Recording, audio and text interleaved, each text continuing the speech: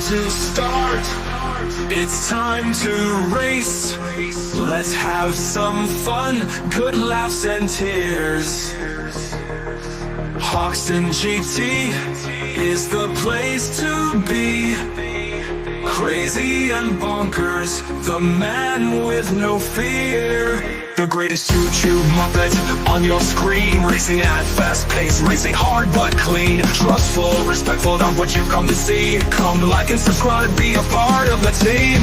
Racing in the dead of night. No rules to bind me, no speed to fight. Racing Hoxton GT on blocking streets. Live fast, love hard in the punk rock heat.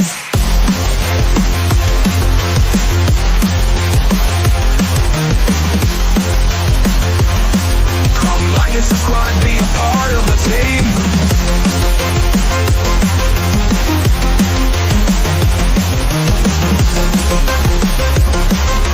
Like and subscribe, be a part of the team. The time is near to race with no fear. Have fun, laugh, tears. Hoxton GT, man with no fear. Crazy and bonkers, he's totally insane. Greatest YouTube Muppets on your screen. Racing at fast pace, racing hard but clean. Racing hard but clean. Come like and subscribe, be a part of the team.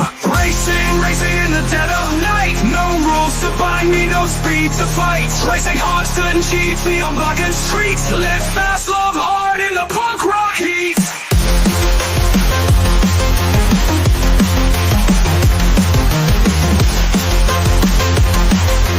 Like and subscribe, be a part of the team.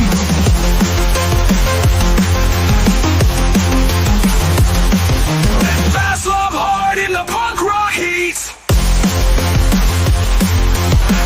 Fast pace, racing hard but clean. Come like and subscribe, be a part of the team.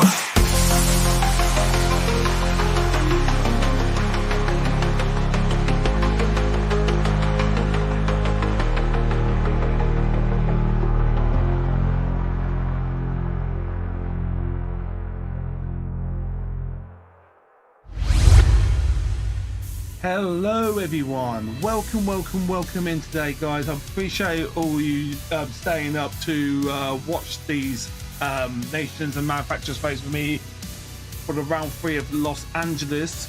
I've got to keep it down because the family are asleep, so apologies if I'm not my normal self. So I just got to keep the volume down a little bit. So but other than that, good to see you guys. Thank you so much for tuning in. For the lads, good morning, mate, and good morning. Hey, it probably will be morning in a minute, so I'm just gonna say good morning. So Christopher, good morning. Aaron, good morning, buddy. Dog Paws, good morning. Chris J. So many people are staying up tonight. Mike number 5, Chris J. Sean is in. Michael Connor's in. Kaz Jones in. Project DJ, how you doing, buddy? Good to see ya. Kay Brown, Nick Ree, Langton, Kizzy's in. So shame about your stream earlier, mate. I mean, I was literally doing deliveries when your stream started, and then all of a sudden there was issues, and unfortunately, it happens, mate. It happens to the best of us. But don't worry, hopefully the internet will get sorted out, and you'll be able to stream tomorrow. So it's good to see you, mate. Welcome in. Indian Stig Racing, good to see you, my friend. Hope you're well. Mr. Hogs is in. Harry T's in. And everyone else in the back. Oh, Jason McGuire's in. Oh, that's what everyone's in. Captain Holdy's in as well. Etman, this is the new daily. No, it's not. Richie, have a good one though. I'll try and stay awake. Yeah, do your best, mate. Rob WR73. So many legends in here tonight. Look at smash that like button, guys. PSG Hoggy, how you doing, mate? Adam Douglas in. LG. My God, you're all staying up for this. I appreciate all of you guys. We're going to have a nice chill and chat tonight, man. And YouTube viewer, bloody hell, you're up. Crikey, where's Emily? Where's my girl? Where is Emily? I need to see her. Where is she? Yeah, I need to see her now. Now, Terry Wilkins, good evening, good night, good morning. This is draw the line. It's to say 3 minutes until the new day. Call it morning. Call it morning. Looks like it looks like a daily streaming. No, there she is. There she is, my Emily. How are you, darling? Good to see you. Hey, Aaron. Hey, Aaron. Citizen champions gone mad, crazy, and everyone else in the background as well. Appreciate you guys. Thank you so much for tuning in. Well, we're just gonna take off the music right now because yeah,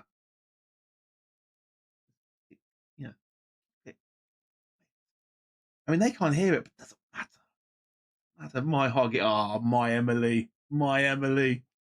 What up? And now YouTube viewers hating me right now.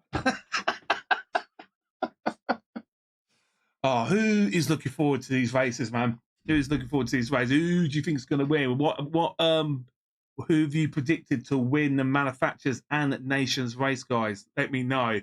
Mine are Subaru. I'm going for them. Subaru and Serrano. I'm just them two. That team. Serrano's been smashing it, so that's who I picked again.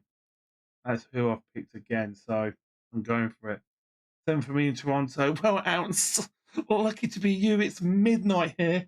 Literally 2 minutes to go, and it's a new day. I've gone for BMW for manufacturers and Killian for nation. I always go for Killian because he is brilliant. Like, he is probably one of my favourite world tour world finalists. But he always loses out. Like, shamefully, he loses out all the time. So that's why I've gone for Serrano, because at the moment he's smashing it. So see if you can go 3 for 3. It's either Babe Station or...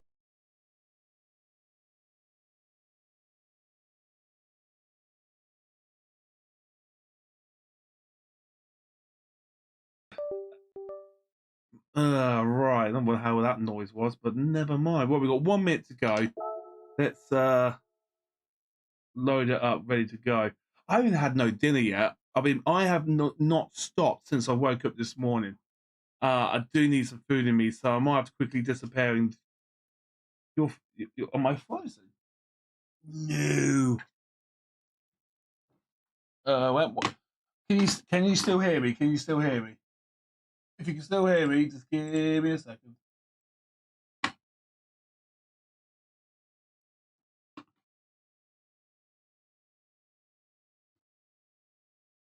You can hear me? That's good.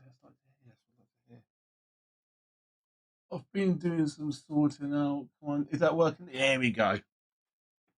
That's probably what that's and the camera's froze as well. Oh, for Christ's sake. Stupid world we live in. Technology ruins the world. What happened to pen and paper? See if that's working now. Go on, work for me, please. What? Camera still frozen. Give me a second.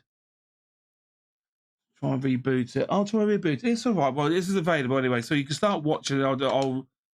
I'll sort the camera out. So just don't worry. We'll get this sorted. Play, you stupid thing. I'm a ventriloquist. I'm quite good at it as well. Live timing. Get it down there. Boosh.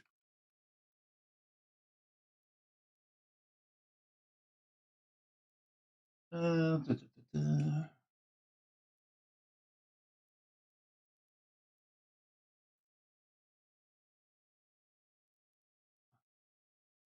you live from Los Angeles. It's round 3, and it's a particularly special one because we are celebrating in full force 100 I'll sort the camera out, don't you worry, while you're here chilling and chatting. Let me just sort this out. So we've had the fan fest outside. You guys went outside. You had a good time there, right?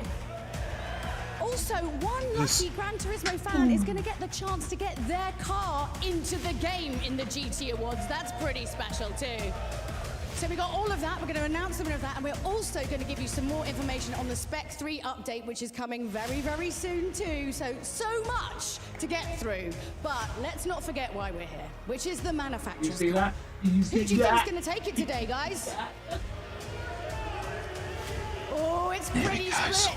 We want to know if Subaru are going to make it the triple. Let's find out. Oh, God's sake, why did I come back out again? No! Stupid thing, sorry. Sorry. Submitted. I know I submitted. You stupid plebs. Right, that's live stream. That you can get involved with the World Series inside Gran Turismo 7 with the bonus campaign.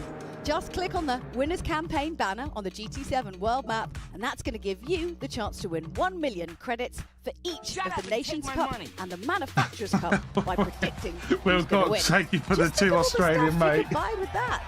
Don't forget you can enter and vote right up until the start. Appreciate of guys, each you grand took up final. your Good luck. like for Watch the World Wilcox, Series you champion. broadcast through Appreciate your it, buddy. GT7 game, and you'll unlock some special in-game rewards through the Viewers Oh, campaign. man.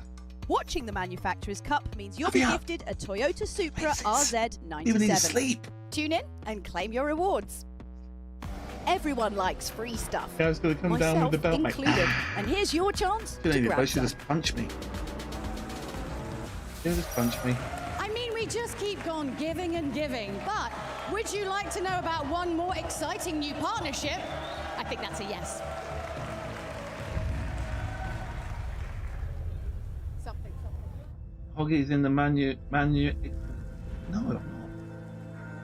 You put in the practice time. Does that have anything to do with matchmaking, or does it done by DR? Yeah, well, yeah, high DR. You got to get the point, you know. Polestar. Then let's check this out then.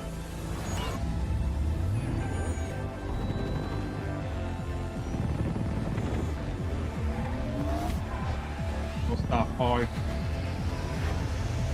Hey Billy, good to see you, buddy. Welcome in. Awesome, another electric. Polestar like electric only cars.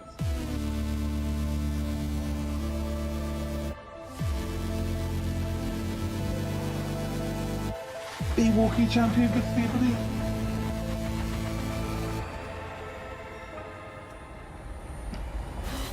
Chaos, thank you for the £2, mate. Anyone, if anyone's interested in Sparkle's race tomorrow.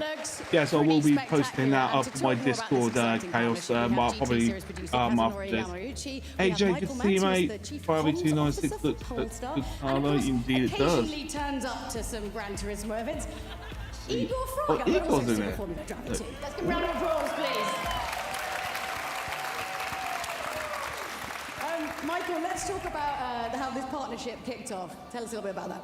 Yeah, first I have to say I still have goosebumps when I see our video on this like big screen. Shout out to the team from Polestar. You see the blonde guy there, Hunter. It's his film. Congrats, Hunter, to this film. What? Yeah. Wait, there's And then I space have to there say up it's a super there. special thing for us. We are super proud. We share the Wait, same there's- passion for cars. And we at Polestar, we are producing all electric performance cars. Why am I And you can whispering imagine is it's because it's super midnight important for over us to here share this joking and my excitement. family are And we asleep. believe this is the most So, powerful really don't want to wake them up.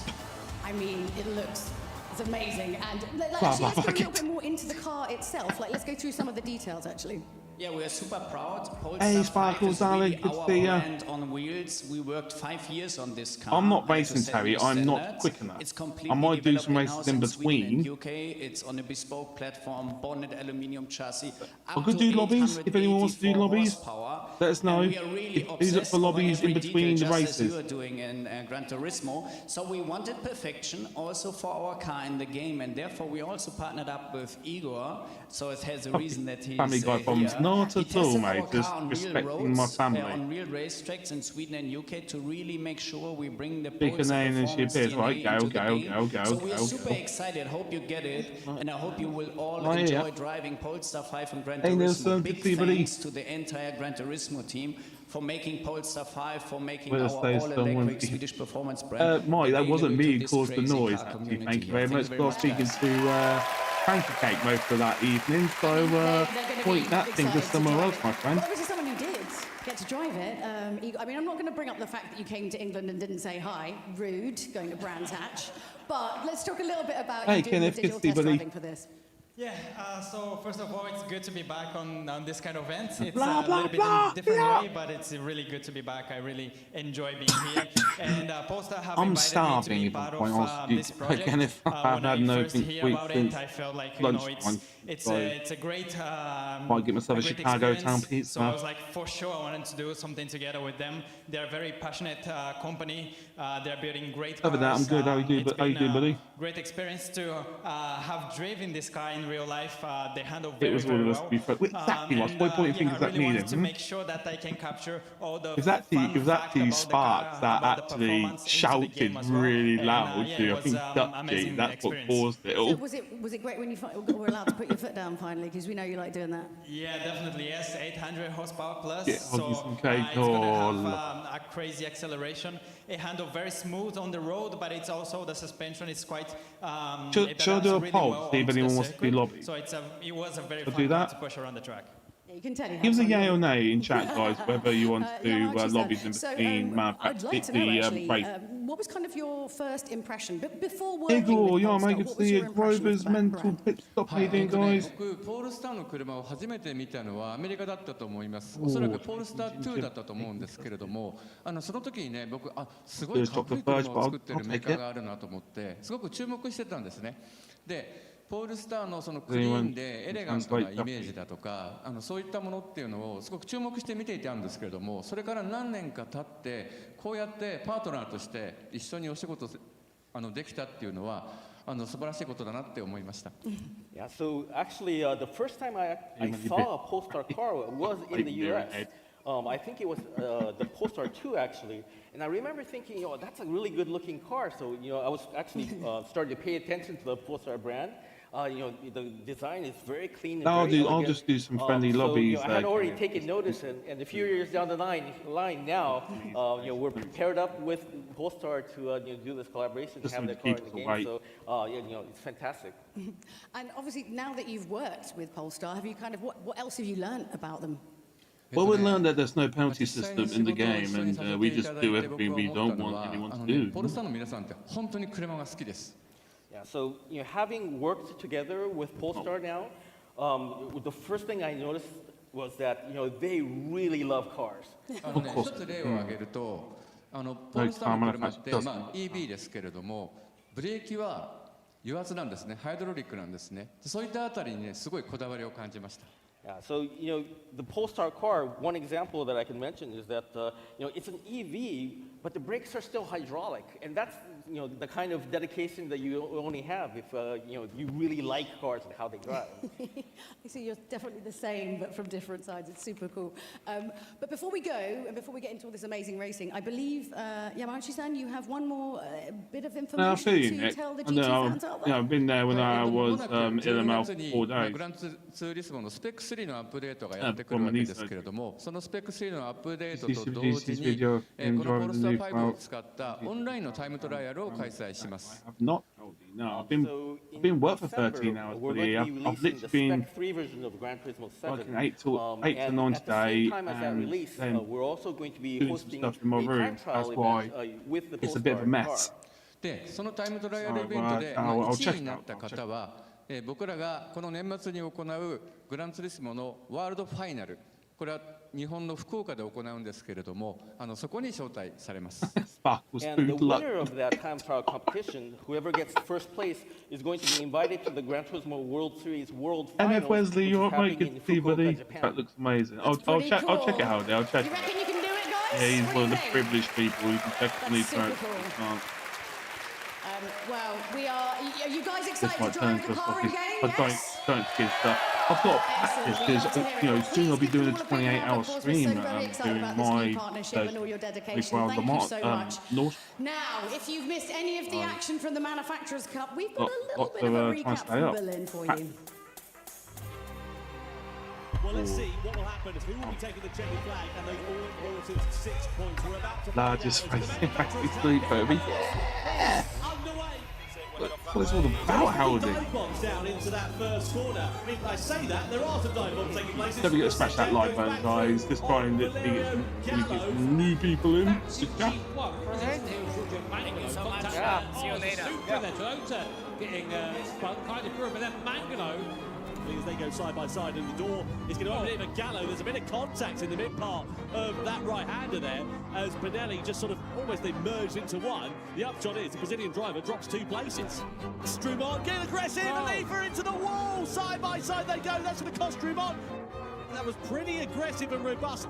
A little bit scrappy from Killian. Yeah, we've all said that, Wesley. Final podium place, and here we go then. Toronto splits the middle, Euro as well. But here comes Nikolai Sejak. The headlights illuminating the dollars as they blast their way down as they come into the final corners. Make me more hungry, LG. Race, and are they going to make it? Sejak goes through on the outside to the chicken flag. Killian Tremont takes victory for Subaru here in Berlin ahead of Labusleg, and third for Nikolai Sejak on his debut in the Gran Turismo World Series. Absolutely fantastic. It's time to meet our 12 competitors as we welcome them onto the stage here in Los Angeles. From the United States of America, please welcome Simon Rosenberger. Making his Gran Turismo World Series debut, he drives for Lamborghini and he has dominated the online qualifiers this season. Let's see what he can do. He really needs to get a new haircut. Next up, the Chilean driver Harold Valson. He drives for Lexus. He was part of the 2024 championship winning lineup. Let's see what he can do. Can he get Lexus's first points on the board of the 2025 season? Next up, from the United States of America, please welcome Donovan Parker. Donovan is driving for Ferrari. It's his 6th year of competition in the Gran Turismo World Series. He's yet to take a victory. Could tonight be his first? No. All the way from Canada, please welcome Trent Jeffrey. Trent is driving for Team Honda. He's 25 years old. This is his 3rd year of competition. And outside of GT, he's also a drummer in a rock band. Let's see whether he's got the rhythm to take it to the front tonight. That looks like a severe killer's smile. Alfonso Nunes, driving for McLaren. Formerly raced with Porsche and Renault in the Manufacturers' Cup. He's 25 years old, now at the wheel of the McLaren. Let's see what the Brazilian driver can do here tonight in front of the crowd in the United States. That is good for the race. But yeah, he does. Yeah, he does. He drives for Mercedes AMG. He's making his debut in the Gran Turismo World Series. Is Lanuza. 7th, as you can see, in the online qualifiers in the EMEA for sure. region. It hasn't. Keen to see what he will do on his debut in the GT World Series. Creepy smile. From Brazil, Adriano Carrazza drives for Team Toyota. It's his 3rd season racing for this team. He's taken 2 wins in the GT World Series today. Could he make that a triple here tonight? Kevin Stewart, mate. Good morning, buddy. How are you? Good to see you, mate. Next up from Chile, it's Angel Inestrosa for Team Porsche. Angel's a 5-time winner. He was part of the near championship winning lineup for this team back in 2023. Hey, good to see you, Porsche, mate. Hope you're well. Still looking to get off of the point scorer. They're 5th in the standings at the moment. And have got a bit of a mountain to climb here tonight. Next up from Canada, it's Samuel Cardinal. Samuel's driving for Mazda. He's a young Canadian hotshot making his debut this season in the GT World Series. Just 18 years old is the Canadian driver. Let's see what he can do in front of the American crowd here today. Celso Filo from Brazil drives for Team Nissan. There's a lot of GT streamers out there, Howdy, mate. So how would you narrow that one down? Carter, and as you can see, qualified as part of the online championship. Some of these world finalists, they actually stream as well, so they go back in it. Randall Haywood from the United States of America is driving for Team BMW. He's had 3 wins in the GT World Series, all for that manufacturer. Can he add to that tally here tonight? BMW 2nd in the standings going into this event. And last but not least, from the United States of America, give it your all for Daniel Solis. Yeah. Daniel's driving for Team Subaru, the 2-time manufacturer's champion. He's 30 years old and will be looking to try out to Subaru's dominant run of form in 2025.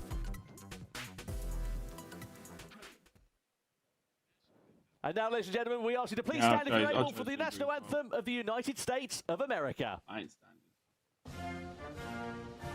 How many American boys in chat right now is standing up to this?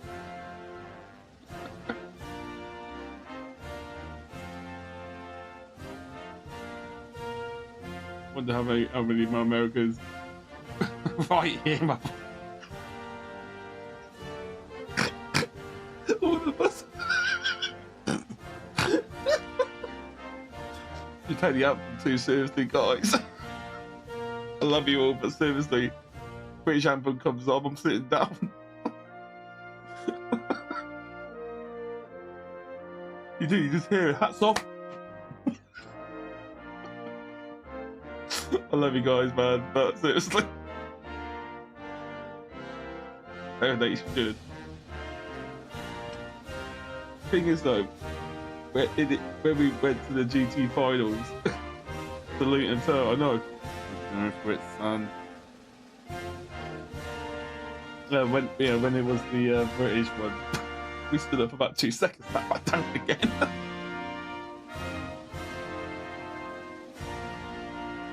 I'm standing in one face.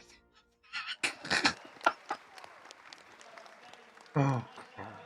Angeles, the home of Gran Turismo World Series 3, our third stop on the 2025 calendar.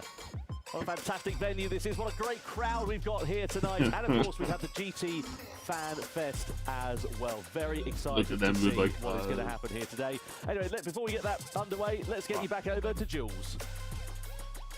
Oh, what would you do that? Some brand new faces in the mix. We're excited to see how they're going to do once they've been put in that hot seat. And of course, some of the old familiar ones like Danny Hollis and Randall Hayward, who we're going to be talking to in just 1 second. But let's have a little bit of a look at how the competition's going to break down. That is a very good point. Yeah, the saloon part. Yeah. Cup features 12 teams of 3 drivers selected from the 2025 online series ranking.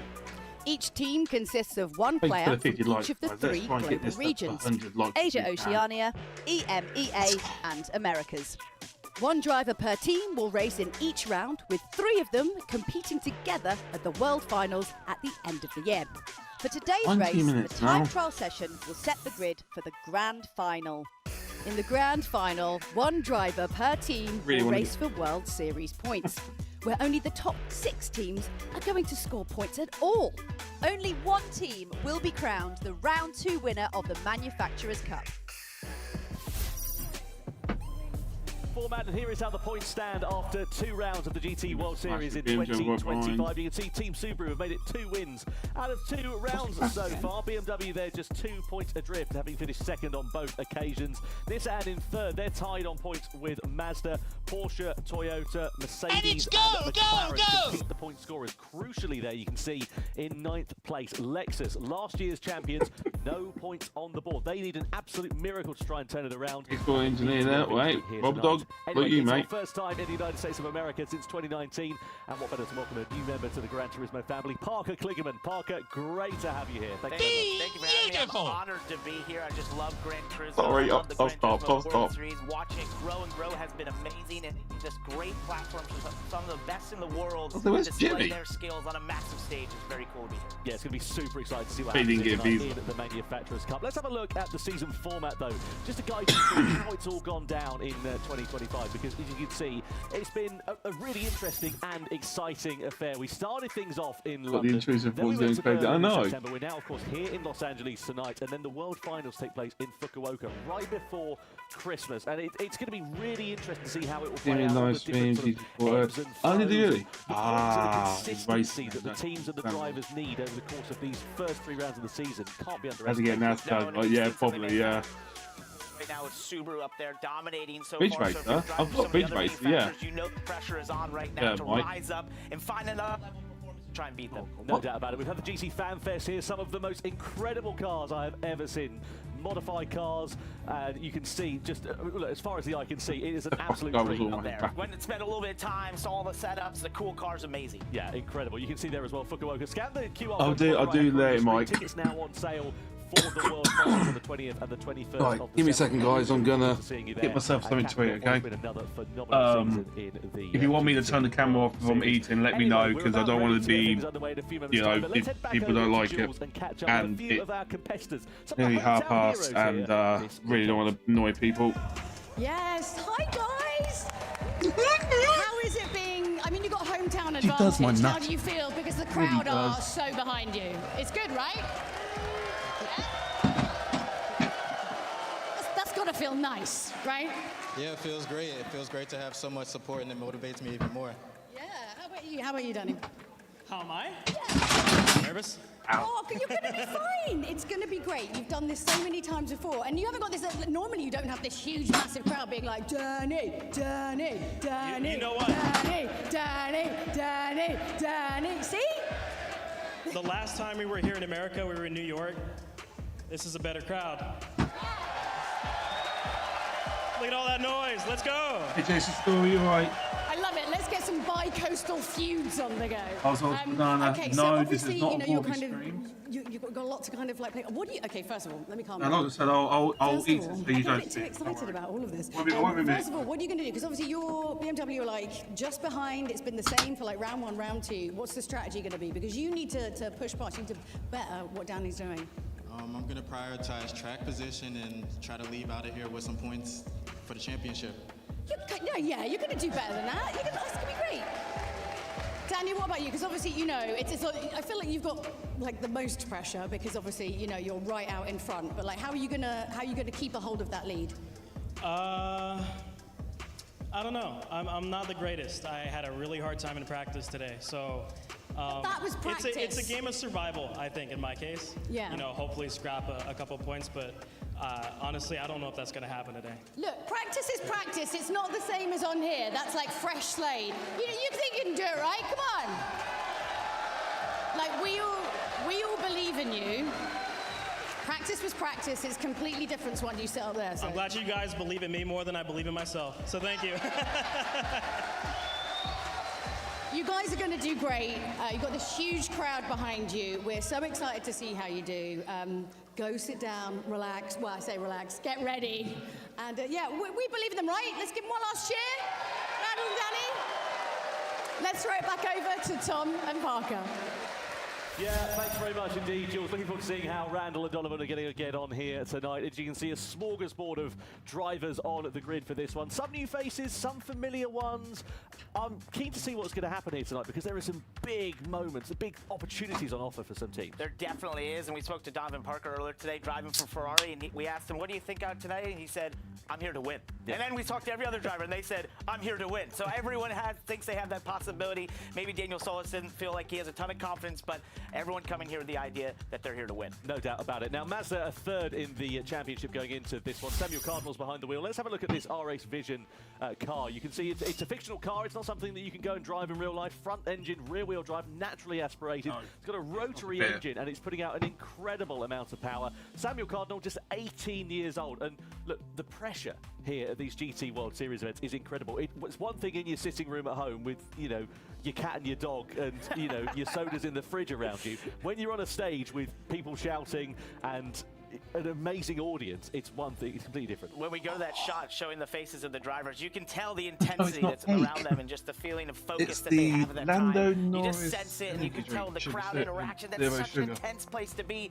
When you're driving a real car, you don't hear a crowd. Here, they'll hear the crowd. Absolutely, and we've got qualifying coming up here, Parker, as well. It's a one-lap shootout. I mean, there is no room for error. There isn't. It's incredibly important. Every single driver said track position matters. It's incredibly important to get up front, and qualifying is where you can start to do that right off the bat with the tire strategies ahead of them. They have the possibility of using that track position to their advantage, so it's absolutely imperative that you qualify well. Well, let's have a look at this circuit then for the first time. Road Atlanta, Group 3 cars, racing medium tyres, and as you can see, Lando Norris. Attack. How do you prepare yourself mentally when you've only got one shot at it? Well, a lot of these drivers practice throughout all this time leading up, right? And we talked to some of them, they said, you know, how many hours they spend flavor, like lemony citrus on the sim, trying to get ready for this. So they show up prepared, and we saw when they were practicing yesterday, where they'd walk up and they'd do 3 laps and then go, that's it, that's my favorite is so you have to have that muscle memory by this point of exactly what you need to do around this racetrack, an incredibly fast racetrack, high speed corners around here, and long straights that are incredibly important to the lap time getting on those long straights. Yeah, it's a no margin for error sort of circuit. That first just section like in particular, you know, good morning.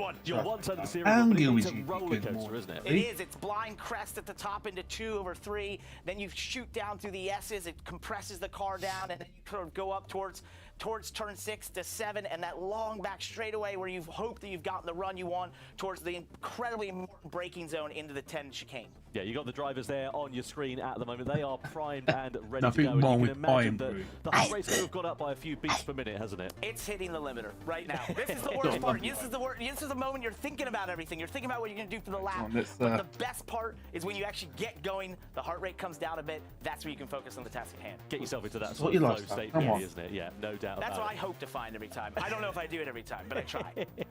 Yeah, drivers out on circuit then here at the moment. There is Trent Jeffrey closest to your picture, driving for the Honda team. You've got Lexus and Harold Valton on the right-hand side there as well. Looking forward to seeing what Harold is going to be able to do. And Lexus, they need a big evening's worth of racing here tonight. As we said, hey, Juggers, good to see you, buddy. Manufacturers Cup champions, and they are yet to get off the scoring board. But we are now then just moments away from getting qualifying underway here in LA.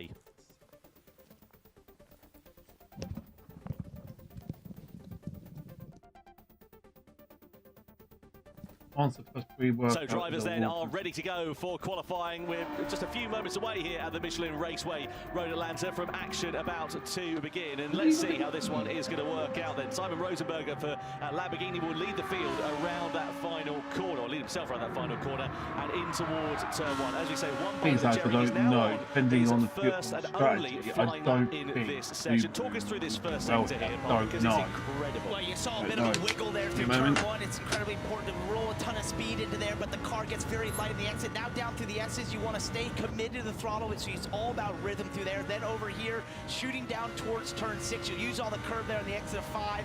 Down this back straightaway, it goes into a downhill braking zone. That's kind of a theme here at Road Atlanta.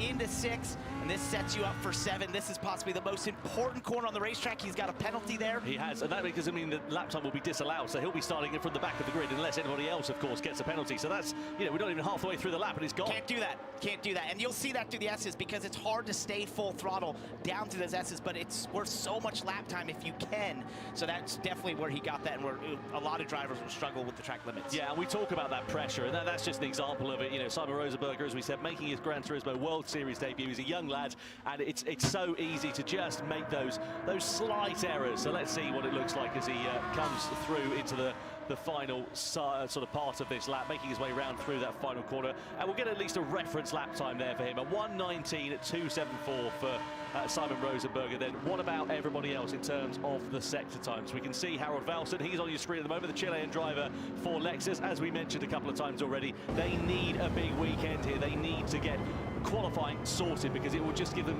one fewer headache to worry about fighting their way through the field in the race. Harold Valton, he knows how to drive this car. He's very familiar with it, part of the winning lineup that won the Manufacturers Cup in 2024. He goes to the top of the time sheets, a 1:18.5. That's a bit more like it. And that's more what we expected from what we saw in practice. They even got down the 17s late in practice, but we'll see. I expect a low 1:18 could be towards the pointy end of the field right here as we've watched Donovan Parker heading this downhill braking zone. Easy to overcook it here. Got through it nicely. Yeah, it was 2 tenths up in that middle sector there was Donovan Parker, returning to the Gran Turismo World Series, and that's aging Ferrari 458 Italia. It's a little bit long in the tooth, that one now, but he makes his way around the final corner. Might be an old car, but it's certainly a fast lap time there. A 1:18.273 for the American driver. Now, Trent Jeffrey in the Honda NSX. Honda have had a difficult time of things over the course of the 2025 season. They're one of 4 manufacturers yet to get off the bottom of the scoring board. Could Trent be the answer that team is looking for? Making his way through, looks okay so far. In terms of the sector times, he was actually pretty handy in the middle sector. Not the fastest we've seen, but not the slowest either. It's funny, but I'm actually matching their. Into 10A and 10B, just maybe a little bit conservative. I'm braking zone there. Possibly gave up the time there. Yeah, let's see what Artemoso can do then as well. He's on his out lap then here, so now ready to begin his one and only flying lap is the Brazilian driver. I think you're matching their pace as well. As you can see, mid-engined, and first corner again looks okay. What are we looking for? It's interesting, isn't it? He on the 17.7. Yeah. I'm definitely into 17. Want to see them chuck the car as we go down to these downhill S's. I'd really like to put some solid effort. Yeah, I think I've gone 18. Perfect, don't go too far. 2, 18. No, I've gone 18 dead. Oh, great exit there out of 5. Now heading towards 6. You want to use a bit of that curve, but not all of it. That means you've probably rolled too much speed. Hey, Just Cliffy. 800ths of a second down in that first sector is Artemoso Nunez. So looking pretty good so far then here through this double apex right hand. Only He's have got to one compromise the entry. It's the exit exit. And Who he's going asked to me carry that? that mistake all the way down to the next braking zone there. So that could cost Mosso a bit more time than he would have liked to have left on the table here, maybe. It's like No, Harry, this is all like the Americans, the British people, sort of like the European British, the ones from Europe.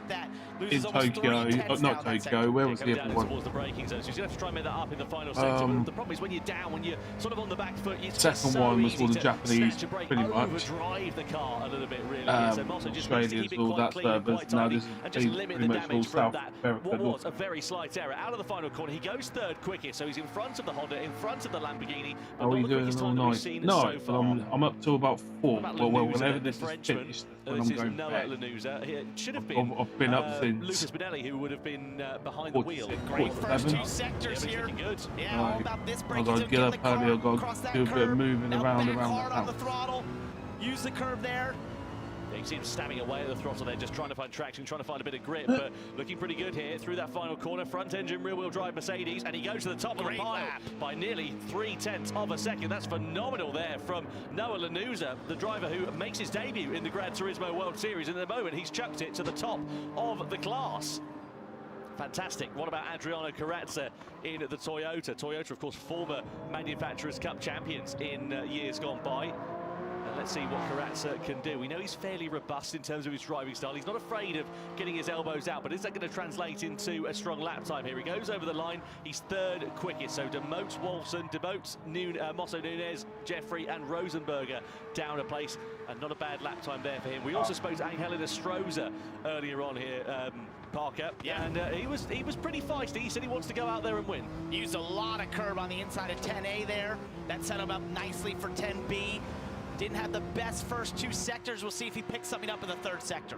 Out of that final corner then goes Angel Estrosza, 2 tenths of a second down, but 3rd quickest for him. So in front of Adriano Carrazza, who we saw come across the line a few moments ago. We've got Cardinal, who will be up next in the Mazda, and he's now beginning his first flying lap. And you can see and also hear how different this car is. You gotta love the sound of it, a rotary engine like that.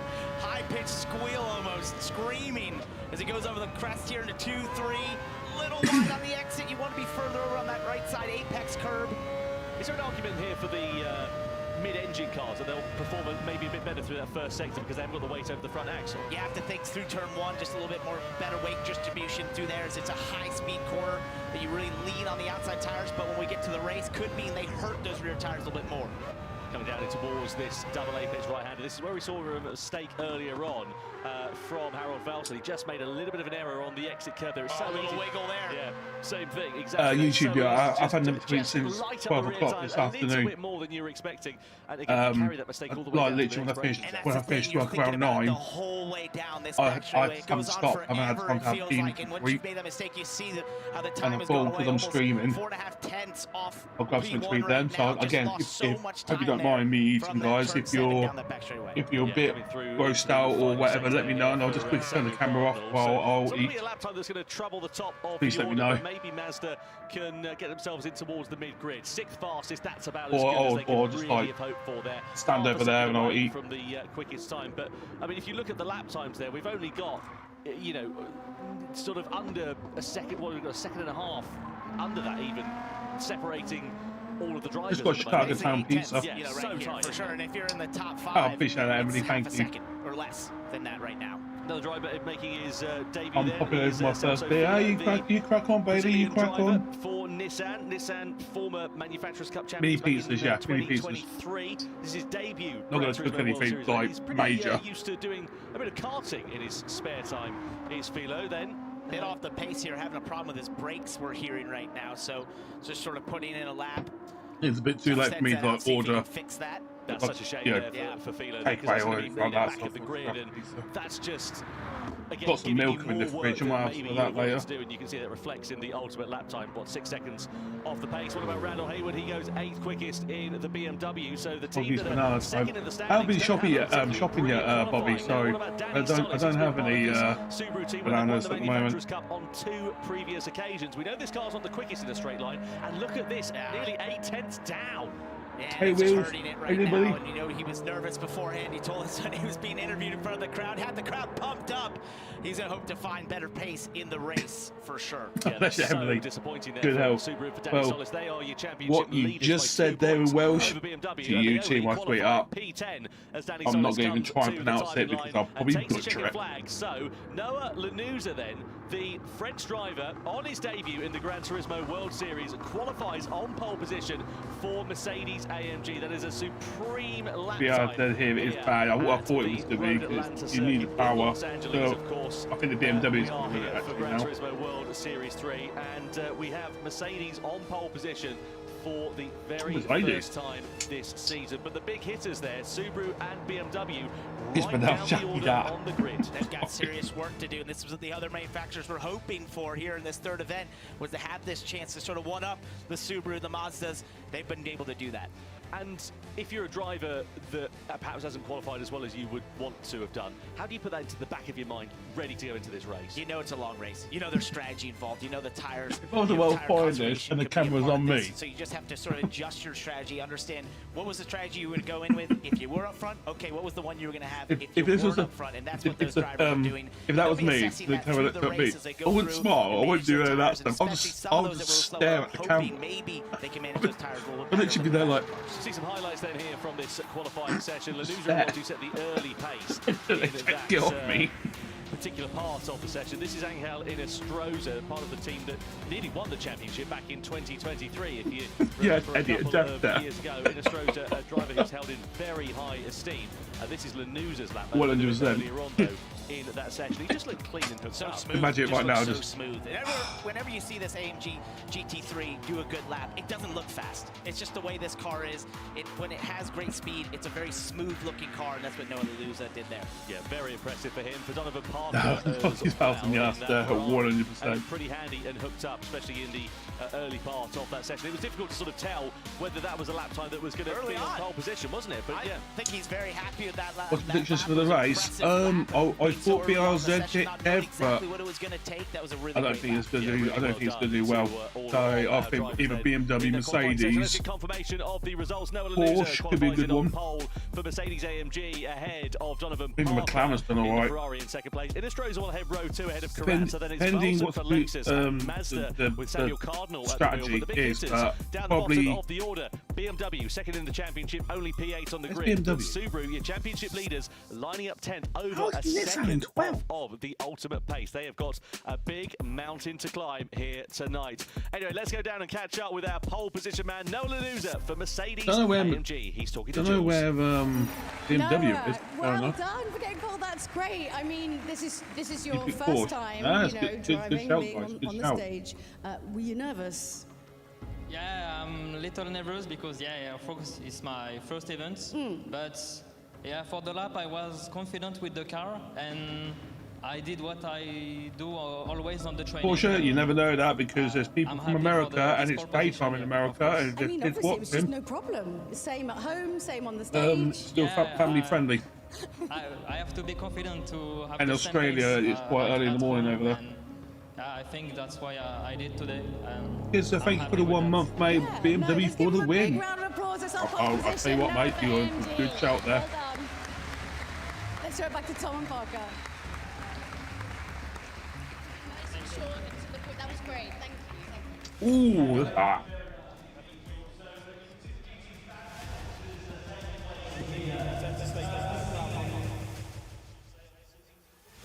Machinery that has been on display here today. I have to say, I am very jealous. I know, some of the creativity, those tuner cars. I saw that Supra out there. Yeah.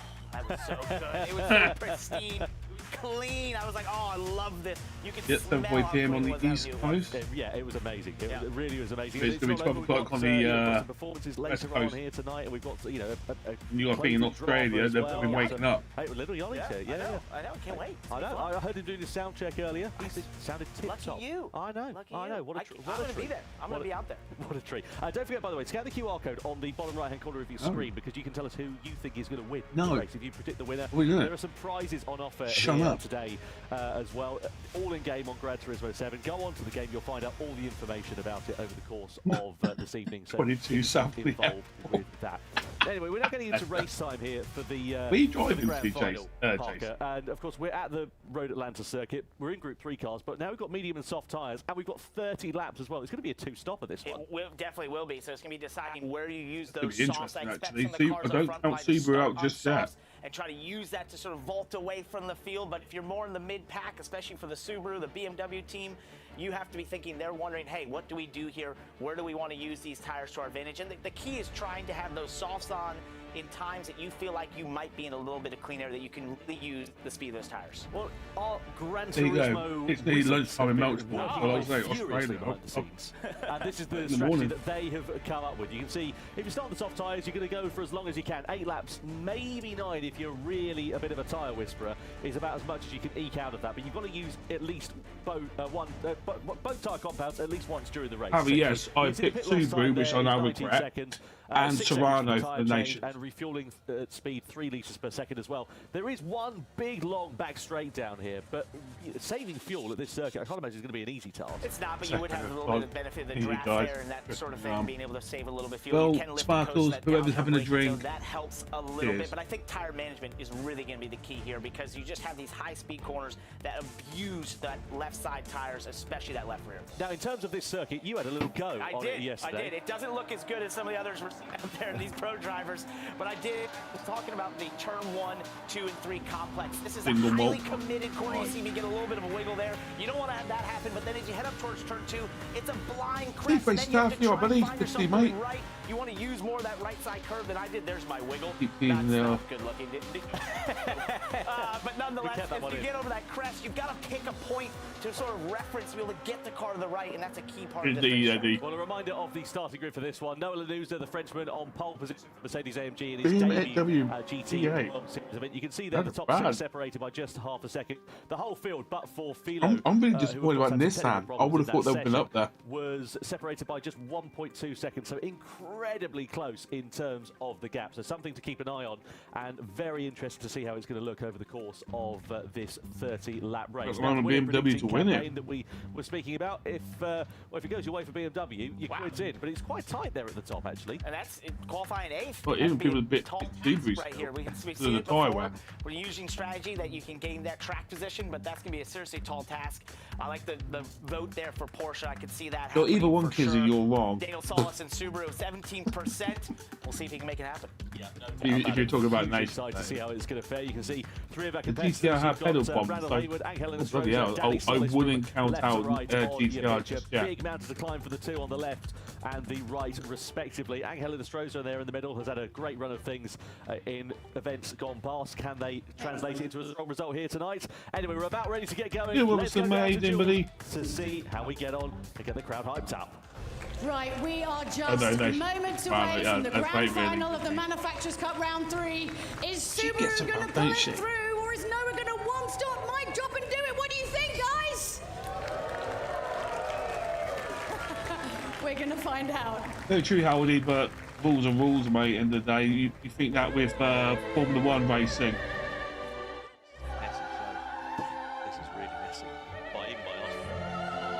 Oh god, they need to really start their audio.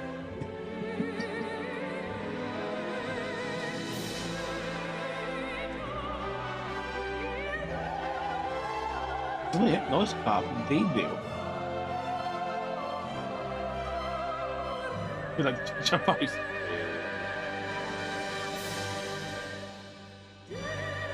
There's always have an audio mishap. Yeah, there's been several though. There's a couple. They've had about 12. It's time to go for the final of the Gran Turismo World Series for the Manufacturers' Cup. 12 drivers on the grid. Michelin Raceway Road Atlanta is the venue. Only one, of course, can be crowned as the winner. Let's see how the grid here we go. Ready? Brilliant race that I'm sure is set to come our way, and it's going to be Noah Lanuza. Charlie, how you doing, mate? See you, buddy. Welcome in. His debut event for Mercedes-AMG, and he starts there. Yeah, thank you guys for tuning in today. Oh, Eddie, do that, mate. Thank you for the $4.99 US. Carrazza alongside. I don't think we can survive this game without your hoggy. I appreciate it, mate. No worries.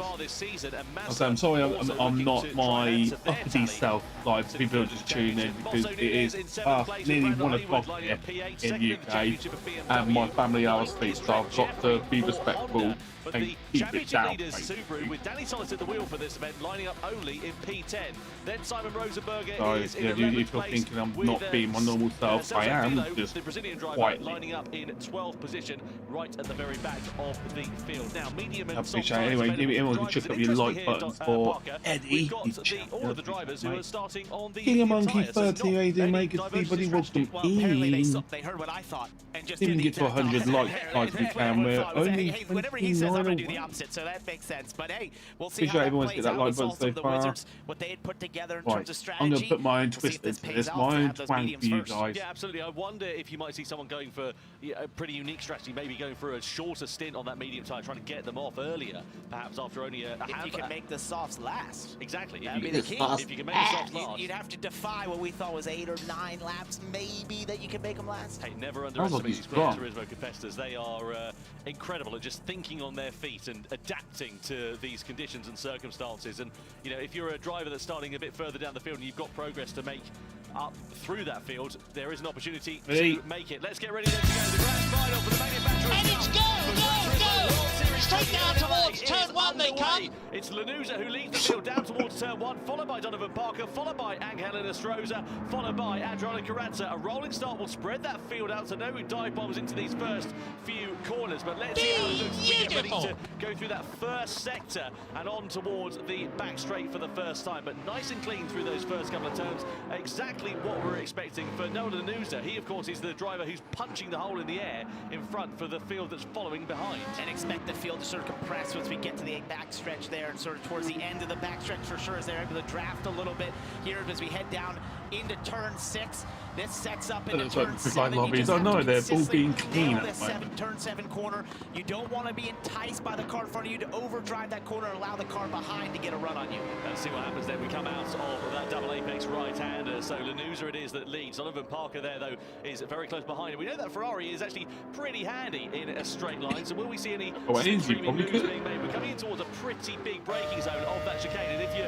sat down the order like Samuel Cardinal is, you need to try and make these moves while the field is bunched up. Spectacular overtaking there. A little bit late on the brakes, leans on him on the outside of Valsen there, and that might cost him a little bit in terms of the stewards having a little look, because it was a fairly robust and aggressive overtake on the opening lap, and it's left Valsen vulnerable to the threat of Mosso Nunes in the McLaren. He absolutely sent it there into the chicane, got to the inside, showed his nose, but then just waited till he saw the BMW brake and then got to the brakes there. Obviously overcooked a little bit, maybe a tiny bit of contact. We'll see what the stewards have to say. Take care, YouTube, very much. Just to drop it in, buddy. Relative to appreciate it, mate. Some of the racing conditions. You see Lanuza there. He's really pushing the limits here. I guess Emily is off as well, so take care of Emily as well. Start off this second lap. I'll see you both soon. A bit vulnerable. Maybe he's just overdriving in these first couple of laps, pushing the car maybe a bit too much, and just making a few mistakes, because even though your car might be quick in qualifying, there's no guarantee that that translates to a quick race car. And that's what Donovan Parker was loving to see there, was him pushing just a little bit further than he wanted to, maybe a little bit of understeer through those S's. That's allowed Donovan Parker to be right on his tail as we get this long back straightaway. We saw the move there by Cardinal down to this braking zone. All in their mediums as well. They're going to be mediums too soft, racetrack. Yeah, let's have a look then. Donovan Parker with the sleeve with the advantage, and with now the race lead. He comes into the chicane, and now it's Ferrari and Donovan Parker in front. So the USA lead here in Los Angeles with the Italian machinery down in towards the final couple of corners we're about to come, and Carrazza is right on the back bumper of Angel Enestrosa, who's in that unfortunate position of trying to attack but also having to look at his mirrors to try and defend at the same time. Carrazza on the inside line into turn 1. That's a tight one. Yeah, you can't really make a move stick through there unless you've got a winning dance partner, and Carrazza fairly robustly. He's having a real battle out there. That was beautiful. Great racing by both drivers to give a little bit of room there for Nostroza, and Carrazza there to get to the inside and stay committed. He's got down at 12, really tough pass to make, but they did it easily. It's sort of a bit of a stalemate where all the drivers have now started on this medium tyre. I have to say I'm quite surprised for that, because if you're Subaru, if you're BMW, Ballsy you move, need but to he make pulled the off. progress while the field is bunched up, you would have thought, and surely going for the soft tyre would have maybe been a different strategy. I suppose the converse to that is that you're going to be on a slower compound tyre later on in the race, and it might leave you vulnerable. Things on this track though, we thought you've they would do it got one way to and hate they did the these. opposite. So we have no idea what they're going to do, but we'll find out in real time with all of you watching as this unfolds. I think, we go back to that last lap with Donovan Parker going by Lanuza. That was a message to Lanuza. This is the straight line speed I have in this Ferrari. He made that pass before they got to the braking zone. Yeah, well, a bit of a sort of drafting train, I should say, rather. You've got down this back straight here as well, because Cardinal, though he closed up onto the back of Inestrosa, of course, has the slipstream, being punched in the hole in the air in front of him by Lanuza. Hayward here is vulnerable here to Philo as well, as he looks his way through the final couple of corners. It's pretty close down the bottom end of the field in this race, and Hayward and Rosenberger are under investigation for a collision, so I wonder if that's why we picked up that battle. Maybe something's kicked off at the end of that last lap. He was a little slow. He was off the line at that point, so something happened there through the chicane in 10A and 10B where they were able to get together. He was forced off to the side, so we'll have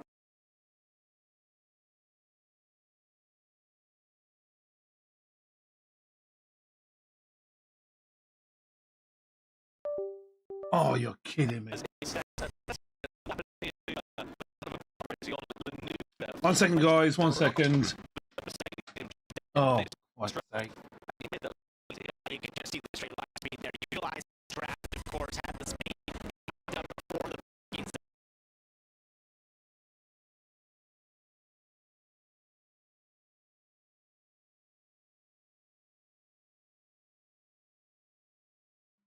build an advantage over Lanuza and over the rest of the field and try and sort of run his own race. And when we spoke to him earlier today, he was really worried about the left rear tire of this Ferrari, though. That's one of the things he said.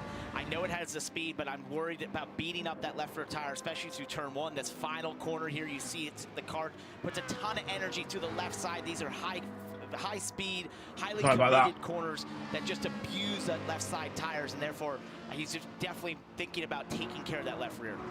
Yeah, no doubt about it. So through the first sector we go, and this is what we're used to seeing in these sort of longer form races. About 45 minutes in total we're expecting from lights out to the checkered flag. And it's going to be interesting to see how this one will work out, because you end up with a bit of a slower start to the race, but then it really comes alive at the end as you get the divergence in strategies. What we're expecting, about 8 laps or so on the soft compound of tyre, whereas on the medium side they'll go a little bit longer, but of course they don't have the same pace underneath them. They're about 0.8 of a second or so a lap slower than them. Of course, everyone's on the same compound of tyre now, but are you going to get someone maybe diving into the pits early? If they can eat those soft tyres out just a lap or two longer, that could be the difference between winning a race and losing it. Yeah, who's willing to be the riskiest and be first on those soft tires is really the game here right now, is how far do you want to push these mediums, and then how early do you dare get on those softs and hope that they can last as the field compresses again down in the backstretch chicane. There's 10A, 10B into the final corner as well. You can just see how the draft keeps these cars so compacted right now, and it just puts some pressure on someone like Donovan Parker, who's trying to focus on his race, focus on his lines, hitting his marks right now, but knowing that if he has any mistake there off of turn 7, they're there to pounce. Karata on the back, on the back of Lanuza. The problem is, though, it's such a one-line first sector here, though, isn't it? You can't find your way through there. Well, we saw the pass he made into turn 1, which was excellent, but once you get to turn 2 or 3, it has to be a massive mistake by the driver in front of you if you're going to get there. Here's Simon Rosenberger down in, and this is how he got into Haywood, just outbroke himself. Haywood was an innocent bystander there, turned into the corner already. You can see him shaking his head. It's not what you want to do. No, big disappointment there for Randall Haywood. And you wonder whether the stewards might be taking a look at that. I have to say, also for Subaru and for Danny Solis, it's not going his way at all. He's 5 seconds now off the back of Simon Rosenberger. Made that 10 seconds. He's clearly made another mistake on this lap, and he's just dropping like a stone. And clearly, he is struggling out there on the circuit, and that's not what Subaru needed, because this could be a race that if they finish down there, they'll of course be scoring no points, and it could cost them the lead of the championship going into the World Finals. On board there, or looking rather, I should say. Adriano Carazza in third position, and Helena Stroza sitting there in P4 for now. You can see the tyre wear at the moment. First chance really to look at it. The front-engined rear-wheel drive car is actually looking pretty even compared to some of the mid-engined rear-wheel drive layouts that we've got. The sort of big outlier really is Donovan Parker, who's got a bit less rear tyre relative to the other drivers who are close behind. And he told us that's what he was worried about with this Ferrari. Sure enough, it's showing up right now. You can see there was only 2 cars that were below the 70 percentile there in the rear tires, and he was one of them, down at 68 as we got off that graphic. So definitely abusing those rear tires right now, and that means he's just having to drive that car as delicately as he possibly can. You're trying to basically extract speed, but just not slide the rear tires, not put energy through the rear tires. I went with Subaru Sniper Hunter, and a racetrack like this, where it's putting a lot of energy through those rear tires, you just have to try and drive that car straight. Why is American Gravy white? No idea, Dog Wars. No idea. Carazza we ride on board as he has got a face full of Noah Lanuza. We come down this back straight. Stroza and Cardinal sitting pretty close there behind and just doing a good job of keeping them honest. So for some of these teams here, end of the day, the McLaren's in the slipstream of the Lexus. It's pulling away at the moment. 2 points over BMW. All what BMW got to do is try and save fuel. Half the points away from Subaru, for Mazda, for Porsche. There's a great opportunity for some teams to capitalise here. There is, especially what we saw with qualifying. That was really what opened everything up for a lot of these teams that have struggled in the first 2 events to have this chance in the third event. As we look at Carazza, look at the inside, Lanuza again. He's been doing that lap after lap, just poking that nose here into 3. Not really a passing attempt. Yeah, I've got Serrano to Sniper. I can get there if I want to. You I out, can mate. put that little bit of pressure, and he now falls a little bit back as we go through the S's. He's definitely stronger through that turn 1, turn 2 complex, but does sort of lose a bit of time as we go through the S's into 6 and 7. Yeah, coming down this straight then in towards the double apex right hand. Let's have a look at another moment here for Danny Solis. We know he's been all at sea. Oh no! Spin just got onto the curb, and well, that's dropped him now 15 seconds off the back of the rest of the field. I mean, look, he's laughing. Hey, there's nothing else you can do. Nothing else you can do. It's such a shame there for Danny Solis. We know he's a very competitive driver. We know he's got the ability to be at the sharp end of the field in these Gran Turismo World Series. Maybe I'll drink to the cup. Champion for nothing, but clearly on his return, it maybe just nerves, something along the lines of that he's just not performing and ultimately it's costing his team. That's why I told you the BRZ sucks, guys. Now this is where QB pipes up. And it's not dissimilar to real life. You see this all the time, having raced at GT3 before earlier this year at the Rolex 24 in Sebring. It was like this all the time. You're in these trains of cars. The way these cars are, just you're so mate. closely aligned. The BOP matching does a great job of creating the performance to be so close between the cars. And you get in these trains like this, and it's such an intense form of racing. You've got sort of a race of 2 halves here at the moment, haven't you? You've got the first group of 7 drivers who are all, you know, half a second or so relative from one another. Then you've got another 4.5 seconds back to Randall Hayward, who's then got Philo, Jeffrey, and Rosenberger. He's probably laughing because he knows he doesn't stand a chance. Even with the BRZ is not powerful enough. This track is not designed for the BRZ. This is Philo's move on Randall Hayward coming down and in towards most of these cars are power cars. Took to the inside and then got through and took that position quite nicely there for him. Yeah, so for these top 3 championship leading teams, manufacturers, they're looking at no points right now, especially that gap between them and the next set of cars. But it doesn't matter, they've still got 12 points. They're still going to do well in the finals. To 6th position, and look how tight it now is at the sharp end of this race. Delighted to welcome to the commentary box former champion in the Gran Turismo World Series, Igor Fraga, no less. Igor, great to have you here. First of all, I've got to ask, what do you think of this race? Because it looks like it's going to bubble up to be quite a nice one. I mean, you've got 7 drivers separated by a hair's breadth. Yeah, so like all the cars' performance, all the drivers' performance have been really, really close since qualifying. I think Mercedes nailed the qualifying, but the pace, the race pace itself, it's been really, really similar, and all of them are trying to kind of stay together in the pack, so they have a chance at the end of the race to really like gain some positions. What's the key going to be able to win this race? If you're sat there now, for example, you're Adriano Carazza, you're not leading the race, but you're in a good position. How do you turn this race into something that you can win? Yeah, so I think Donovan Parker's pace has been really good, so everyone is following him. So it's gonna be difficult to do something right now, to be honest. Maybe I'll try to do something just before going to the pits and changing tires. So after I'm back onto the track, then I can stay behind the fastest car of the race, basically.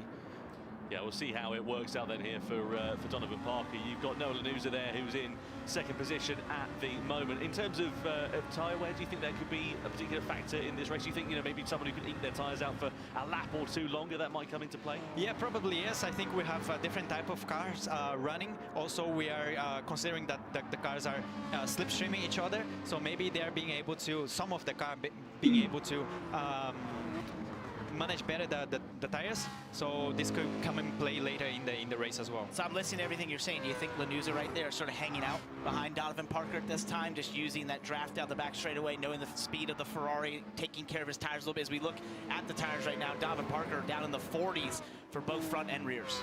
Yeah, I think Donovan is trying to push as hard as he can. Probably his race pace is good, but then it's hurting its tires. AMG, and then all the guys behind is being able to save a lot of tires. You can see, especially P2 and P3 having very good tire wear on the rears. Look at the McLaren slide. This probably will come in play later in the race, in the strategy and everything. Look at Karatza, 64 on the rear tires right there. That's really impressive. good. Yeah, that's really good, and especially considering it's a Supra, so it used to be a lot harder to keep the tires in a good shape. So he's doing definitely a really good job there. Yeah, you can see they're just sort of sitting there waiting for the right opportunity to pounce at this particular point of the race. We're coming towards that first pit window. Really, again, the tyres, they're getting warm, but they're not quite at that level. But given another lap, maybe another couple of laps or so, and we might see the first drivers beginning to blink. You would imagine, given the difference in tyres, especially for Donovan Parker and his rear tyres, that he's going to be boxing before anybody else in this race.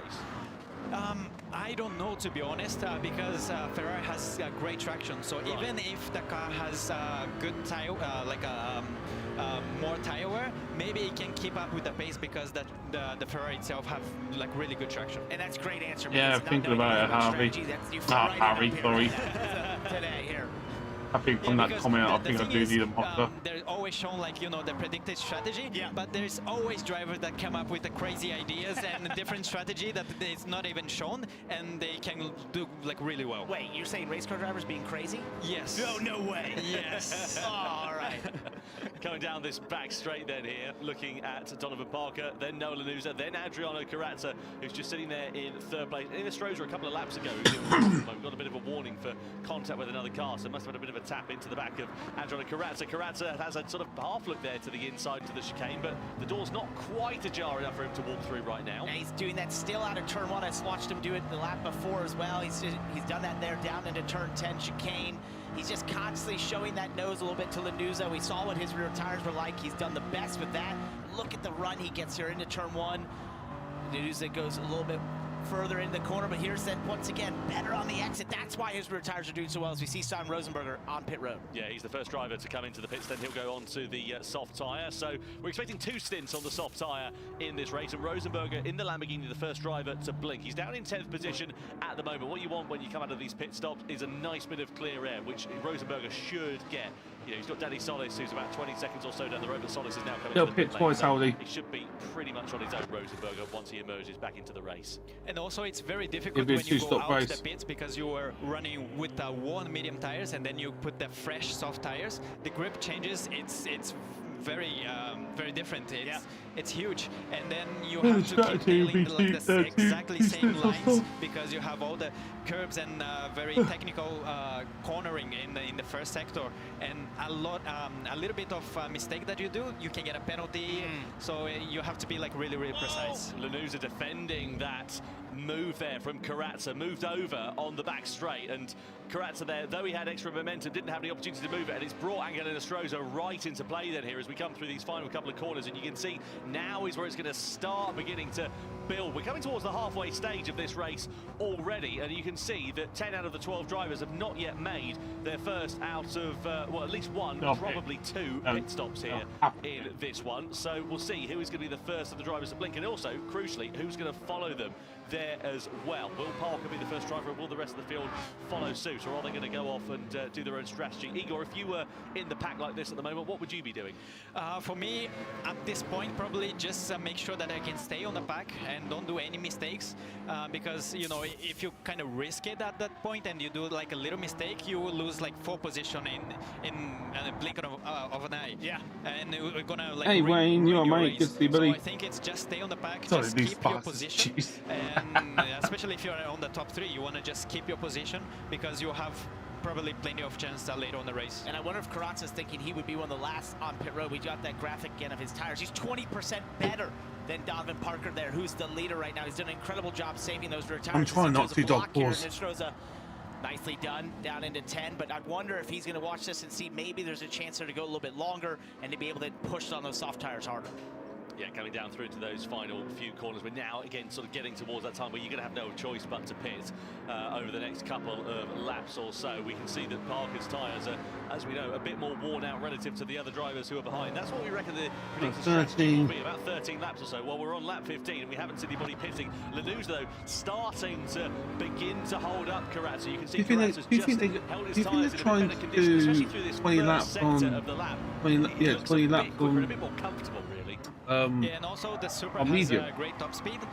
So they're just doing one stop. That everyone is on a slipstream, so it's very difficult to get like a round through it because exactly. So you try to do something, but you get out of the slipstream, then your car is not faster anymore. So it's a very difficult. And there's a lot of pressure going on there as well because you cannot do any mistakes. Points for the top 6 drivers in this Parker race. cannot do no 5 more laps. Down to Harold Velson, you'd be scoring points if the checkered flag was thrown now, but there's still half the race left to go in this one and plenty of time for the complexion of it. Really close. Yeah, this is where we go for that move then. Down the back straight, side by side they go. Toyota versus Mercedes. Karatsa makes the move really nicely. Beautiful. Goes through and into second.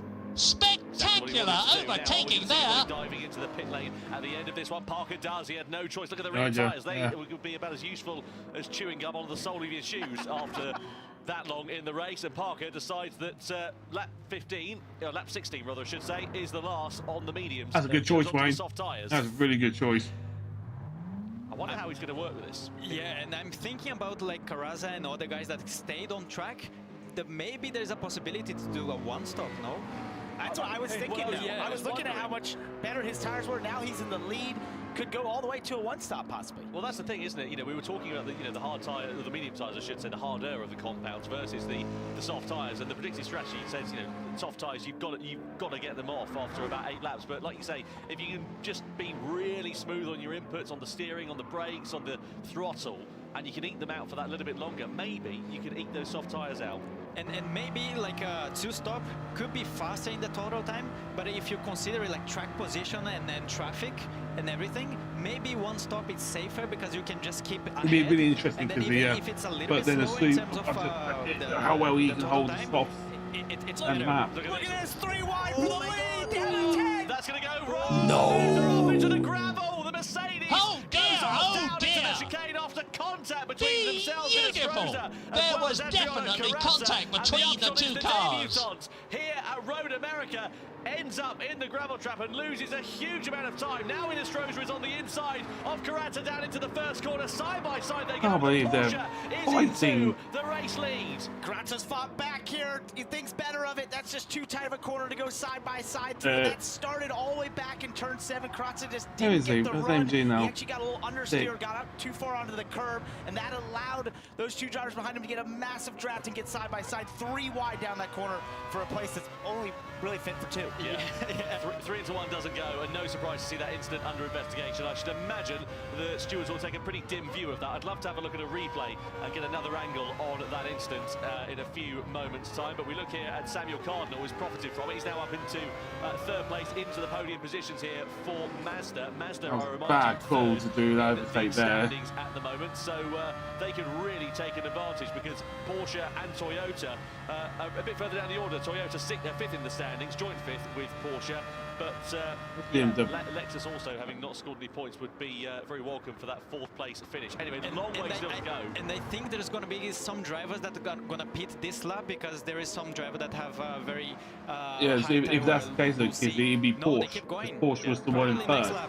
So he would have tapped Rosa. If you can push like 17 laps on the mediums, I would say be very possible. Let's have a look then to see what happens. So Innisrosa's got great momentum. Lanuza on the outside. Oh, Carrazza moved over by the looks of things. Oh, maybe Toyota. I think at one point there he knew they were about to be 3 wide. He was trying to protect. He didn't know that Noah was there and kind of come over at that time, and that caused the collision. Well, yeah, that's not going to be much compensation, I should imagine, for Adriano Carrazza, and also for Noah Lanuza's mood as well. Let's see what the stewards decide for that one, but I would imagine there could be a penalty coming the way of the Brazilian driver, and that'll be a big disappointment for them, for Toyota, because as we say, 5th in the standings. It was a great opportunity for them to try and build on the points that they could have got over the course of this season so far.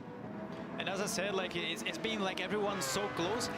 Just a single mistake can like really ruin your race. So all the the decision that you make during the race. We'll see. I think it's either going to be Porsche or Toyota that's going to get the penalty. I think I'll put my money on Toyota because he moved while braking. To be warm, it's very close to the Well, moving the braking. So yeah. It was where something could happen. Cardno into the pit lane then. Catching up with the Nissan though. 18, so he's the first of the leaders from that group now to blink in the Mazda RX Vision machine. Comes in and he'll go on to the soft tyre. Everybody else staying out, and the tyres, as we say, I mean, yeah, really trying to go for a one-stop, aren't they? Pretty worn now.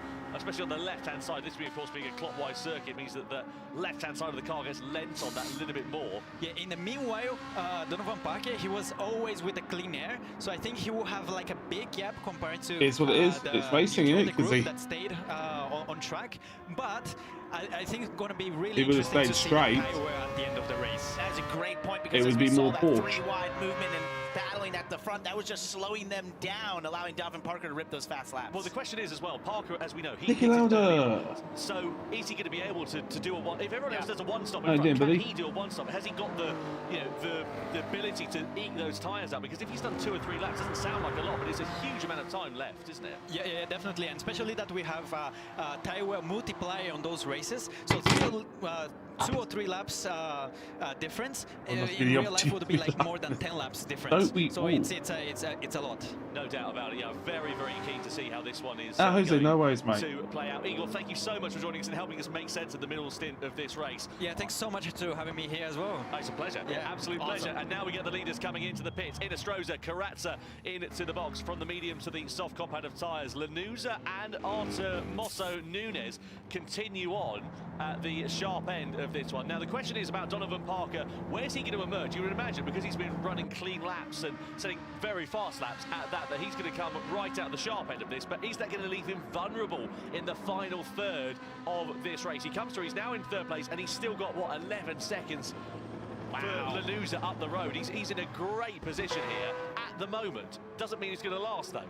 No, it doesn't. We saw already when we had the recent tire graphic, and as Igor was explaining how fast these tires wear with the accelerated wearing that you have here in Gran Turismo, that he'd already beaten up those tires a ton, and we saw how he had to pit there because the rear tires in that Ferrari just didn't stay on in the first stint. He had to get to pit road, so we'll see if this works out for him, but definitely he's been ripping fast laps and should have a large gap. Yeah, let's have a look at Velson versus Artemoso Nunes then coming down in towards turn 10. That was a nice clean, but that's how you do it. That's pretty. I like that one. Yeah, Mosso Nunes in the McLaren moves his way up and into 4th place at that point. Now effectively the race leads, we can see Randall Haywood's got a red flashing dot next to his name. That means he's picked up a penalty for one reason or another. We didn't see anything coming up on screen saying he's under investigation, so one would assume that's a track limits penalty. Either way, not what the team that are second in the championship would have wanted to see. It is 1:15, 9 volt. Now the last of the 2 and also, drivers, hello, 9 Mosso Nunes and Noah Lanuza in the McLaren and the Nissan, I beg your pardon, the McLaren and the Mercedes, respectively, are still yet to pit. Now they do, and let's see where they are going to emerge in the return of this race. Here, meanwhile, is Donovan Parker, and look at this, he's made this work really nicely here, Parker, because, you know, he had... Yeah, he says he's working really well, but I'll guarantee the tyres will burn. Now he's up to 6.4 seconds. that's great. But again, we've got to think about the bigger picture here, don't we? Because as we know, he pitted 2 or 3 laps earlier relative to some of the other drivers around him, and you wonder how vulnerable that might leave him. Can he make it last? Can he look at this gap and say, hey, wait, what can I do to just take care of these tires right now and try to make them last even further than he thought maybe they could Are they go? still in, We thought that this was is that definitely going to be a instance two-stopper. It looks like under most of these investigation? drivers here of Karatza and Nostrada are going to be on this one-stopper. Is Donovan Parker got the ace in his sleeve? Can he do it? Well, that's the crucial question, isn't it? I mean, overtaking is one thing, getting past is, closing up is one thing, getting past is quite another. Inestrosa, Karatza and Cardinal, though, you can throw a blanket over them, couldn't you, coming down this back straight? They're so close together. And you wonder whether they might try and work together here instead of fighting amongst one another. Get themselves, they're in that slipstream train at the moment, but are they going to be able to close up onto the back of Parker if they start fighting? Another pretty pass there by Valson there down into 10. I would think that would be the best plan. But they're race car drivers, and they don't normally think that way. It's, I want to be ahead of you, I don't care what it means. I want to be the leader of this No pack further right action. Now. Bloody hell. So once again, right on the tail of No Estrada. further action. I think that it would be smart to be working together to utilize that draft to try and cut down that gap. They've already got about 9 2 or volt. 3 tenths in that Same here. last lap. If I'm honest with you. Just seeing on screen there, no further action after that incident there with Karatza, Lanuza, etc. that we saw a few laps ago, which fired Lanuza off into the gravel. So they've deemed that it was a racing incident and nobody was at fault, which I agree with that. You do? Yeah. Okay. Yeah. Interesting. Well, I think when you take 3 cars down in that corner, all the same place, that's a very tough position to be in. They got there because of the draft and all the different movement there down in the braking zone. I think it was the right call. Well, it's a very good point. I'm not a racing steward. I just stand here and talk nonsense for 45 I'm not either, but I'm just going to agree with it. It's probably the best way to do it. Best way to do it. Donovan Parker, that gap from 6.3 seconds now down to 5.3 seconds. Again. He's on, as we Look at know, the lap him soft in a tyres. And that is run. That is leaving you a bit vulnerable. Karatza there having a look to the back of Inestrosa, but nothing doing for him at the moment. Oh yeah, no, dog boys. Really, because it's going to come to them in the closing stage of this one, and this is what we're used to seeing. You might be a little bit behind, buddy. Races as Parker comes into the pit lane for his final pit stop. So And he's doing a 2-stop Rosenberger. Yeah, but are we going to get everybody else doing a 1-stop? Can they eat those tyres out? And conversely, will that Parker's going again in pit. if they do a 1-stop, because Parker's going to be on fresher rubber? You see him shaking his head a little bit. Maybe he realizes that the others could potentially just be on a 1-stop. It's a possibility, but I've got to be honest. I think it's going to be quite difficult to eke out a 1-stop. And if it is a 1-stop, if you've got someone that has managed to pit onto the soft tyres and hasn't lost that much time, i.e. you would imagine Donovan Parker, I think it's down to Porsche tyres at this point. Mazda could be the underdog here. That's what he'd be hoping. Certainly is. The case. Certainly is. So Inestrosa then leads the race now, half a second ahead of Adriano. No, definitely not. Samuel Cardinal there just on his tail as well. So you've got 3 drivers separated by just a handful of tenths of a second. Then you've got Valson and Mosso Nunez. Where is Donovan Parker? So he's in 9th position at the moment. He's the first, or the second driver now to make 2 stops in this race. And he's got a hell of a mountain to climb in terms of making up time, but also he's got to fight his way through a fair bit of traffic up the road there as well, which could compromise him. And that shake of the head. I think the top 3 are how they. He knows that a possible chance of victory for Ferrari could have slipped through his fingers. And right now he's about 18.2 seconds back at this time from the lead, so he's got a little, that gap would condense obviously with a pit stop if these leaders were to pit, but we think possibly they're just on this 1-stop strategy right now, and therefore he knew it was game over at that point. So looking here at Samuel Cardinal, as we say, the top 3 I mean, teams if they need to go on a 2-stop, they need to pit now. You know what I mean? Or else they're just wasting rubber. Sitting 5th in the championship with 3 points so far this season. You've got Karatza for Toyota. They're also joint 5th as well. And Samuel Cardinal. Let's just show it up. Oh yeah, hopefully at some point they will, because has been given a 1-second penalty for colliding with another car. I'm quite sure if we saw what that was all about, but he's ahead of Arthur Mosso Nunez. So I wonder whether that might be what it's all about. The upshot is, though, he's coming towards that penalty zone. See that bar filling up, and he'll come into that. He'll lose a second, but he'll also lose the time it takes him to get back up to speed. So a second's penalty can easily end up being one. No, right, they can probably see it to the end. end. It's on that long back straightaway where we've talked about just getting a bad run out of turn 7. They're just doing really well with Tyler. Having to slow down like that there, and then having to reaccelerate back up to full speed, and it messes up your braking down to 10. So it's a massive penalty. So if you're in Astroza, your Karatza or your Cardinal here at the moment, Parker, you've got a nice, comfortable cushion over Honda's struggling, but you should see it. Are you going to take that risk and try and do that one-stopper? Is it worth it? I think it absolutely is, especially what we saw Karatza was able to do with his tires earlier in this race. He had the best rear tires of anyone, and he's been able to make passes in areas that no one else has.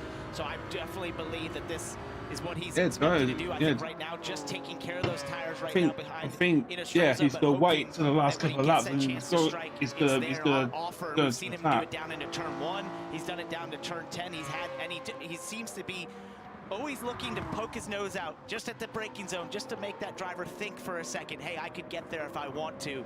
And that's definitely nerve-wracking for Nestroza. Yeah, you'd be sat there on the light flashing button, wouldn't you? Trying to distract the driver.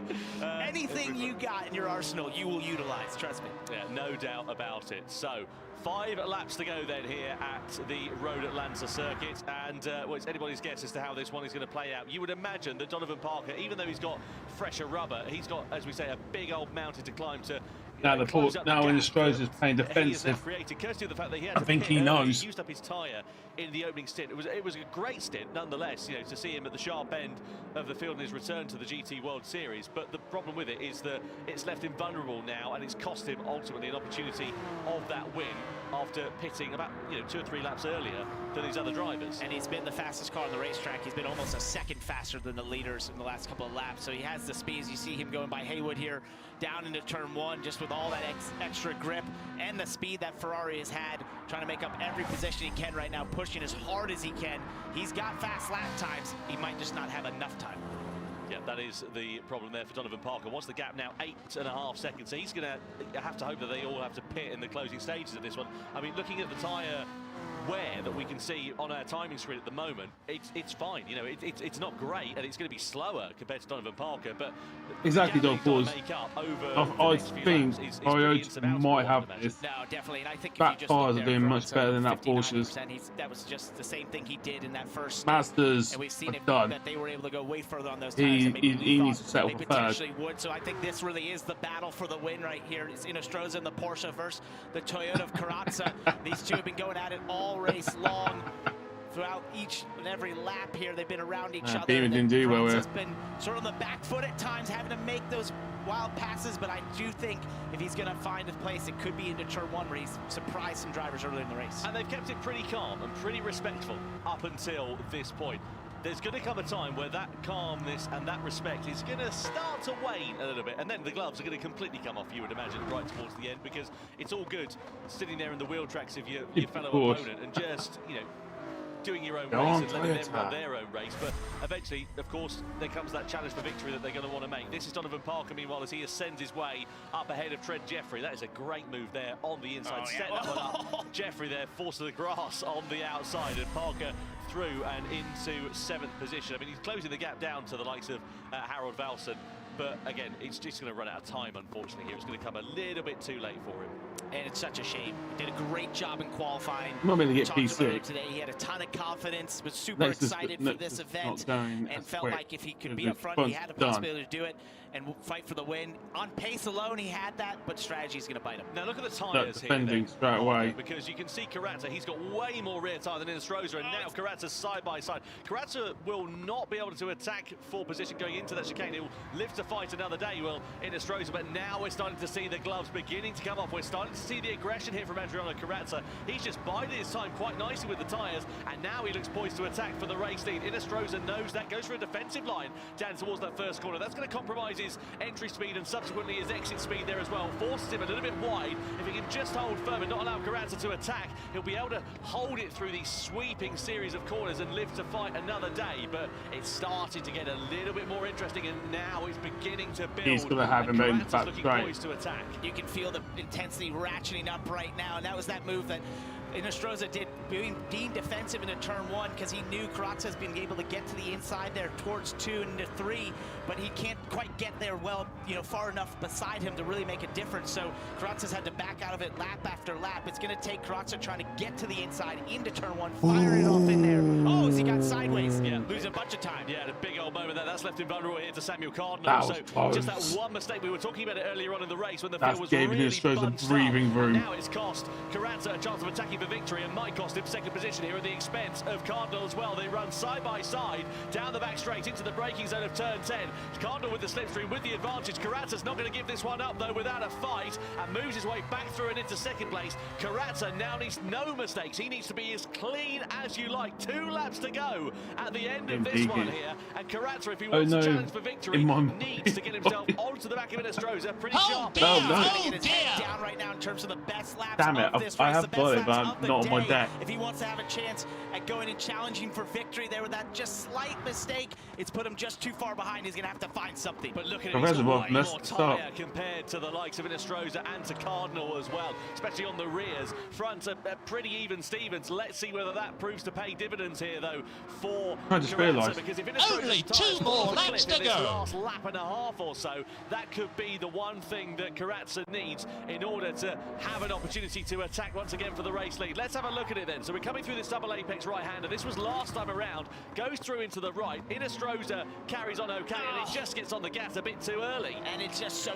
easy to do because that corner just entices you to roll more speed through the I center think than Porsche you have really got this now. They've got 1.4 second lead. So heavily on the left rear, and you're trying to get back to the throttle so early in that corner, And even that's potentially before the apex, to just try and make this straightaway as long as you possibly can. We've seen that throughout the day. That's a very typical thing to see at Road Atlanta, especially on old tires, and it just bit him. Karatza starting to come back in towards that slipstream range, and again, what he's going to have to hope is that Inestrosa's tyres fall off an absolute cliff as we come through the final corner to start the final lap of racing here at Road Atlanta. It's Inestrosa that leads, but the tyres on his car are looking pretty second-hand. Karatza's, they're okay. They're a little bit better in terms of their condition, and now is this going to be the chance for Karatza to challenge for victory in the Toyota? 1.1 seconds it was across the line, and now 1 lap to go. 1 million It's about 2 tenths right there. If Karatza's got that pace in that race car, he's going to have to find it right now. See Inestrosa use a lot of the racetrack. It's another 2 or 3 tenths right there.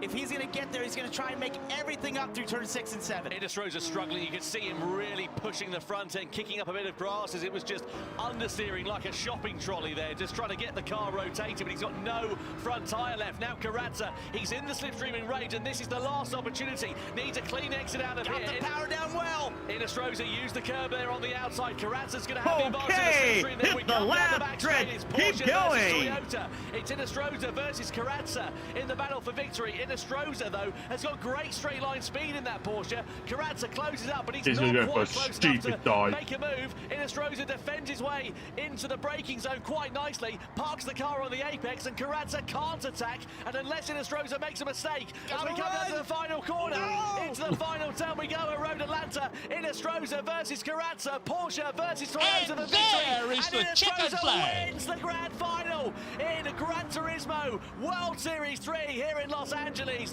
What a fantastic drive from the Chilean, as Karatza takes second best ahead of Samuel Cardinal. Oh, well done if anyone who's got Porsche in there, bet. To the checkered flag. What more could you want? That was absolutely awesome. The tires falling off the Porsche, Karatza and the Toyota making every move possible they could, nailing those corners, getting the draft, and they come together right there in the final corners. I've watched a lot of racing in my life. That was sensational. Yeah, absolutely brilliant there. Angel Inestrosa takes victory in Gran Turismo World Series 3. Can't believe how great he is in LA for the Porsche team ahead of Adriano Karatza, and you have to give it to Adriano Karatza. That was an incredible drive over the course of that race, but ultimately that mistake he made on the penultimate lap cost him a chance of victory. And that's what Igor Fraga was saying up here when we had him up in the booth for a while. He just said they it's the smallest incredible little things, the smallest little mistakes that can hurt you when the field is this tight and so closely compacted, especially as we saw throughout this race, those battle trains essentially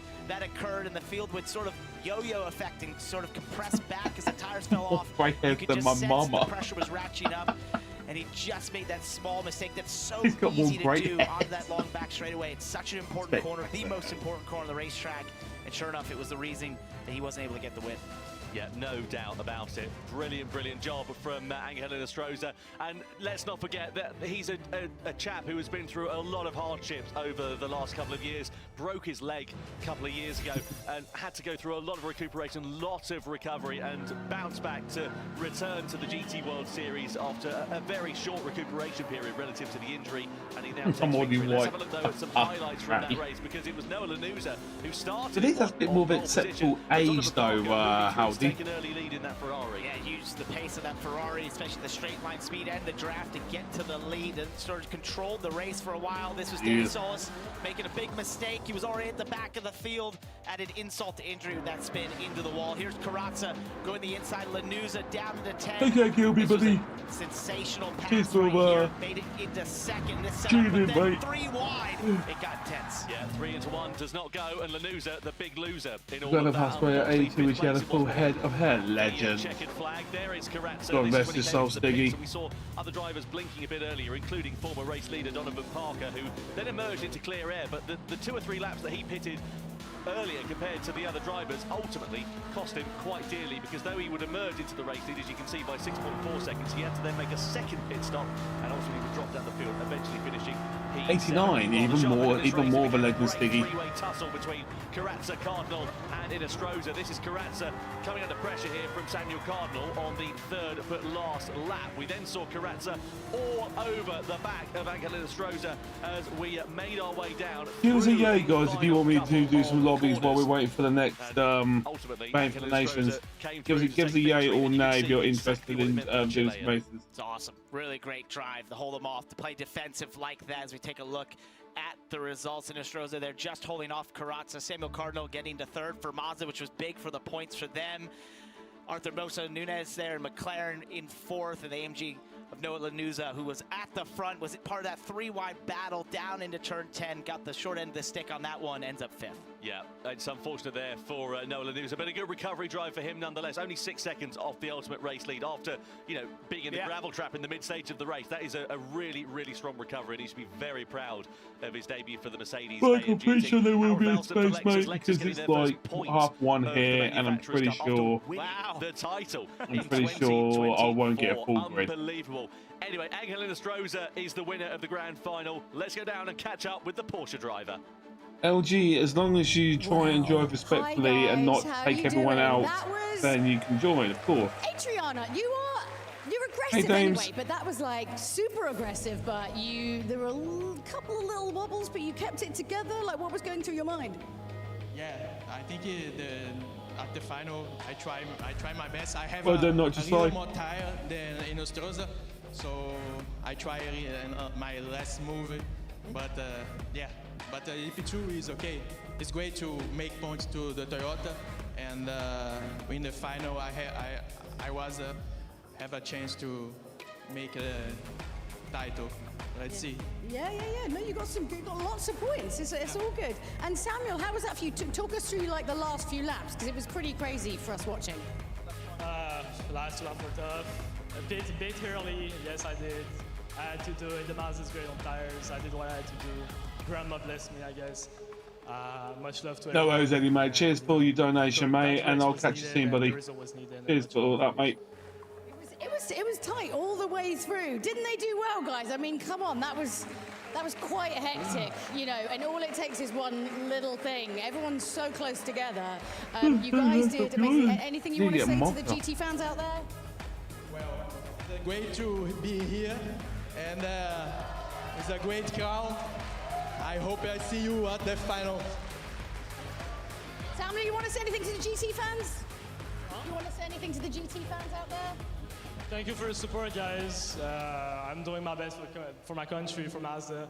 I think we can probably get a title this year, maybe. So thank you, everyone, again. And LA, I love you, man. Oh, you guys are all in with the shot, so huge congratulations. That was a stellar race. Back up to you, Take care, Sparkles. Enjoy. Have a nice sleep, darling. Let's have a look then at the World Series points rankings after 3 rounds now. Yeah, Subaru non-scoring, but still just by the skin of their teeth managing to hold on to the lead of the championship. Mazda, though, managing to bump themselves up from 3rd to 2nd in the standings. BMW demoted down to 3rd. They're tied on points with Mazda, but yeah, not exactly where they'll have wanted to be. Porsche there now into 4th place. Toyota in 5th. Nissan into 6th position, and you can see it's a bit of a change at the bottom there as well, because Lexus getting their first point on the board. Well, I tell you what, Randall Hayward, will be wiping his brow somewhat. I beg your pardon, not Randall Hayward.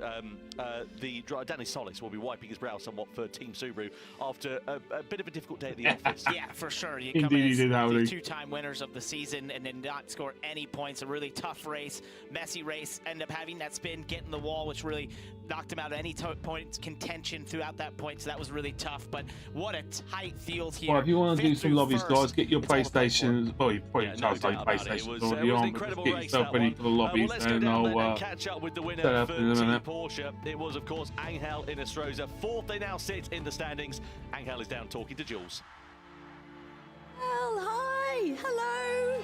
You did so well. So that sounds like I'm your mum, but that's really cool. It's really nice to have you up here. Like, how are you feeling? I mean, I'm feeling really good. Yeah, actually. You should be. I mean, exactly, come on. Yeah. After finishing last in Berlin, having a tough period, some personal stuff happening in my life. I am late. I told to all the Spanish guys, I'm gonna win in Los Angeles, and here I am.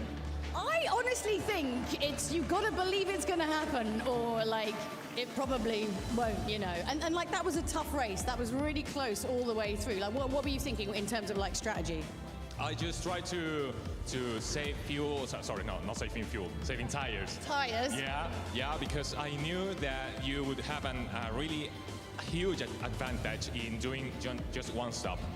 So I think it really paid off. At the end, I think that Adriano had better tires than me, but I tried to defend and do everything I could. I mean, you did, and Adriana was coming for you, but it was getting a little bit busy back there. But I mean, it just goes to show, obviously, you know, Gran Turismo can be, you know, one time you win, sometime you, but it's. You tell them just to keep at it. Yeah, I mean, it feels awesome to be back at the top of the podium. That's it. It's always great to be at the top. Well, congratulations. Cheers. Thank you. Cheers. And well done. Back to you, Tom and Parker. Yeah, cheers, Jules. Don't forget you can vote for your Dunlop driver of the day on YouTube as well. Is it Inestrosa? Is it Carrazza? Is it Cardinal? Well, I have to say, I don't know who I would pick from that one because they all performed valiantly. I think Inestrosa. I know he's the winner, but I'd have to say that was an incredibly impressive drive, holding off Carrazza, who probably had the faster car at that point, the better tires. Yes, there was a small mistake, but the intensity down into turn 10, knowing he had the draft. Cheers, Dan, for the £2, mate. Shut up, take my money. I just had a monster, mate. And pick Just had a monster.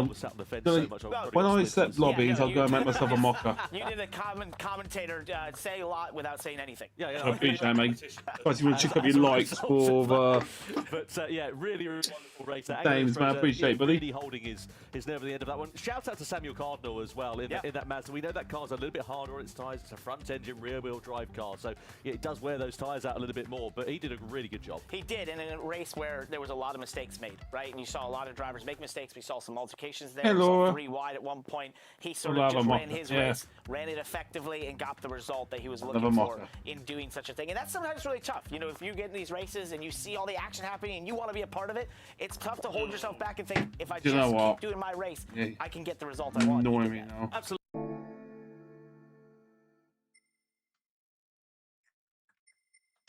No, one more doing. Right. One.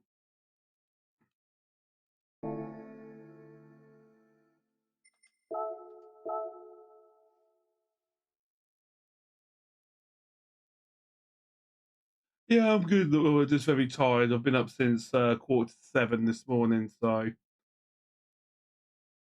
it's starting to feel a little bit. How are you? Next race is in 1 hour and 20 minutes. Porsche. Yo, Santa Miguel, how you doing, buddy? Good to see you, mate.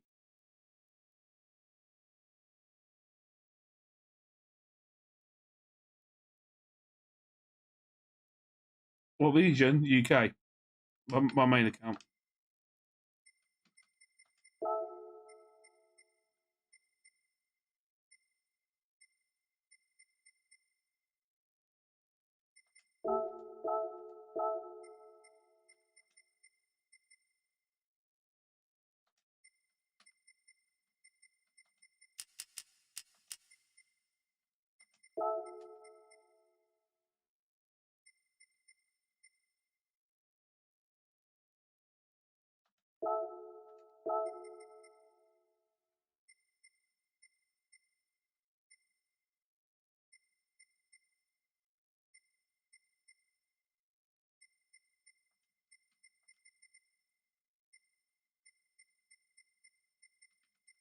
Right, get yourself in then, guys.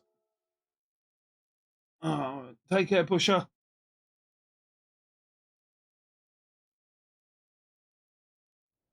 All right, get yourself in then, guys. I'm gonna go and get myself a mocha quickly. I'll be right back.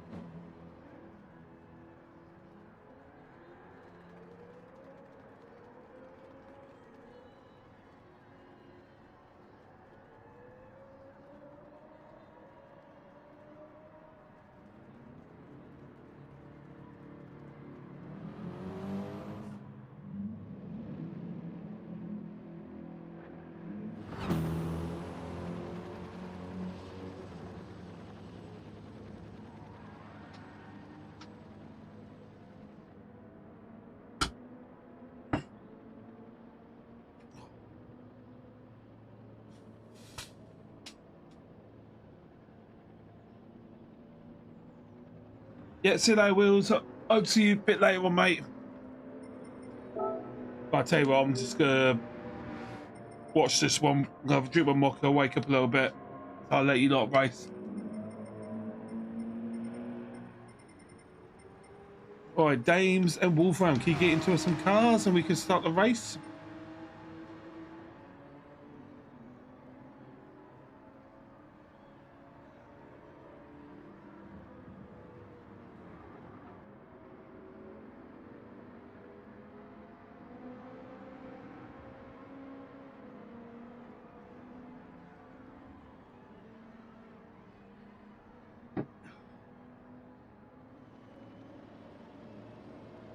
Come on, Dames.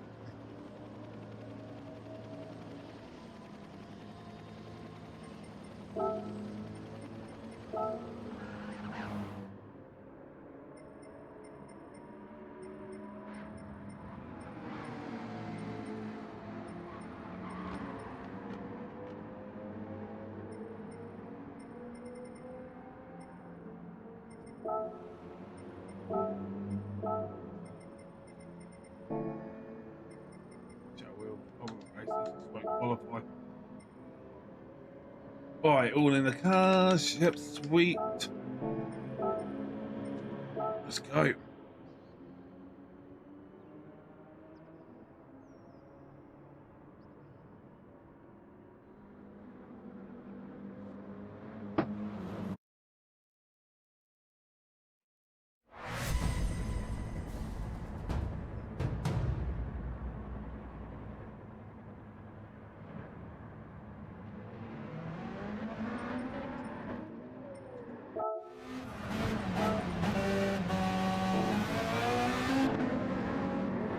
Gizzy's out in the Beetle.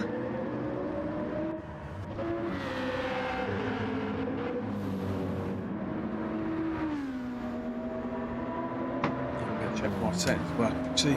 Second. Sure. Yep, no pedals, great.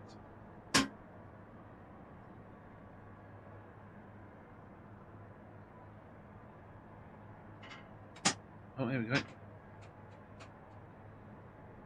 Off again.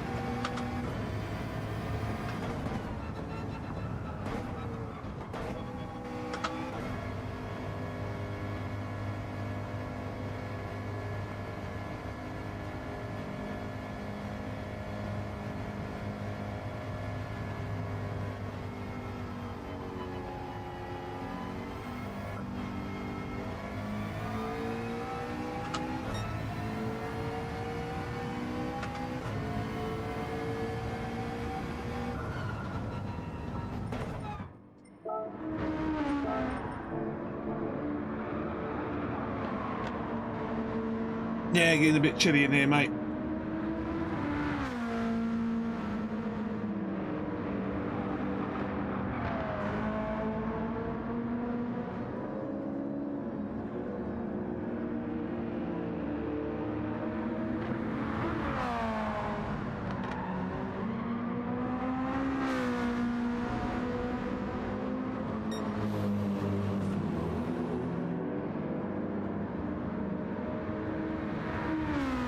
Oh.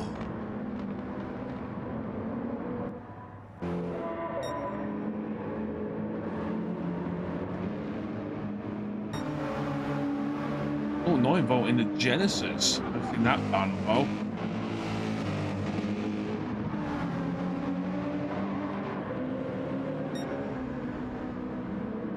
Oh, because he picked himself a half second.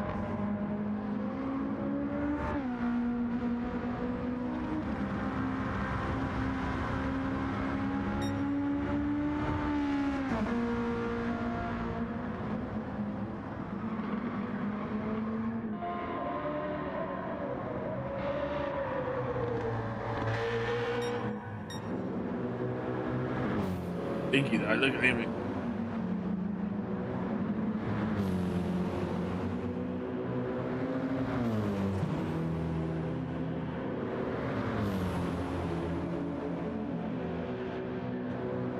Ames not quite there though. One more chance to might not be able to. No, I don't think he's going to be able to make this. I might be actually. It's gone purple though.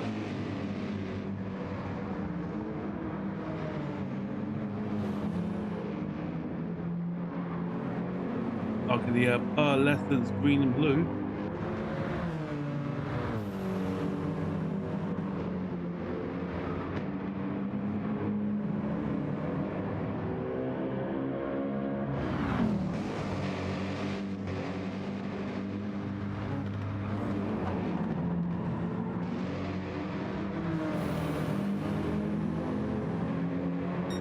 Yeah, it's mate. Ooh, purple again.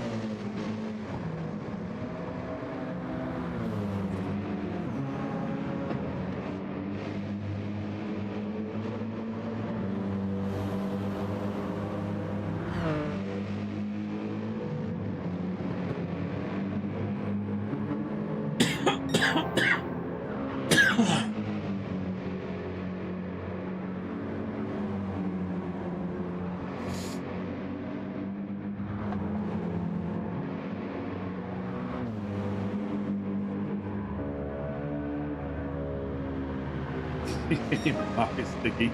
Oh, Dames gets 6 temps in front. Izzy ends up in 4th.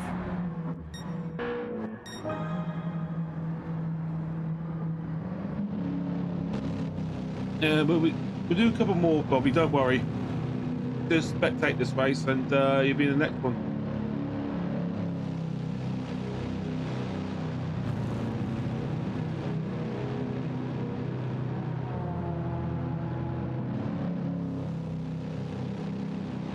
No, if you don't drop that, mate. Just race. They've got some fast boys in there.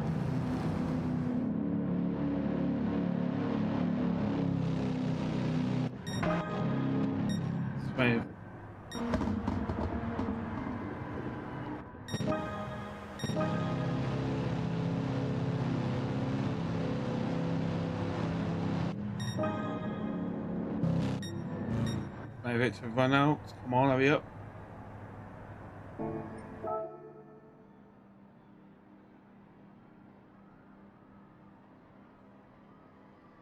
Fast Ginger, you alright, mate? Good to see you, buddy.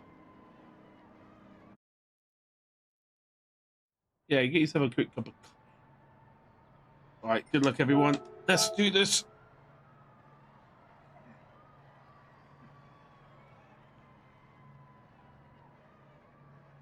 Paula loves the Beetle. Yeah, it's a good car if you can tame it.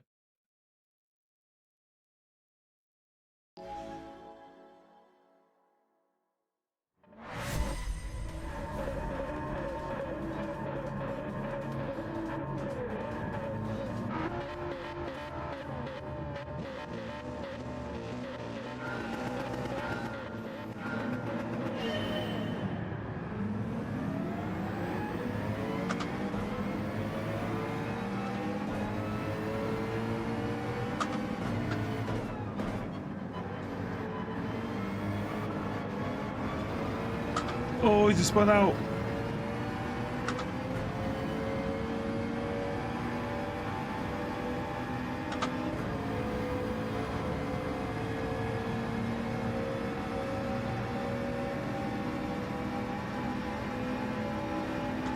Oh, I'll say the second Fast Ginger.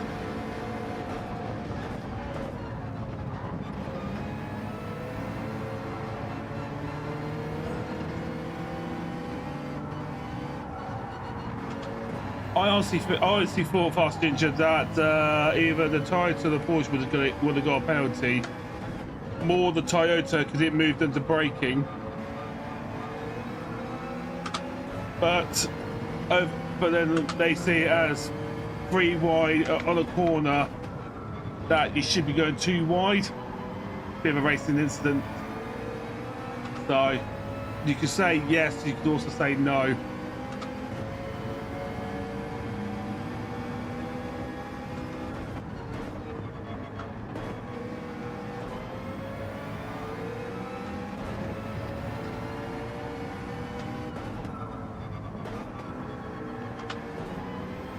Second, damn it.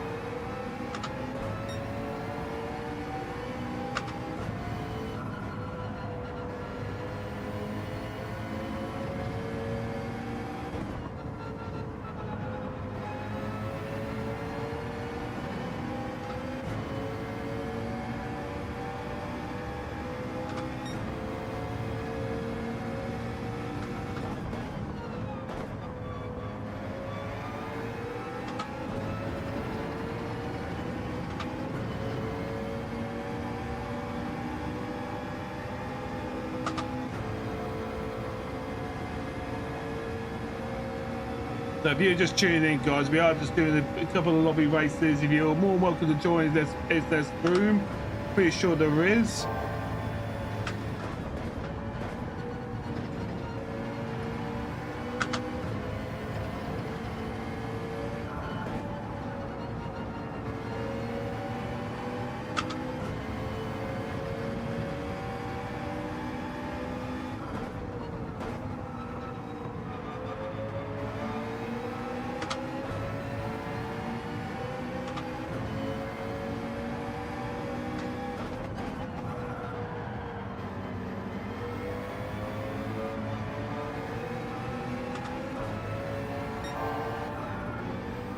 Am I using a light or heavy spring? What, for braking?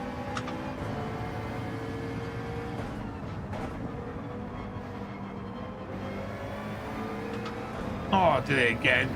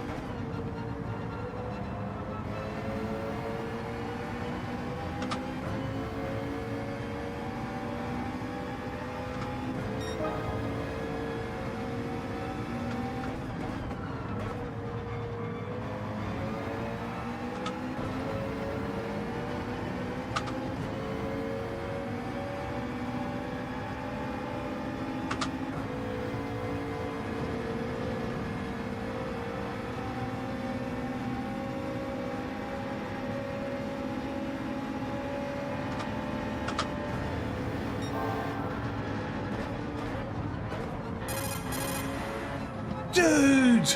Humble Tracker! What the diddly are you doing, mate? 20 gifted? Dude! Guys, check out your skulls for humble, the most humblest tracker of them all. Dude, mate! You're crazy! I appreciate you, man. I love you so much, dude. You're an absolute legend, buddy. Guys, if you'd like to please check out your skulls. Oh my boy. Oh my god, as well. 50 Canadians as well, mate. Cheers, the best wishes friend in chat. Double. Oh.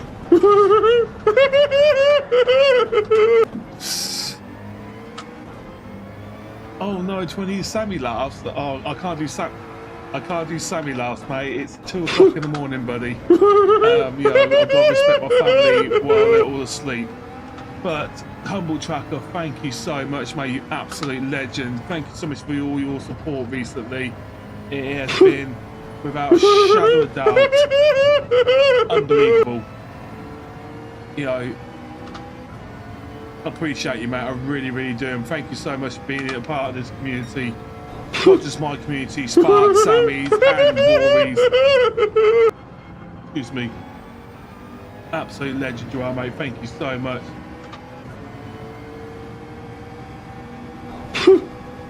Oh, 50. That's nuts, man. I mean, this is just a mediocre stream to just chill and chat.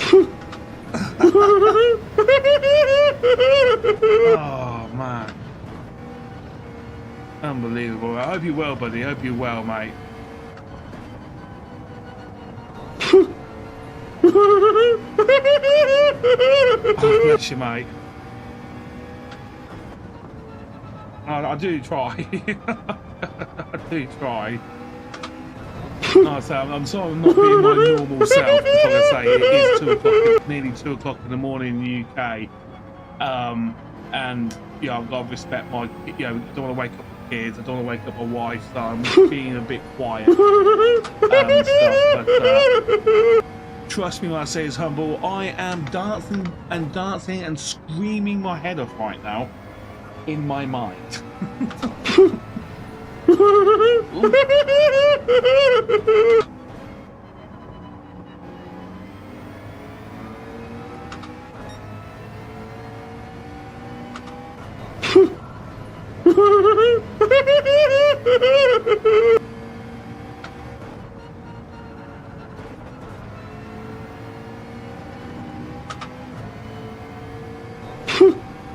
The stream is laughing over. I don't get that. Well, maybe I'm tired, I don't know. Your members alert. No, I missed a lot. I've only got one alert.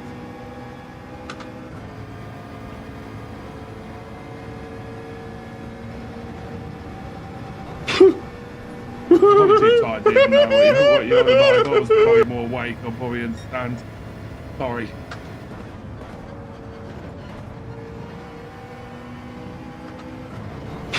Oh, 20. Oh, well, because Sammy.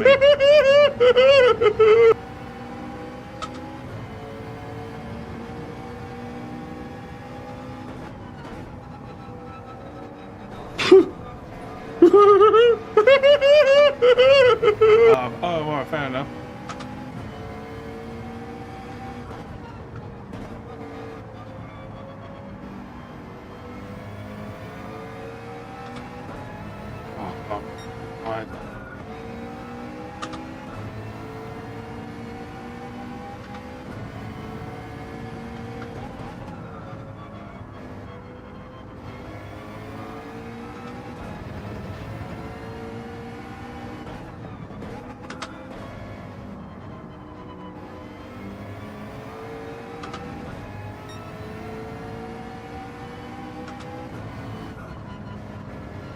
Laughing loud every time.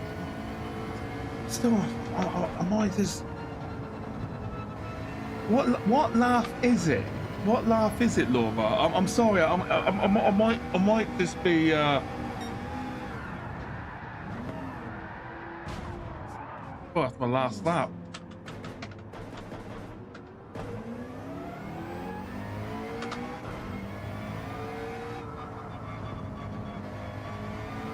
Good thing I did not. I don't know what's going on. I honestly am tripping out. I can't hear nothing. I can't hear no laughs. When the Humble Trucker did the 20, I get a Metal Gear Solid intercom, which is weird. I don't get no laughs.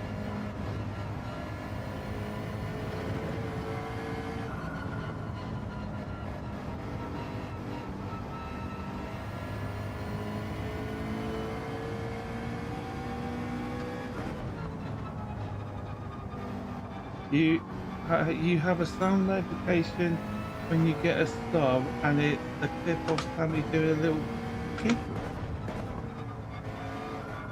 I'm honestly confused.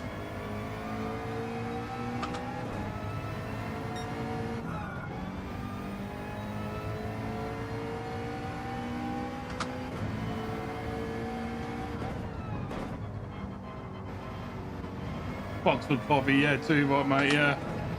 I'm not getting it. I really don't. They're saying it's a Sammy laugh or something, I don't know.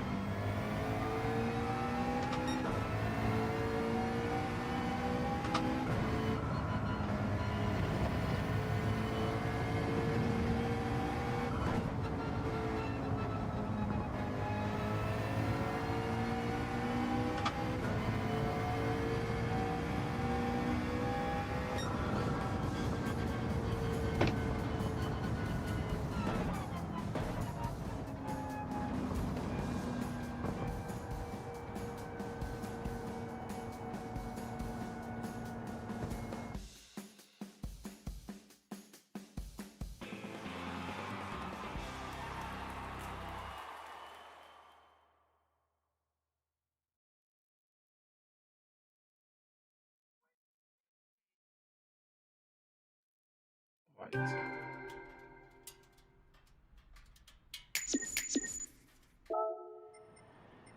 get that track up. Let's do.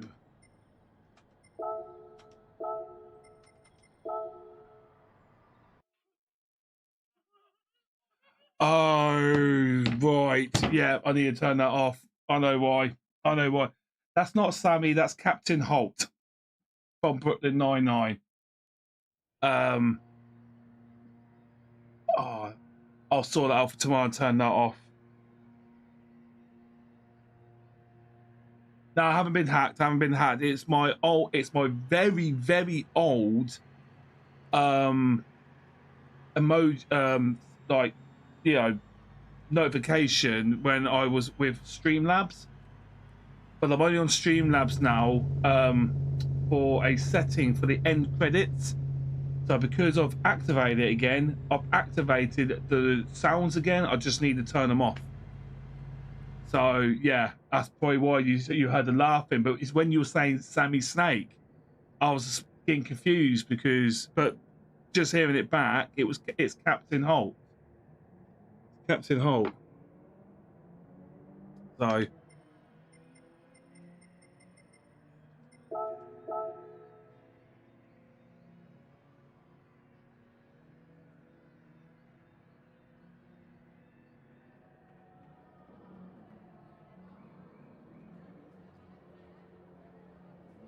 It was on the Halloween stream also. Yeah, because I've just recently used Streamlabs for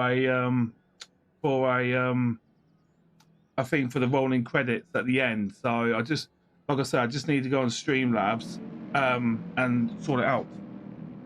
I tell you what, I'll do it now. Actually, I'll turn it off now. If I not enter the race, I can sort it out.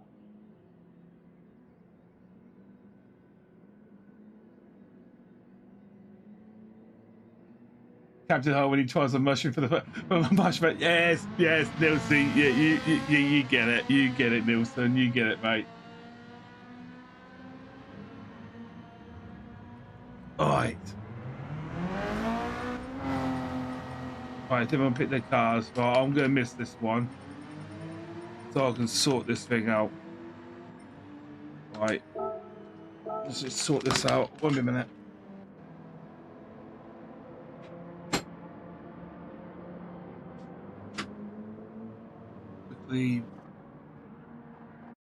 What someone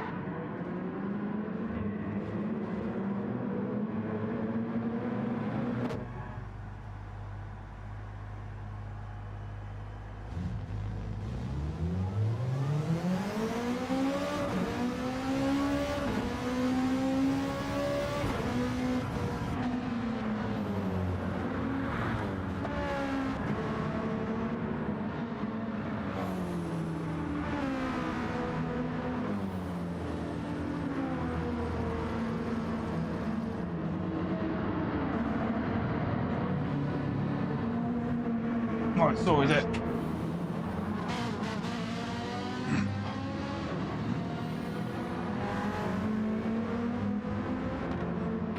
Oh wow, thank you so much everyone for 100 likes, I appreciate that, thank you so much. Yeah, I've sorted it all out now, so if anyone gets a donation or anything now, it should just be one sound now. So sorry for the issue there. I tried. beautiful track. You did not have to test it. Thank you for the 5 gifted, mate. Did it work? Did it work? That's the main thing. Did it work? Guys, you can check out the skills for Humble track of another 5 gifted. Appreciate you, mate.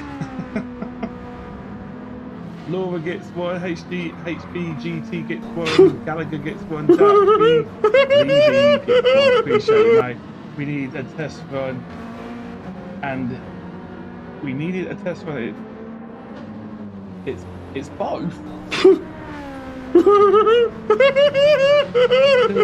Still the laugh. For Christ's sake.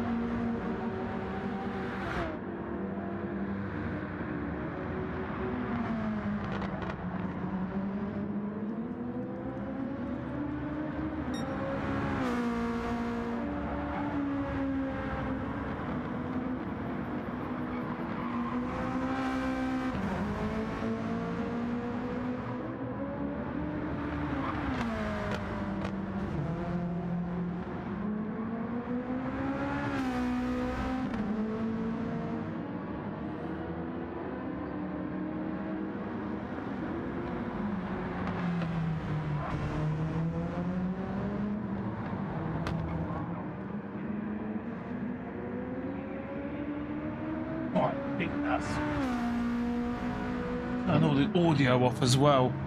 Like audio, images, everything. I've just deleted it all.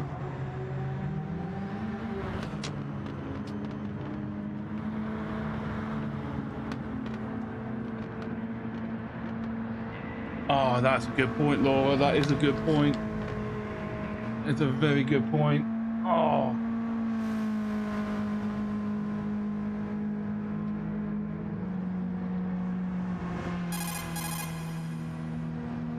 Oh, Humble, we have to do that again. Thank you for the 5.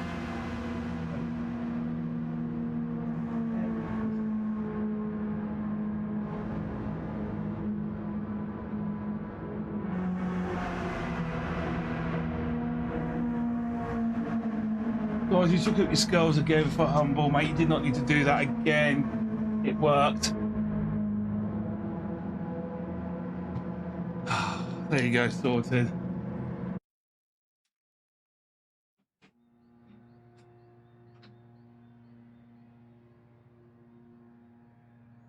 Oh, God, I appreciate you, mate. Thank you so much for your support, buddy. 30 gifted from... Oh, right. Missed this race anyway.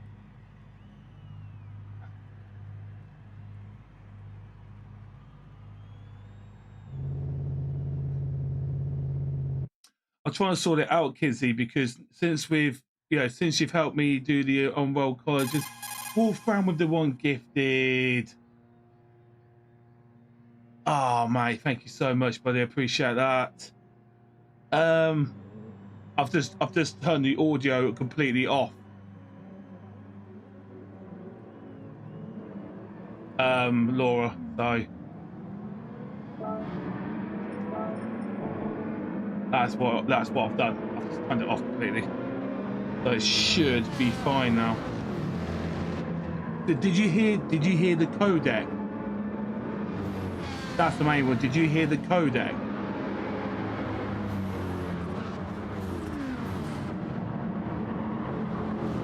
Hey Andy, good to see you, mate. Welcome in.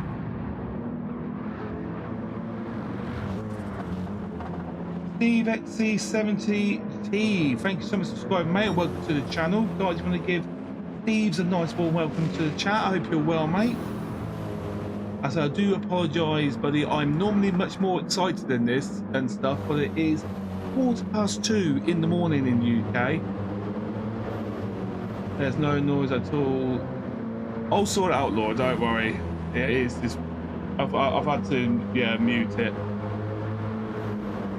But yes, it's like 2:15 in the morning, and my family are asleep, so I am going to be quiet for their sakes.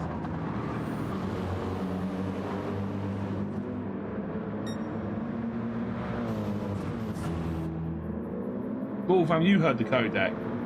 Oh, you heard the codec. That's fine then.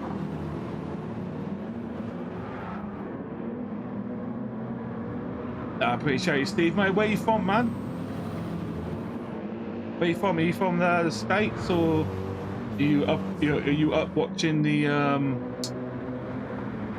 GTWS finals in the UK? You're crazy enough, just like us.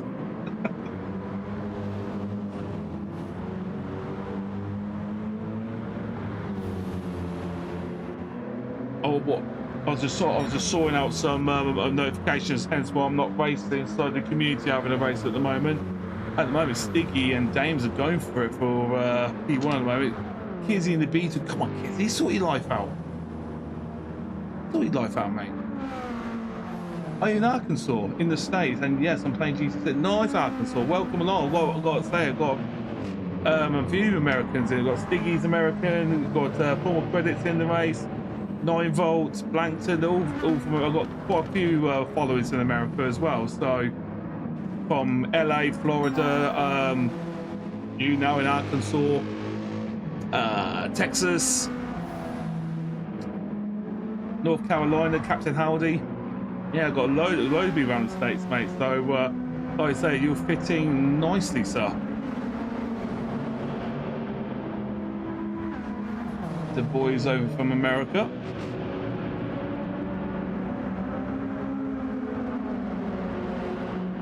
There you go as well. Captain Morgan, Arizona, reporting in. You champion. How you doing, Captain Morgan? You legend of legends. If you ever have the privilege to meet Captain Morgan in real life, guys, I tell you what, that guy is an absolute gentleman and a half, an absolute legend in his own right. Pittsburgh, Pennsylvania, Wolfram is lovely. They've got a load of Americans in here. And I love all you guys, man.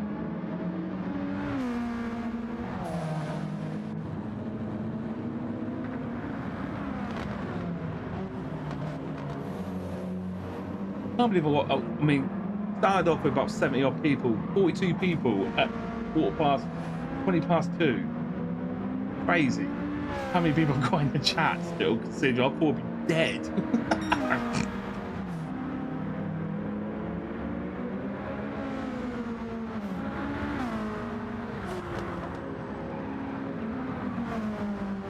I appreciate you, Captain, man. I can't wait to see you again next year in no, not Dortmund, in Frankfurt.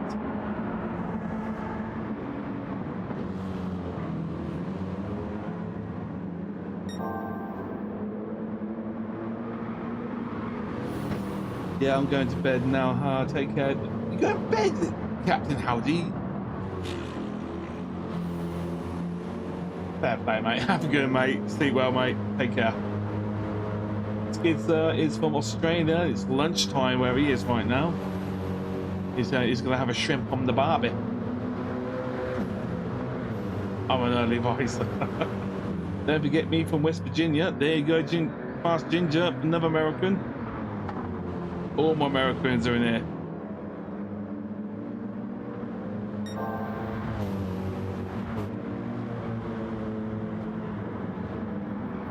I say I hope to see you more often, Steve. Like, oh, Dames nearly went. Oh, that was so close, Dames.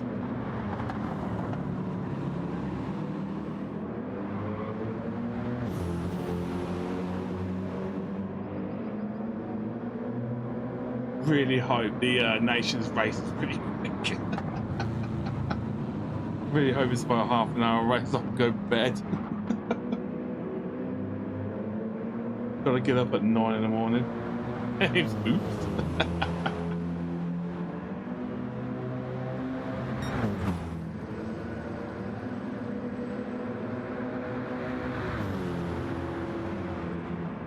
I tried to move to Pittsburgh, but the pandemic hit and had to work from home. Is that a bad thing, though? Working from home, Fast Ginger? I mean, let's face it, in the day and age right now, a load of people work from home. All that money is saving on commuting.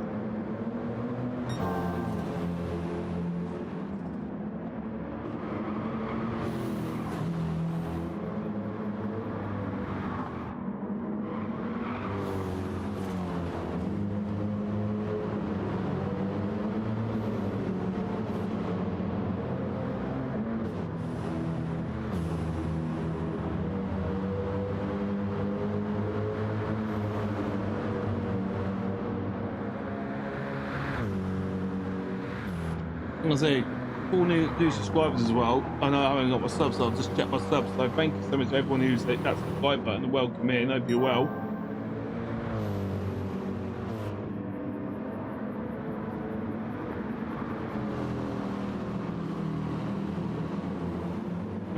Pittsburgh is a great city, but West Virginia is okay.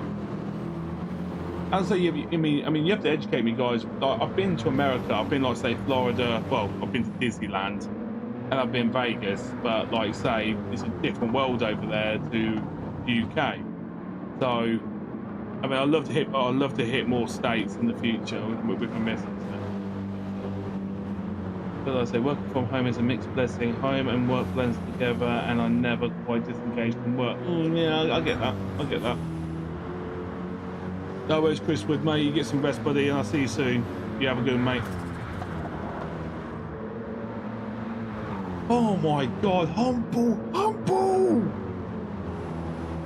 Shut up, take my money. Thank you for the $100 Canadian, you absolute psycho!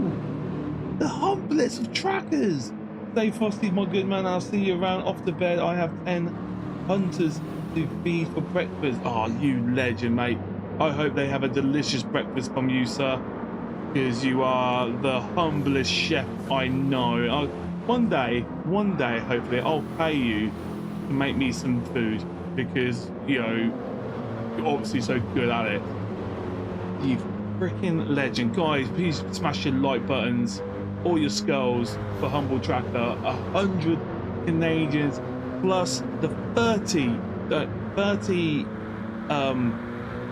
memberships and 50 Canadians as well. 150. Unbelievable, mate. Thank you so much for your support, buddy. I love you, dude. Enjoy, man. I'll catch you soon, buddy. I'll see you hopefully some point next week. Maybe it's on one of Wolvie's stream. I appreciate it, man. I really, really do. Hey, Porter GT, mate. I hope you're well. Yeah, the first race was okay. It wasn't the most exciting, but there was a couple of moments. Nations hasn't been done yet. Manufacturers was Porsche.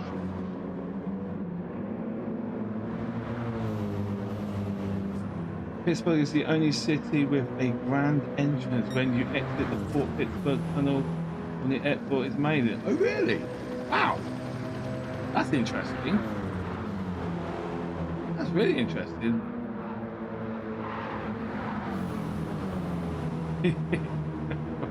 Two thumbs up and his foot full of smoke, full pork. This guy. Legend, LG. Don't get yourself into a food coma.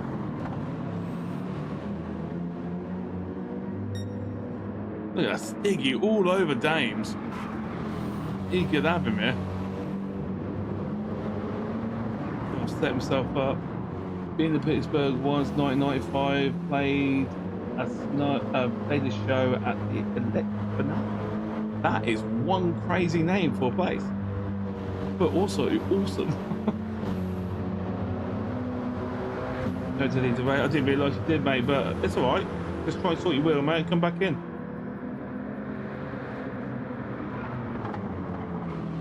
I've always picked the wrong road exit in Pittsburgh. Oh dear, bastard.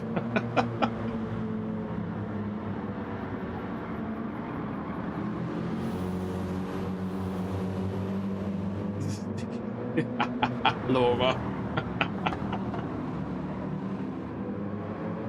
Oh my God, guys.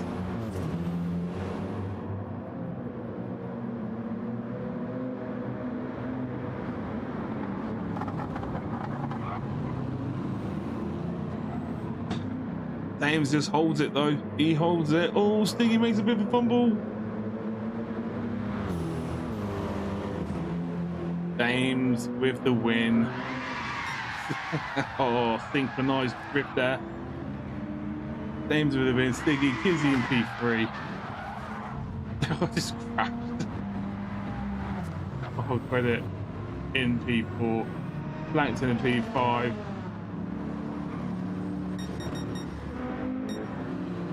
H1 finishing in P6. By the way, Pittsburgh Vintage GP is so good. Oh, he did that the other day. He wasn't the last lap.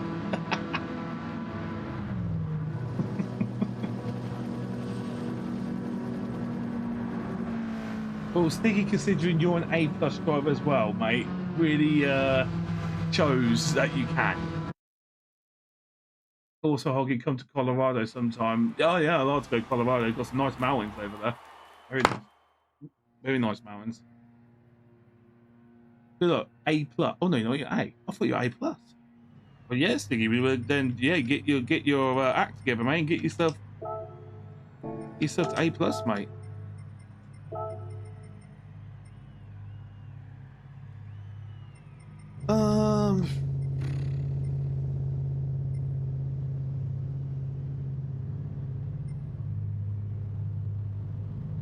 Oh, let's see how filthy this is gonna be. Let's see how many people are gonna wall ride it like losers. I've been with Dirty Man.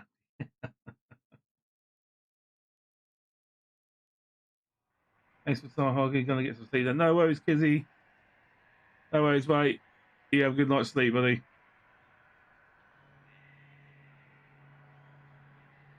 Dude, I'm low A. Well, Stiggy, you definitely should not be there. Stiggy, 100% you should not be there. You're easily high A, or you should be hitting A pluses with that. If you can keep up with Dames, and Dames is not slow, he's a quick racer. I've had some great racing for Dames. If you can keep up with Dames, Stiggy, you should be up there.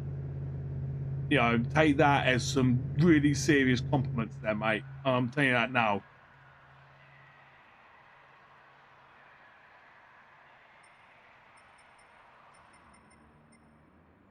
My baby.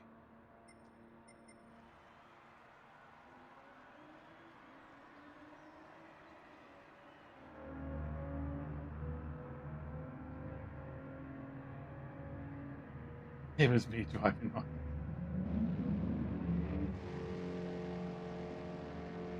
I'll get in your cars then, guys. We can get another race going.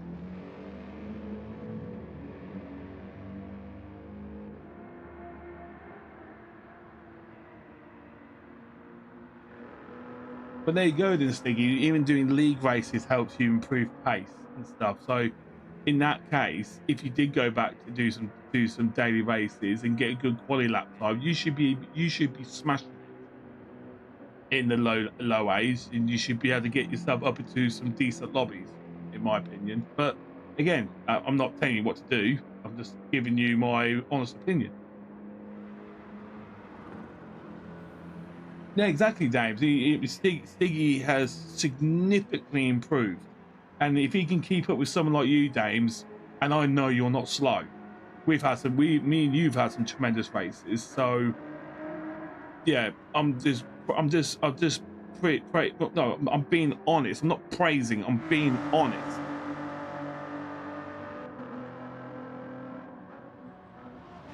B is the toughest to get to because B, in my opinion, B lobbies are the people that are trying to get to A and people who don't take the game seriously and just and yeah, people who just don't care about the rules and stuff.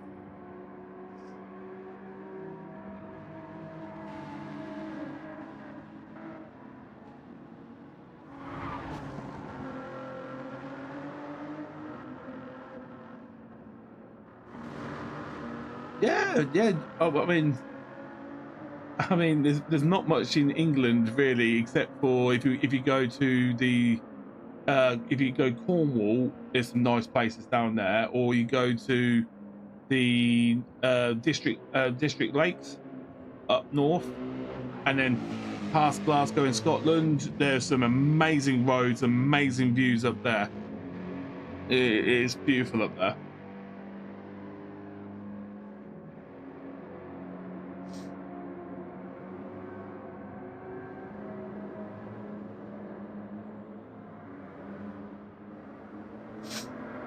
All right, Dames, Wolfrun, you're getting new cars.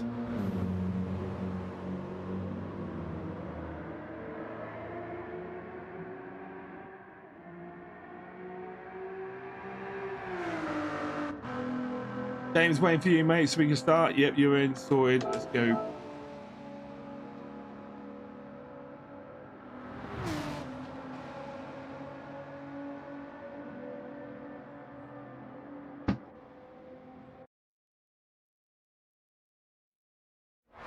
Right, 28 minutes to go. Probably got about this race and the next race, then hopefully we'll be getting back to the nations.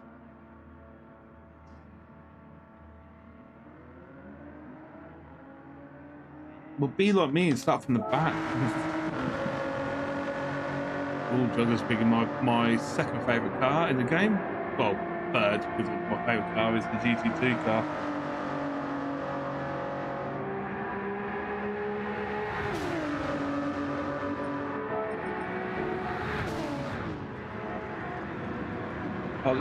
What would be yours?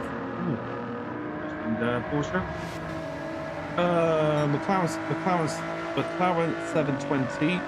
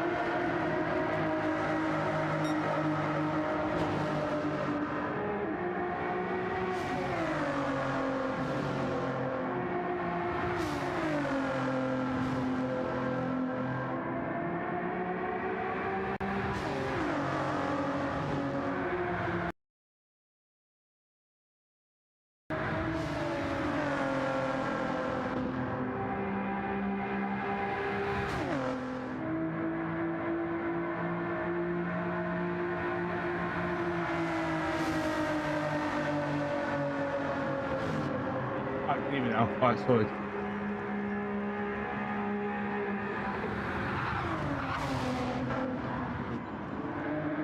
Oh, what's going on with this? Moved a few things around and it's playing up a lot of stuff for some random reason. Talk about wheels. Yeah, so okay, so I don't know what you heard. So basically, the McLaren 720S, the Bentley Brooklyn, the Koenigsegg Jesko,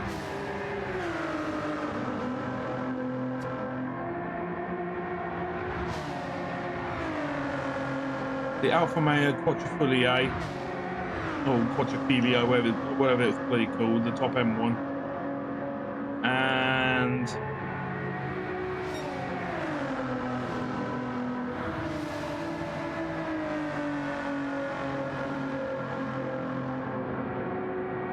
the road version of the Mercedes AMG CLK GT2 car, but the road version.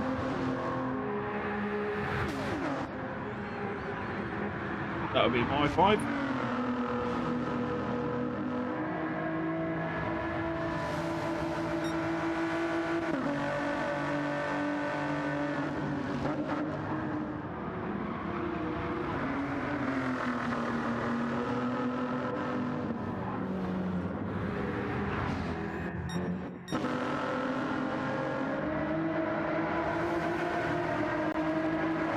That would be my list. I think there's so many cars to choose from because I missed out Nissan GTR as well. I like Nissan GTR. Driven one as well, they're very nice.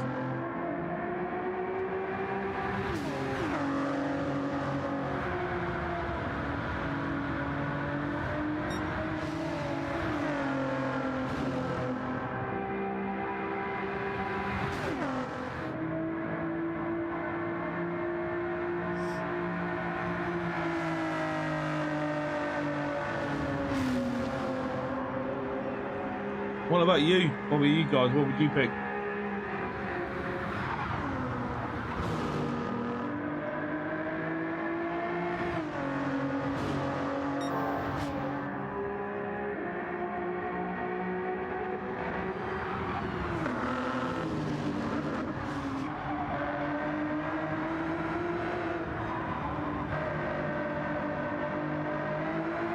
Just to check to see if I had boost.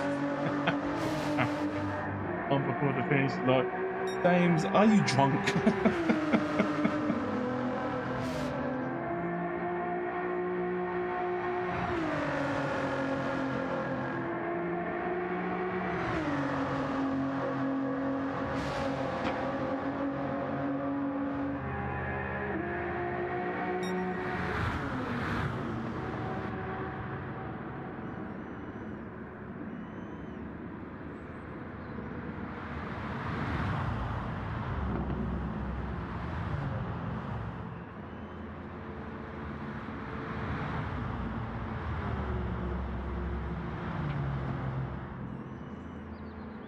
Obviously, I'll get moist. Alright, let's get straight into it.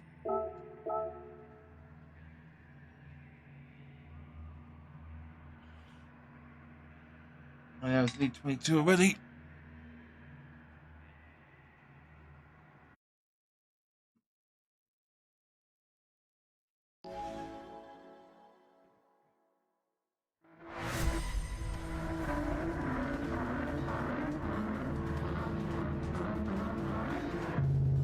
Do this.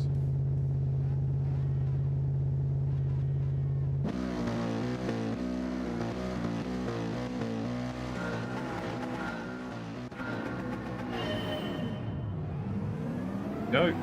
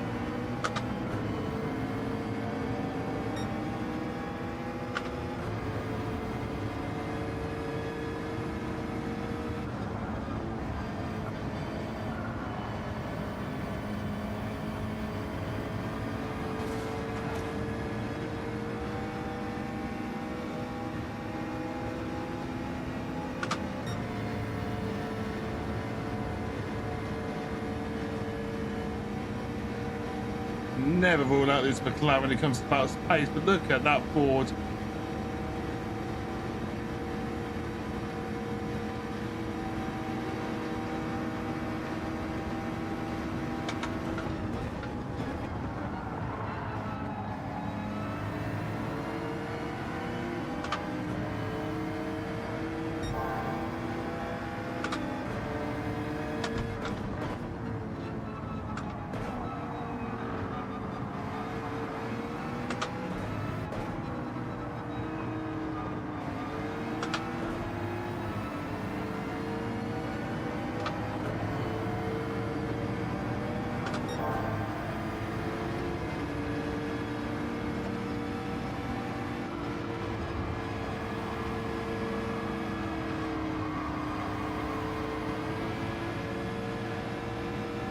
Mate, former credits in the lead.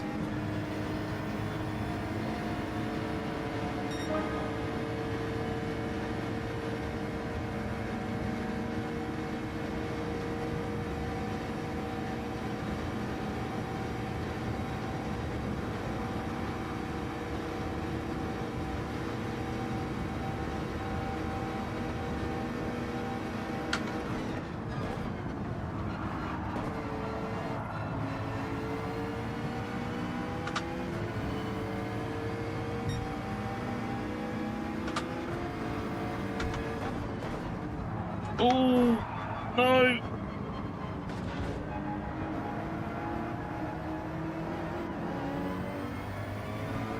Filth bags.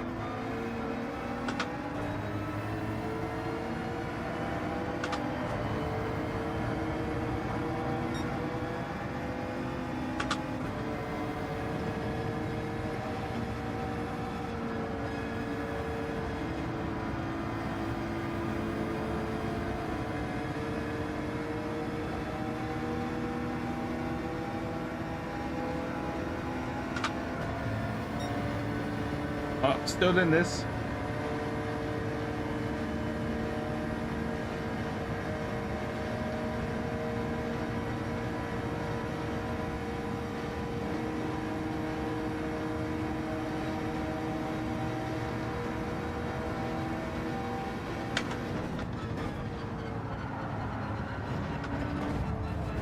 Oh my days.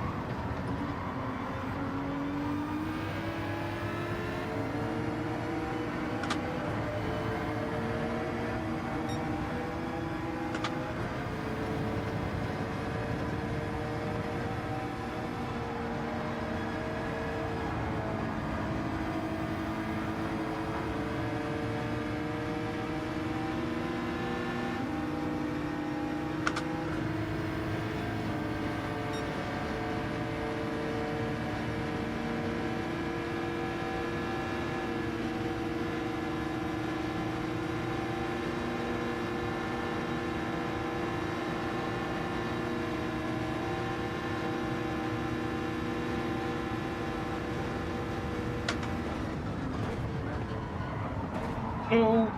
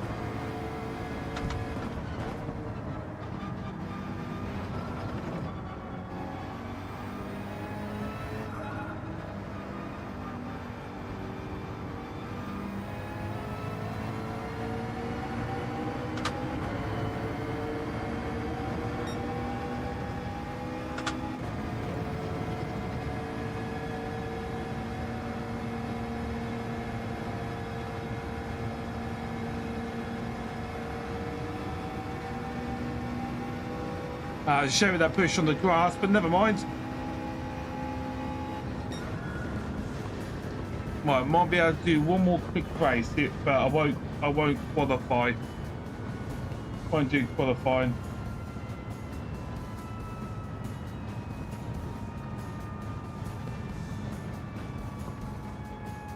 Yeah, well done, Stiggy. Well done, Dames, for the win again.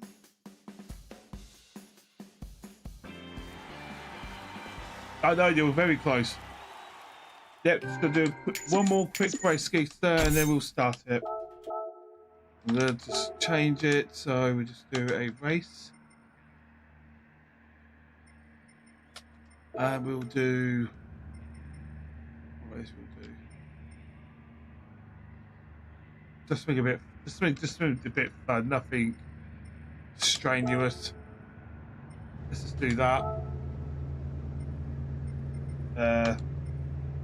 Do 8 laps.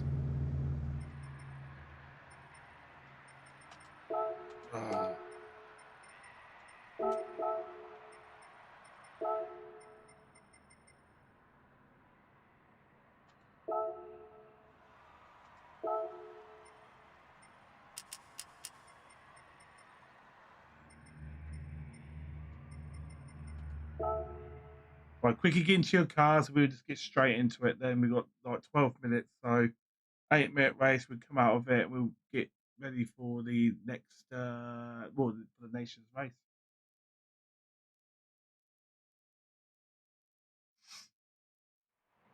Right, quickly pick your cars.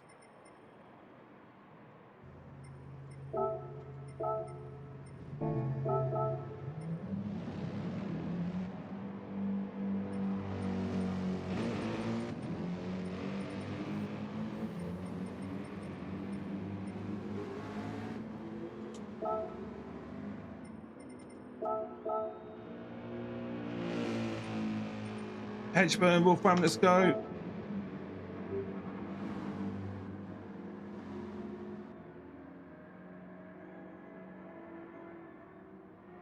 I appreciate it, Stiggy. Yeah, like that. I wanted to watch the nations, and I did put it in the post for who wants to watch it.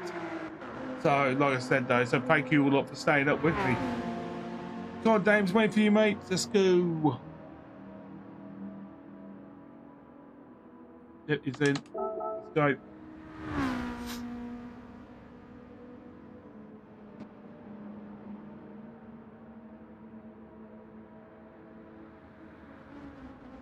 I mean, having 40 people still in the chat as well is quite crazy, considering it's nearly 3 o'clock in the UK right now.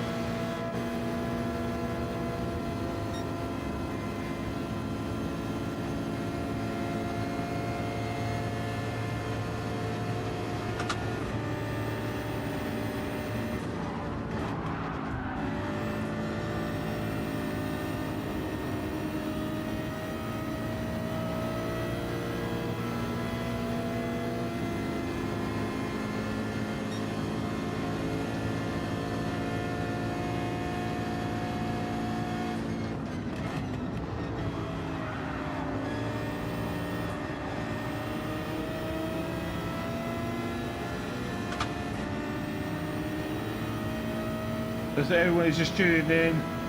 One more. This is the last race before the nations, so we just have a little laugh around there.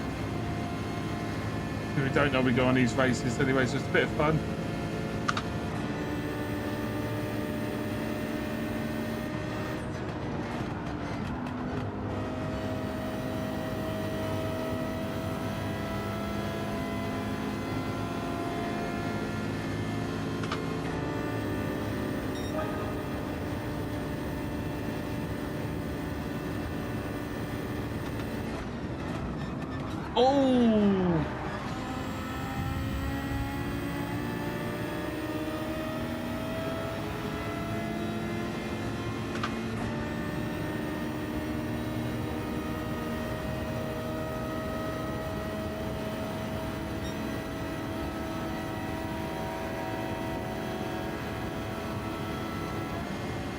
Cheers, Bobby.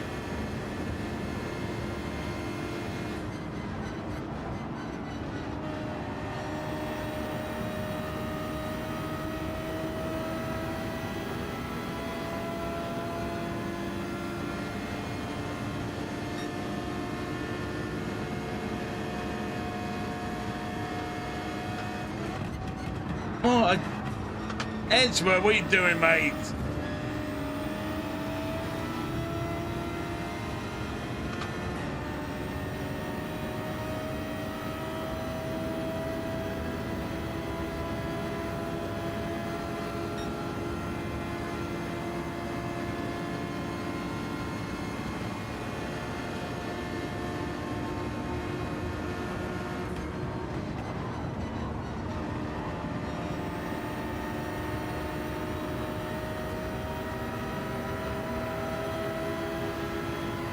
And this Suzuki used to be quick, it's struggling now.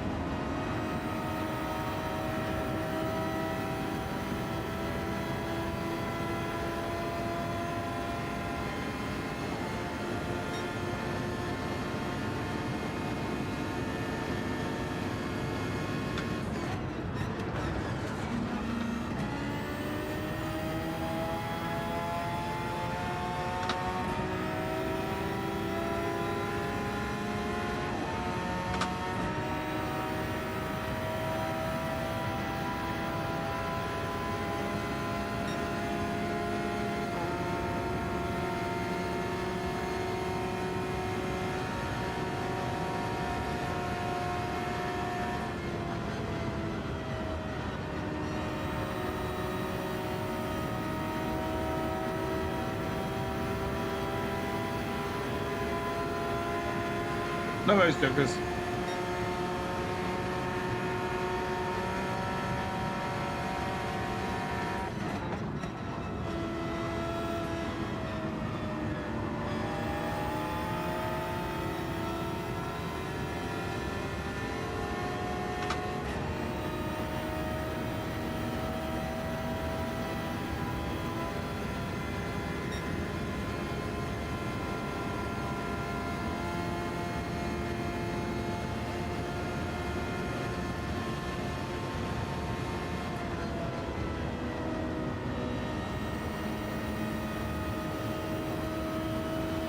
I'll try and catch up with them.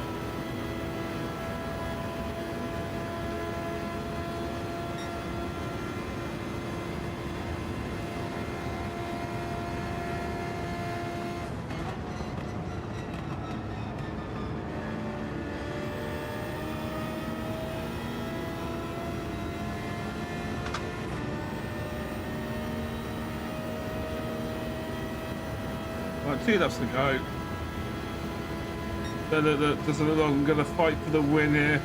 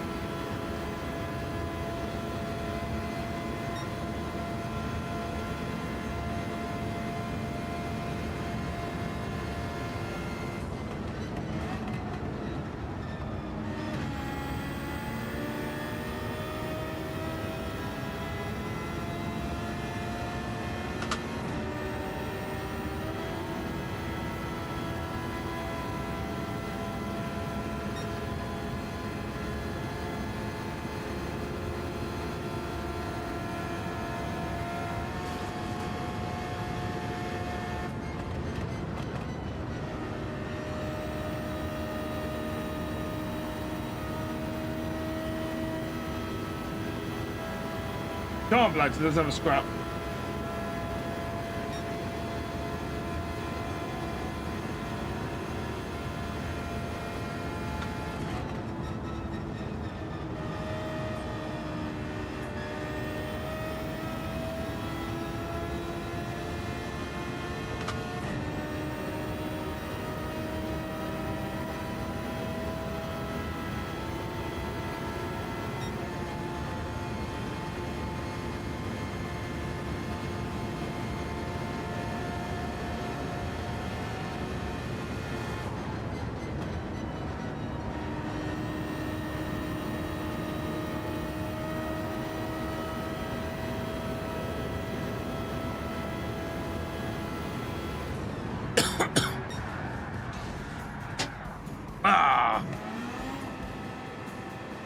Right, that is it.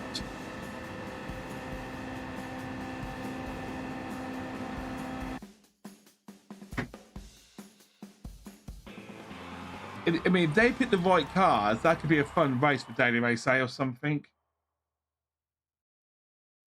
Shame, yeah. Sorry, I couldn't be in the top pack with you. I got annihilated. I had so much damage. Right, closing the lobby. Let's get ready for the manufacturers. No, nations. Should be a quick one, hopefully.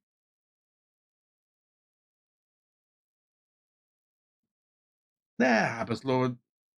This is what it is.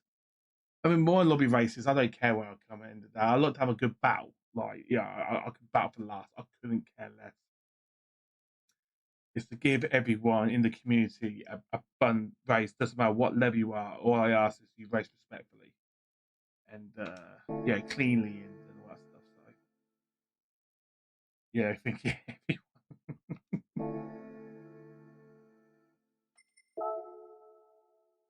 oh, what am I doing? Am I going to sport?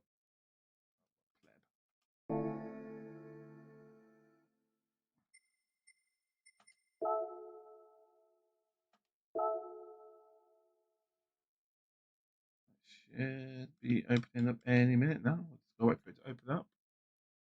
At least I got my new Supra.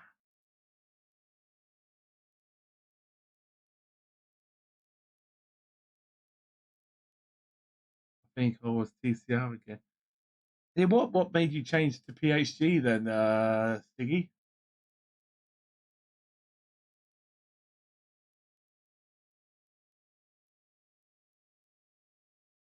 Matey, if you can keep up with us, then you're getting quicker. Simple as that.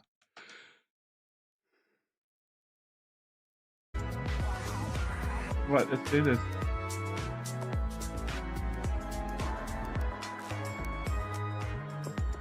What does NA mean, Stiggy? Because it's America and North America based, right? Yeah. Shut on it.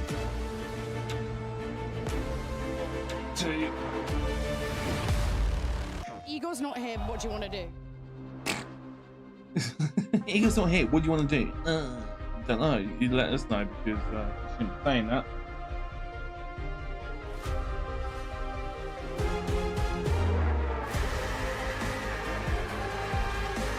I'll get you, Stiggy. No, I mean, in the day, I get it.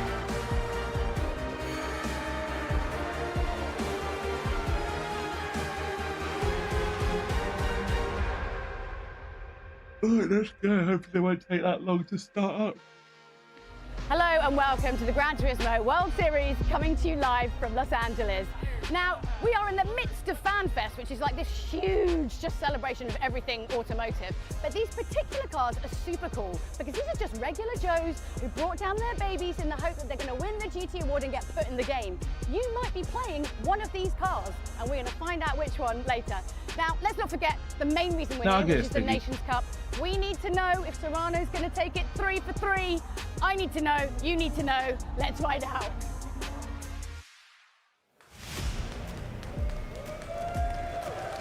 Yes, we are here inside the beautiful Orpheum Theatre in Los Angeles. Yeah, you know they were supposed to be you in this, and I respect either way, but you'll always be too sharp. We are loving it here. The energy is fantastic. And of course, it's the Nations Cup. There's so much greatness to come. But before we get into all of that, why don't we take a quick look at I see PhD. You see PhD. You can get involved with the World Series inside Gran Turismo 7 with the bonus campaign. Just click on the Winners Campaign banner on the GT7 world map, and that's going to give you the chance to win 1 million credits for each of the Nations Cup and the Manufacturers Cup by predicting who's going to win. Just think of all the stuff you could buy with that. Don't forget that you can enter and vote right up until the start of each Grand Final. Good luck. Watch the World Series broadcast through your GT7 game, and you'll unlock some special in-game rewards through the Viewers Campaign. Watch the Nations Cup live stream and you could win a Mazda RX-7 GTX 90. Everyone likes free stuff. You should have saw her, I think it was round 2, where she looked like Delbon Johnson with world's oversized. Now, I know you guys are super excited to find out more about this Spec 3 update that is coming very, very soon. So why don't we take a little sneaky peek at the Yas Marina track? Hey, DPI.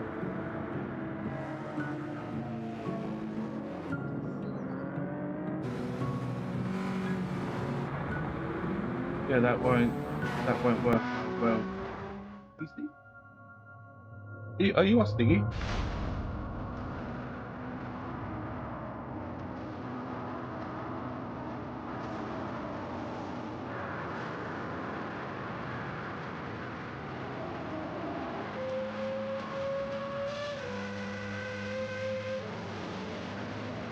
No way. So to see the F1 Renault escape. It's fat, you know, for it. No way.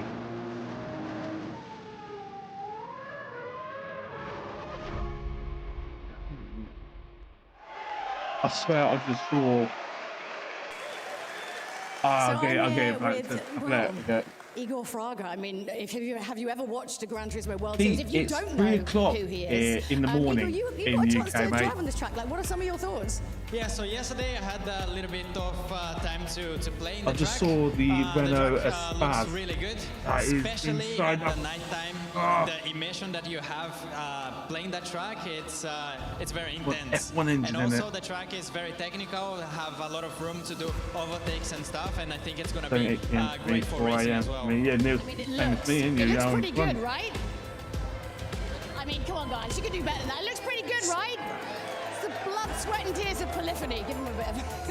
So also, for Spec 3 as well, we've got like this new data logging feature. So maybe you want to explain a little bit about that so they can get an idea of what it is. Yeah, so the data logging stuff, it's what we use also in real life as well. So in the Gran Turismo, now we have only the replay to compare against the other drivers, and now we'll have the data logging that we can really look into. Rambo, yeah, I just thought that the F1 is space, space, but I don't know how your time more value, I would say. Car is instead of trying in your driving and see that on the track, you can like actually compare to the other driver on the data and see like what's the difference it is. Oh, so they don't want to know what other drivers are doing. It's just about. No, I'm just kidding. Of course you do, right? You're a little bit competitive. Yeah, so we kind of expecting the. Is it me or she thinks she's funny when she's not? It's good. Well, I mean, it was already, we did get like a little bit kind of nerdy into the stats, but this is like another level of nerdy statting, which I can see you probably like. Yeah, we kind of love that, I guess. Well, you definitely love it. Yeah, I love it, yeah. Well, it's going to be amazing. You guys excited to drive it? She's actually quite annoying. We are so excited to see you on track as well. So big thank you She's trying to be Igor. Oh yes, Nicky, 100%. Yeah, it's not just me. Yeah, I know you have to like drive real she's cars not funny. or whatever, No, 100% she's not. The thing is, like, I'm here, being here in the competition. Maybe I should be there. Like, I want to drive it to on a race against them. Well, they're the best in the world. Like, I want to challenge myself against them. No, I had to go to Super Formula. I'm just kidding. All right, well, it's a pleasure to have you here. Thank and we're going to have a little bit of a recap to keep you up to date of everything that happened in Berlin. Okay, animated, yeah. That's funny. World Series 2 That's funny though, LG. Drive to the line here at the Red Bull Ring. Weather in play and 13 laps of action to come. Middle of her eyes. Yeah, I don't like that. I don't like that either, mate. the Spaniards. And there pointless goes Euro. Pearson. Serrano make it through as well, using the drive. I mean, has any bloke looked at a girl who has a Pearson there and go, Force Serrano to the outside. You can make a move, stick through there. He needs a good grip on you know what I mean? and a willing dance partner. Drummond tries to squeeze him. Serrano's there, but he gets a face full of curb as Drummond holds the line for second and holds on for now. For Serrano's going to drive by like he's left the handbrake on. There's contact as they come through. The exit of the right-hander. Serrano there with the inside line, and now the lead on hey, the Alan race for the Douglas, mate, how first are you, time. buddy? And he's got 6 laps separating him from his second victory in succession. Serrano leads, but Ura's got the inside line here on Kaidebrun in the middle sector. Can he make it stick through into the left-hander? He can! And Gallo's there as well. De Bruyne loses 2 places. Jose Serrano. Anthony Royal, thank you so much for subscribing, mate. Welcome to the channel. Guys, I'm going to give Anthony, sorry, a nice warm welcome into the chat. Hope you're well. Good to see you. Especially knows nothing about racing or cars. Probably not. It's now time to meet the 12 drivers. Can't judge, will be because lining might up on the do. grid. But Please welcome, first of all, guys, from her as Chile, a presenter, I don't think she's a good presenter. Angel is a 5-time winner of the Gran Turismo World Series events. How you doing, Neil? Good to see you, mate. A win ratio of 9.3%. Could he add to that tally here tonight and get off the bottom of the scoreboard? Next up, from Canada, giving Who you all do you for have, Samuel guys? Who do you have? Cardinal. It's Samuel's first season in the Gran I've Turismo got World Series. Serrano. As he makes his way onto the stage here in Los Angeles to a rapturous applause from the crowd. Next up, give it your all for Guy Barbara from Australia.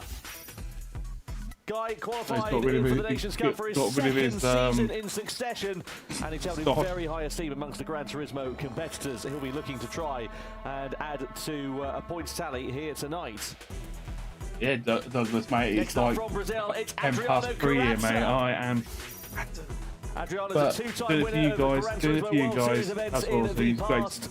He's been and chat with you guys, so in this championship for pretty much as long as Serrano everybody as well. else, and he knows how to compete at the sharp end of the field. Next up, I think from France, it's if Thomas we'll kick Laboutelet. Serrano, I guarantee someone else. Thomas' his 4th year competing in the Nations Cup. 2 wins he's had in that time. Could he go and make it a 3rd here tonight?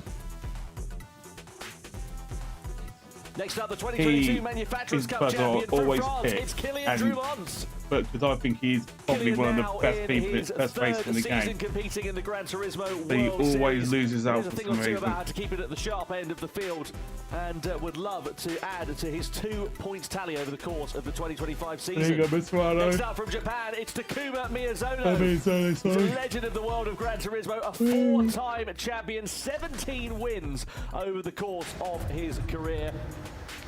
And he will be looking to try and add to that tally here tonight and add to his points total Thank you so for far the this £2 season. just because. Next up from the Netherlands, give it up for Kaidebrun. Appreciate it, mate. Guys, if you check out your like for Neil Robinson, I appreciate it, buddy. Career last time out in Berlin. See, in the nations, people who know I've raced him so let's see 3 how times. well he'll get on. Each round, I've Japan, raced give it him, up boys. for Takuma Sasaki. Takuma is a 2-time winner in the Gran Turismo World Series over the course of 20 starts that he's made in these championships. And you can see he's very much a fan favourite as well. That moustache wasn't doing him Next any up, favours. 2023 Nations Cup champion from Spain, it's Pol Ura. Pol was part of the outfit when the Nations Cup was a teams championship back in 2023. 1/3 of the drivers that won the title in that year. From Italy, give it up for Valerio Gallo. I mean, you can never rule out the Gallo Nations either. Cup world champion. He currently sits 2nd in the points rankings. And again, would love to add to that accolade this season with another title under his belt. And last but very not least, please give me your all for Spain's Jose Serrano. He's a 2-time winner in the Gran Turismo World Series alone in 2025. He's a former world champion as part of the Spanish team that won the Nations Cup back in 2023 as well. And as you can tell, he knows how to keep it at the sharp end. Let's see how he will fare against the Los Angeles crowd here today.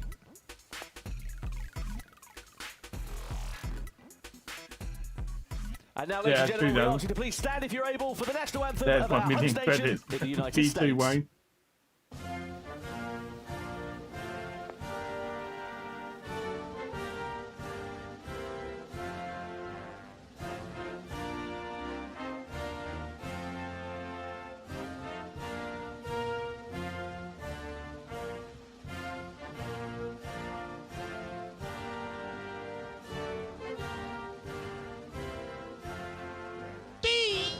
beautiful.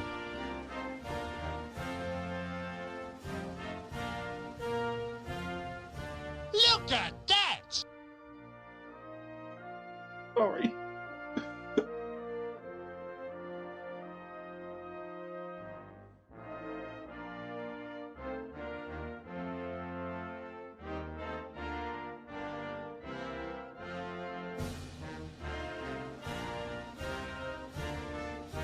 Ready? Ready? Don't think that'd be a good idea, Wayne, do you?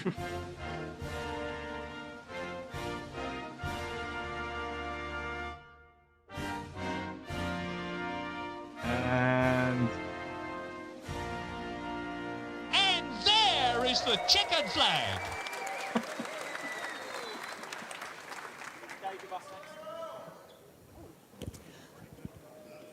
So we have got 2 races for you today. We have got the sprint race, which is just about to come up, and then we will have the grand final. These are the best of the best here to compete. Every single point is going to count because it's going to be even hotter by the time we get to Fukuoka. Who are some of your favorites then? Give me some names. Who are you rooting for? Yeah, they don't care what you ask them, they just want to be on and camera. there's everything to play for. These guys, this is the moment. It can all crumble or it can all go your way. Let's see how it's going to go down. Here's the comp format.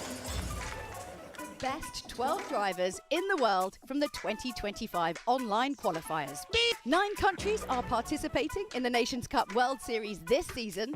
Spain, France and Japan are the most represented countries, with 2 drivers each. I'm not the only one who thinks All of the drivers will get the chance to set a time over a 1-lap attack to determine the grid for the sprint race. In the sprint, drivers will get behind the wheel of the Chaparral 2J70. And how well they perform will determine their spot for the start of the grand final. All 12 drivers will battle it out in the grand final, with only the top 6 securing World Series points. On top of getting 6 points, first place gets a shiny trophy and is declared the winner of round 3 in the Nations Cup World Series 2025. Well, let's have a look at the World Series points rankings in the Nations Cup. After 2 rounds in 2025, you can see it's Jose Serrano who's got a clean sweep. Yeah, I'm going to check that out, Rambo, tomorrow morning. Well, I want to wake up, I'm going to check that video out. You're there in 3rd position. Did it come out today, Rambo? The video, or was it the other day? She calls Sasaki, De Bruyne, Miyazono and Drummond are the last of the point scorers. Labusle, Cardinal, Barbara, Ines Rosa and Adriana Carrazza yet to get off of the bottom of the blocks. Could this be their evening here tonight? Welcome to the GT desk. Today. Yeah, I'll check it out then tomorrow morning.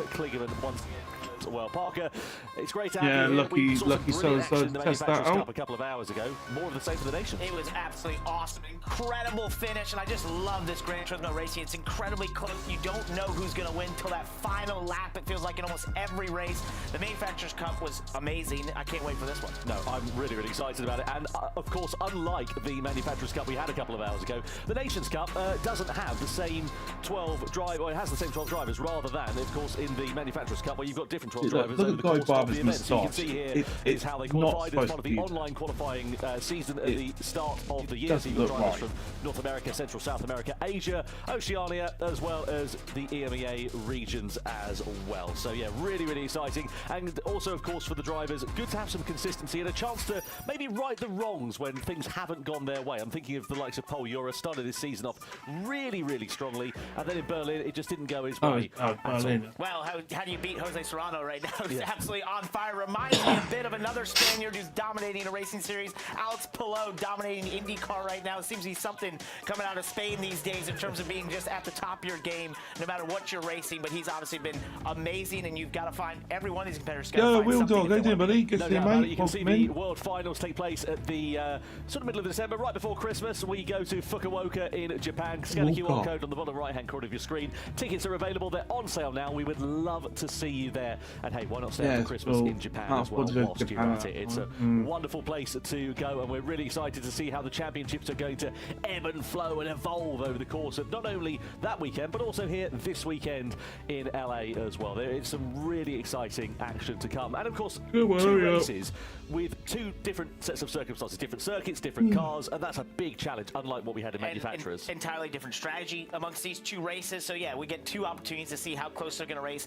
to have a great finish, to have something really exciting happen. And you couldn't have two more different cars from different eras, except for the first one we'll be in is kind of an ancestor to the Red Bull X 2019. Absolutely. Well, let's have a look at the qualifying, which took place earlier on today. So you can see this is the one-lap attack qualifying session. I mean, I was so close being Gillian. And of course, only So one opportunity to set the flying I think laps. at the moment Serrano is well, that's your day unstoppable done in and Nations. dusted. And well, here are the drivers out And the on same track. about Jimmy, 100%, but he's racing Neil. Le Mans chicane, threading the eye of a needle in a GT3 car, let alone an X 2019. Well, the X 2019, you barely check up for it and just sort of turn in and then back to the throttle and hope that you've timed it all perfectly. Then as you go through the banking here, the NASCAR banking, you're trying to just limit the track distance as much as you can. You see kind of ruin, go to the top of the board there, and then down at this fast turn one, you have to get hard on the brakes. You see Kind of Brun there setting the fastest time in qualifying. Great lap time from the Dutchman. Continuing really the progress that he made when he got onto the podium last time out at Berlin. This was Jose Serrano's attempt to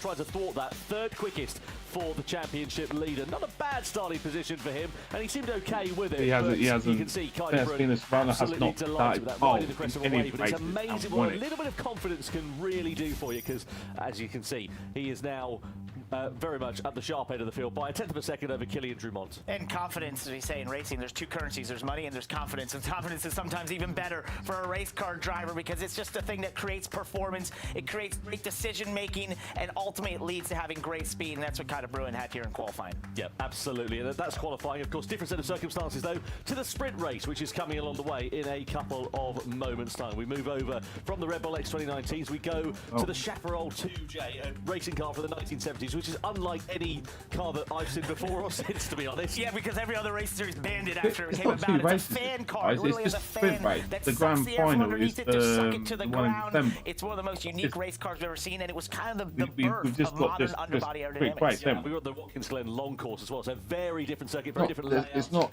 two races. Daytona. It's going to get himself a bottle of water. This race essentially is to decide the grid for the grand final. So if you haven't qualified that well in the session which we saw in the X2019s a few moments ago, you have got a chance to right the wrongs, but it's not going to be an easy task for these drivers, and especially in a car that's, I can imagine, not going to be a particularly easy one on the limit. No, it's not, and we saw them in practice all over the racetrack with this car, because it's tough to put the power down. You know, in this era, in 1970, the tires weren't the best, so it doesn't have the best mechanical grip. It's trying to achieve all that grip via aerodynamics. That means in some of the slower corners, it's tough. It's a hard one to hold on to. A reminder of the starting grid, as you can see there. So Kind of Brun will line it up on pole position. Kylian Drumont on the front row alongside him. Then it's Jose Serrano and Angel Enestrosa on the second row. Gallo and Sasaki are on row 3. And then Paul Ura ahead of the four-time Bambo, yeah, Jeff, it's going to be a fun race. Cardinal, Guy Barbara, etc., so on and so forth. And now the competitors are getting themselves ready and psyched up. Of course, I did that. I didn't know it because I went to get some water. Over the course of this season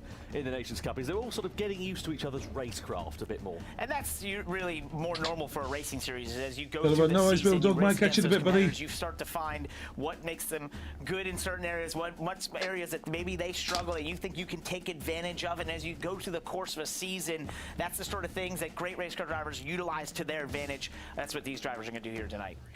Yeah, no doubt about it then. Let's get ready then to go for the sprint race here at LA. All right, let's go. Come on. So, yeah, it's just one race, isn't it, guys? The drivers then on the circuit ready to go for the sprint race here in the Nations Cup. This is going to be hugely exciting to determine the grid for the grand final. Kind of Brun lines it up on pole position. Alongside him on the front row is Kylian Drumont. Then next up on the head of row 2 is Jose Serrano, and he has got Angel Enestrosa for company alongside. Then it is Valerio Gallo. He's P5 on the grid, the Italian driver, just in front of Takuma Sasaki. Next up, Paul Ura, man who's needs to turn turned his fortunes around after a difficult Berlin This with was Red Bull, yeah. alongside. Canada's Samuel Cardinal with Guy Barbara for company. And then next up, you've got Adriano Carrazza in P11. And completing the grid is Thomas Labusle, who had some problems in qualifying. He was some 3 seconds off the pace. Now, this being a sprint race, no need to worry about tyres, no need to worry about fuel. It is flat out from lights out to the checkered flag, and it's anybody's guess as to how this will work out. And it all starts down to turn 1, a downhill braking zone into turn 1. You'll use all the runoff that you possibly can over the curve on the exit, but then it sets up a long back straightaway here on the Watkins Glen long course. One of those beautiful racetracks in all of North America. Historic, it's a beautiful place to be, and it's an awesome place to race. Super high speed. Yeah, no doubt about it. What about Kilian Drummond? What can he do there on the far right-hand side of your picture? Nice Currently kid. 7th in the standings with just 2 points on the board so far this season. Good opportunity to try and turn things around. Likewise, there is Takuma Miyazono. He's currently P5 with just 4 points out of a possible 12 he could have scored so far this season. The opportunity really does knock for some drivers, and this is the first test of things because, as we said, this will determine that grid for the grand final. We're ready to go racing, though, for the sprint race of the Nations Cup here in LA as we get racing underway at Watkins Glen, and Kaida Bruin leads the field across the timing line and down towards the first corner. Drummond, Serrano, Inestrosa all in tow behind. Into turn 1, it's not a particularly heavy braking zone, so no dive bomb moves into there. You've got to set it up quite nicely, though, as we then begin to start opening up the lap, and now we'll see the drivers following in the slipstream behind, just waiting for that right opportunity to try and pounce. And as you go through those S's, as you're following our driver, you can lose a sight a little bit, so you got to make sure you're hitting your marks correctly as we go here into the chicane a little bit. And this is a barely slow down with the grip that this thing makes here. Then as we head towards the boot, down into the extended portion of the Watkins Glen course, it starts to get into some real flowing corners. Yeah, no doubt about it. You can see Kilian Drummond all over the back of Kaida Bruin. As we come through this left-hander here, you can hear the tyres chirruping in pain as we come down in towards the final part of this lap. A long, lazy hairpin as we come through there, and you're just waiting and waiting and waiting to get on the power as we blast it on to the start-finish straight. You've got to be a bit careful about taking too many liberties through there. You run it wide, you'll end up with the curb on the outside, possibly the wall as well. Now, here's Kaida Bruin, and he's in a bit of a disadvantage because, of course, he doesn't have a slipstream. He's the one in front, punching the hole in the air. Kilian Drummond has got the advantage of that slipstream. Can he use it to his benefit, though? Going through turn 9, one of the slowest corners on the entire racetrack right there. Then head towards turn 10, a quick left-hander that sets up in the final corner back on the front straightaway. And you can see how flowing this race course is. You don't slow down often. That makes passing hard. You're going to try and pass into turn 1 as we head down towards that. Or it was back there, turn 7. Drummond goes all the way to the outside here. Can he get there? Not quite, just showing his nose a little bit, but that's the thing. You're going to try, if you can, get a good run off the final corner to get to the inside into turn 1. Well, that's an interesting one, isn't it? Because he didn't have a particularly bad run off the final corner for Kilian Drummond there, but you can see there, it's left him a little bit vulnerable here to the attack of Jose Serrano and Frank Inestrosa. But the slipstream, it's effective, but it's clearly not that effective to just blast past. It's not a particularly long straight, is it? Kilian Drummond sort of moves out as we come in towards this bus stop chicane. They ride the curb over there, and you can see the car sort of chirruping over the curbs there. Looks relatively compliant. And when you hit those curves, in real life, it knocks your head around in the car and it sort of disorients you a little bit. Here, you're just trying to use every bit of racetrack that you can get away without going over track limits through that section. And now you head down towards turn 7 here, the toe of what we call the boot at the Watkins Glen long course. So it looks a bit like a boot in some respects. There's and a washing machine Rambo that I'd like to buy. Down into turn 8, the heel the boot. If it's a boot, what shape are your feet? So that's what I want. Well, I don't know. It's what they call it. They've called it forever. As long as I've ever gone there, I'm not really sure. I've looked at it. It sort of looks like a boot, maybe. Yeah, okay, if you look at it with your eyes closed, maybe. Yeah, okay. Sasaki versus Miyazono side by side through this left-hander. The two Japanese drivers giving absolutely no quarter at all here. Miyazono looking to try and repay the favour there on Takuma Sasaki, who's dropped down from 7th to 6th place rather to 7th place from where he started. So he's lost 1 position, possibly set to lose 2, maybe even 3, because Guy Barbara is right in the wheel tracks of the two Japanese drivers. Miyazono pulls to the inside, but has got the advantage. Oh! Guy Barbara with an 8 lunge. That's a bit aggressive and a bit of a mistake, I feel, that he tried to turn into an overtake. He was just a bit of a day late and $1 short on the brakes there. Thankfully, he managed to avoid any serious contact. And the problem with that move is that when you try to go to the inside there into turn 1, we're seeing a battle for the lead. Drummond's down to the inside. We're going to be 3 wide here. Oh, yeah, this is tight. Dives in Drummond there it is, through into the lead ahead of Jose Serrano. Oh, someone's well off in the back. That's Gallo, who's entered into a different postcode by the looks of things. He fired himself off into the barrier right down the order, and that is pretty much a disaster there for Valerio Gallo, because that's going to give him the mother and father of jobs to do going into that grand final from the back. Got a real tall task to make that back up, and that can happen down there when you get side by side into the bus stop chicane. Something's got to give. You've got to get single file before you turn in, or you leave yourself at risk of firing off to the outside like he did there. So Drummond it is that leads, Serrano in second, Inestrosa in third, and that's the thing you can see in this race. One mistake and you are going to be so punished so heavily, because you could lose not only time but also 3, maybe 4 places potentially if you run it a little bit wide in a certain corner, or you make a mistake and you end up firing off into the barrier like Valerio Gallo. It can get even worse than that, to be honest with you. Right, and now as they go through here to the second final corner and into the final corner, you want to make sure you get the best run you can out of here to not leave yourself vulnerable in the turn 1. And we saw earlier, if you go to the inside, you run the risk of getting a bad exit. That leads onto the long back straightaway, which is basically through the S's flat out, and therefore you're giving up loads of time if you go to the inside here and don't complete the pass. Inestrosa was having a look to the inside there of Jose Serrano down into the first corner. Nothing doing for him on that occasion, but Drummond now is in the lead of this one, and you wonder if he will be able to pull out an advantage, but it's so difficult to do so. As you can see, he's just a couple of tenths in front of Jose Serrano. Serrano looking to try and attack as they come in towards the bus stop, which you can make a move through there, but it's not the easiest part of the circuit to do so. You can see it's very tight, very narrow in particular, and you have to ride a lot of curbs. If you make a bit of a meal of it, you'll see what happened to Valerio Gallo, where you end up facing the scenery. Let's have a look at what happened then. So we're here with Kyle Brunson. He made a bit of a mistake through the first couple of corners. Got a little wide there on the X of the S's, and once you do that, it leaves you completely vulnerable down here. He gets overtaken by 3 cars from that mistake, because that's basically a straightaway. When you leave turn 1 all the way to the bus stop, you've got to treat it like a straightaway. Any check up in your speed, you're going to pay the price. Jose Serrano was threading the eye of a needle through there. He's going to try and get 2 places for the price of 1. Meanwhile, Euro here versus Kyle Brun. They're banging sort of bodywork there as they come through the right-hander, and side by side they sit still between the two of them. De Brun's lost 4 places from where he started. He was on pole position, if you remember, and he's on a trajectory that's seeing him go backwards in this race. He tries to retaliate on the attack against Pole Europe, but that might leave him vulnerable to the charge of Sasaki and Miyazono, who are right in his wheel tracks here. That was very messy in some respects, but Pole Hero was able to make it work to his advantage. He got very loose there out of 8, then towards 9 was able to gather up, was played defensive and held onto the spot as they head down to turn 1.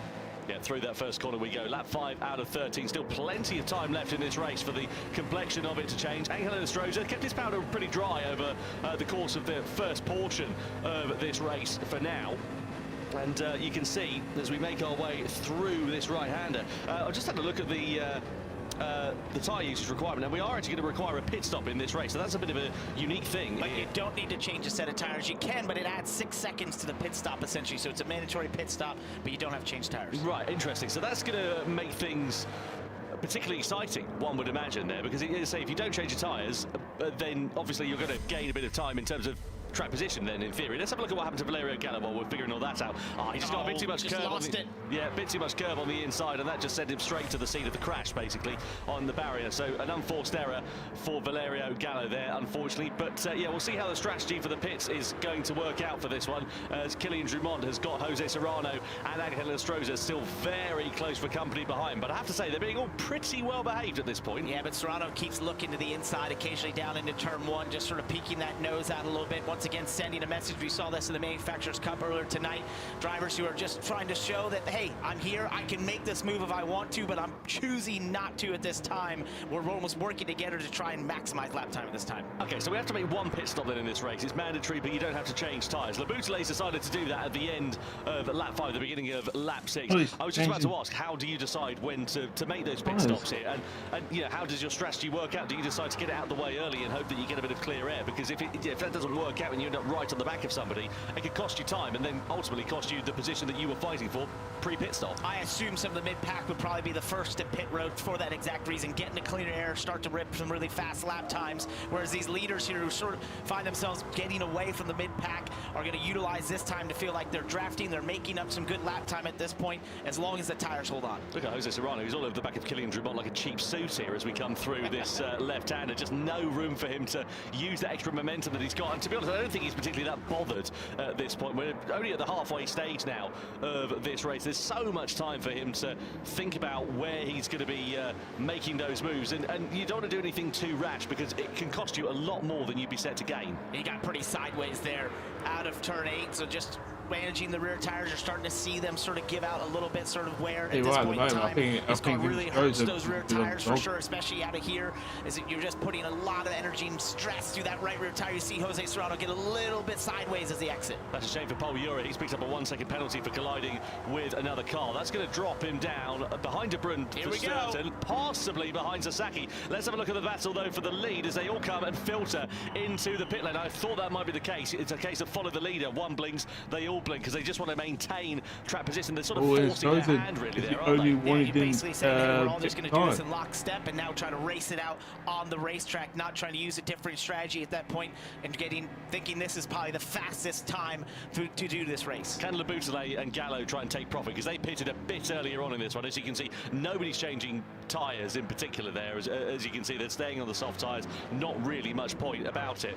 Out of the pit lane we go. Let's have a look at Laboutelet. Where's he emerging? Because he's at racing speed and his tyres, of course, will be up to temperature. They won't have dropped It looked off, like so he he's did. now I back think in the his race. tyre was on the line. So it's worked out okay there for it Thomas did look Laboutelet. like He's right in the thick of the action. He'll be there ready to try and take profit. Meanwhile, at the sharp end of this one, Serrano versus Drummond. We come down towards this chicane. Serrano's got the inside line. He's got track position, and now he's got P2. Lovely stuff. Really nice pass. That was beautiful down there into the bus stop. Drummond played it correctly. You got to just give and take a little bit down in that corner. Going side by side just slows you up so much, especially at this point of the race. Out of the pits, you just want to try and maximize lap time. You don't want to give anything up. Yeah, it's worked really nicely here for Angel Stroza. He's now in the lead of this race by 4 seconds. As you can see, he's got a nice comfortable cushion. He's made his mandatory pit stop and he's cleared off into the distance. Ura's about to serve that 1-second penalty, but given how close the field is out on track, so actually the drivers did change tyres in that one. I wonder whether they would or they wouldn't. So Stroza, that's why he's now in the lead. The only one. Yeah, he's the only one who didn't change the tyres, and that's going to leave him quite vulnerable, you would imagine, because what, 4 seconds? It's an advantage, but it's not exactly insurmountable. Let's see. We'll see if that plays out for them. This is just different strategies that we have seen here before in terms of the Gran Turismo World Series, trying to utilize these different rules to your advantage.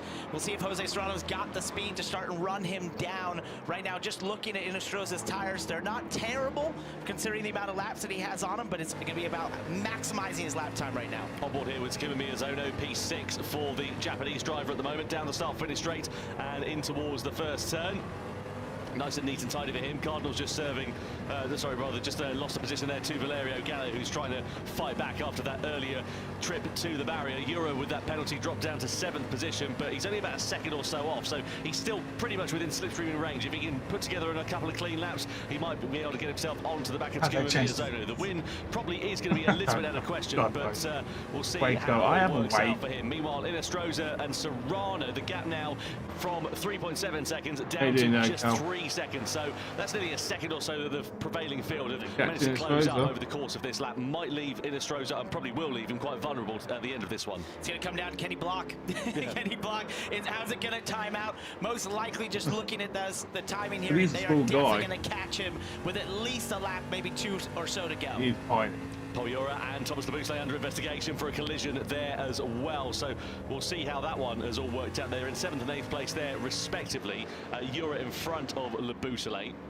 So obviously they came to blows at some point out on the circuit over the course of the last lap, and we'll see whether the stewards decide to hit them with a penalty. And one thing Jose Serrano's liking is behind him as he's gapping there to Drummond a little bit as he continues to increase that gap. That's going to give him options when he catches Stroza to have some options and not have to protect at the same time that he's trying to be on offense when he's trying to get by Stroza. So as he continues to it's a gap good the test drivers behind him, because when I do my 200 laps on North Side, they'd be up over 24 hours. So we can see the gaps now come down to 1.6 seconds between Stroza and Serrano. Last time around for Stroza a 1:31.3, Serrano a 1:29.6. So getting on for near enough 2 seconds faster than the leader. It is a case of when and not if, with 3.5 laps remaining of this one. Stroza is going to be a bit of a sitting duck in this race. I mean, he's made 3 positions up from where he qualified, which is great news for him, but you can see how close the field is, and also all the drivers, as we know, they're all on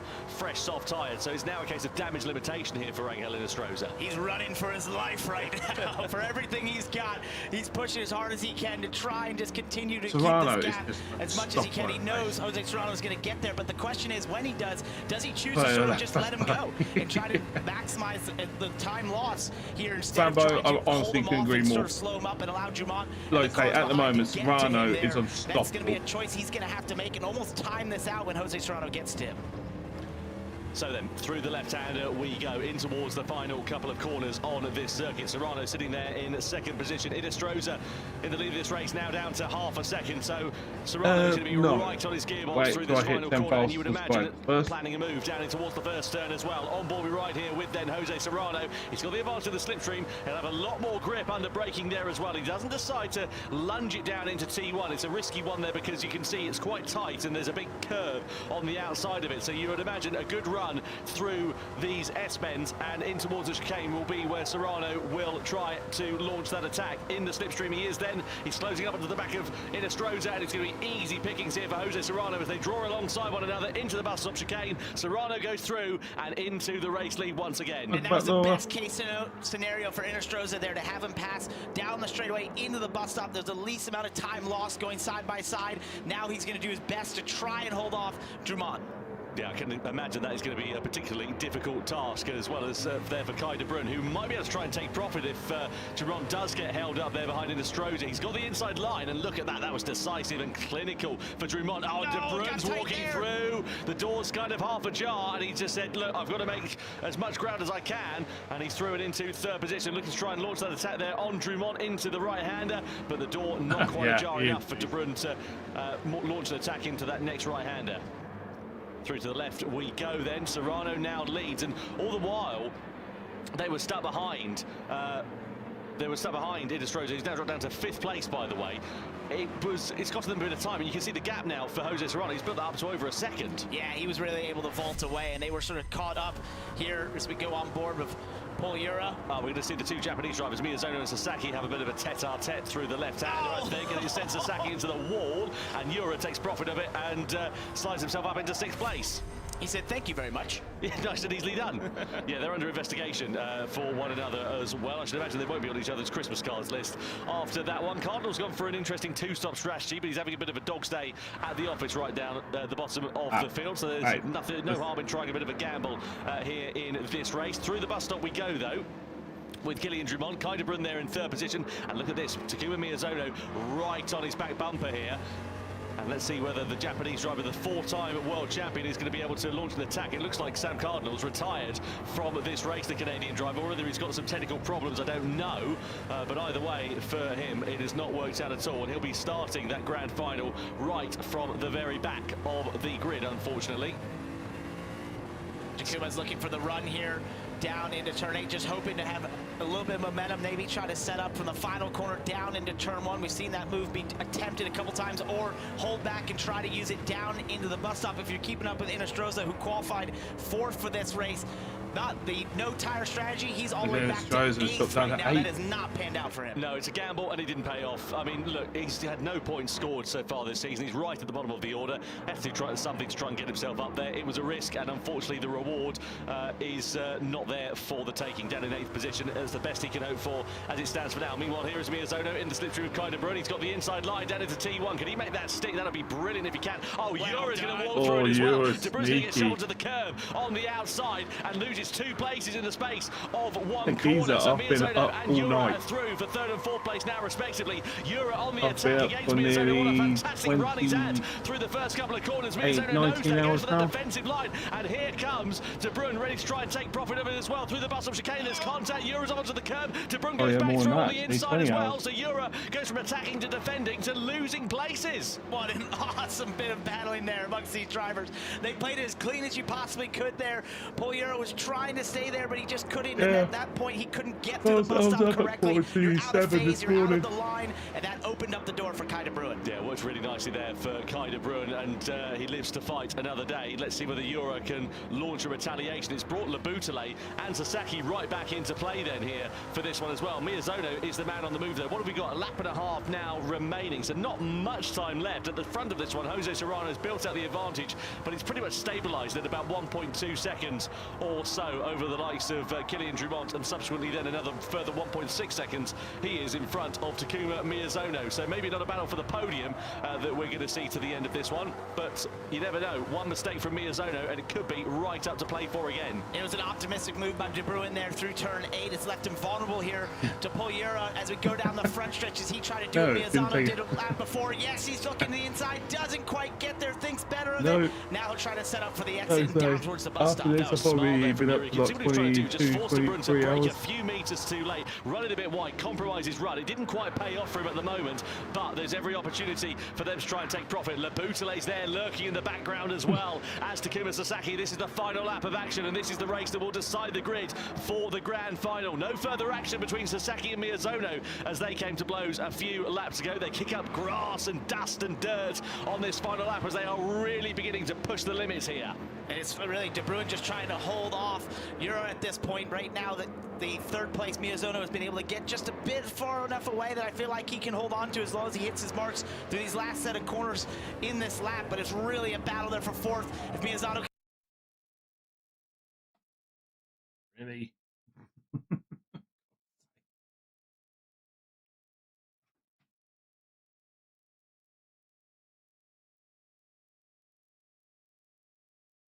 can get. Oh, let's look at the inside. De Bruin didn't quite get there. Trying everything he can. Yeah, certainly did there in P5.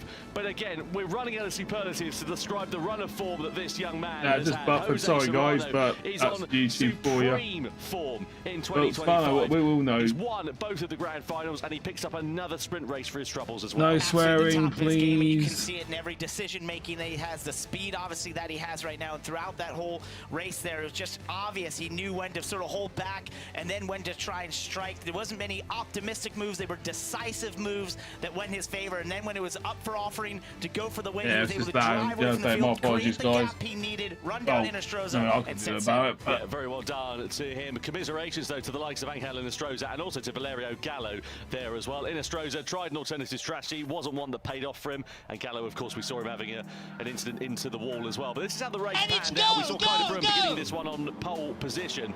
He started at the sharp end of the field ahead of Drummond and Jose Serrano. Pretty close and clean affair at the sharp end of this one. We saw Euro making a move on Sasaki in the opening couple of laps. There's a bit of hip and shoulder between those two drivers as they made their way through that hairpin. This was Valerio Gallo's undoing, though, as he just took too much curve on the inside of the bus stop, and that saw him going backwards and into the barrier. Then we saw a smattering of pit stops, and we missed this one initially, but Inestrosa pitted but didn't change tyres, unlike the rest of the field. It left him at the sharp end of the race with a near 4-second advantage as they started making moves behind. But ultimately, as his tyres wore down, everybody else began to speed up, and it left him very vulnerable in the closing stages. And Jose Serrano was able to make this decisive pass down into the bus stop, and from this point onward, he just set sail, clicking off lap time from the rest of the field as they all battled it out. So we see here Miyazono going to the bottom of turn 1, past Kai de Bruin, and that was a really nice pass. He had to play super defensive here at Pole Euro, and this all boiled up Bobby, into mate. down in the bus stop where they were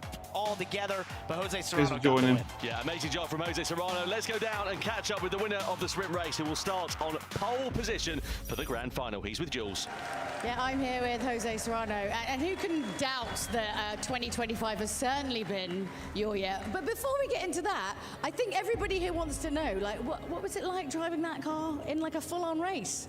It's super funny. Instead on the chicane is jumping the car, so instead of that, it's incredible to. I wasn't so tired, I enjoy it.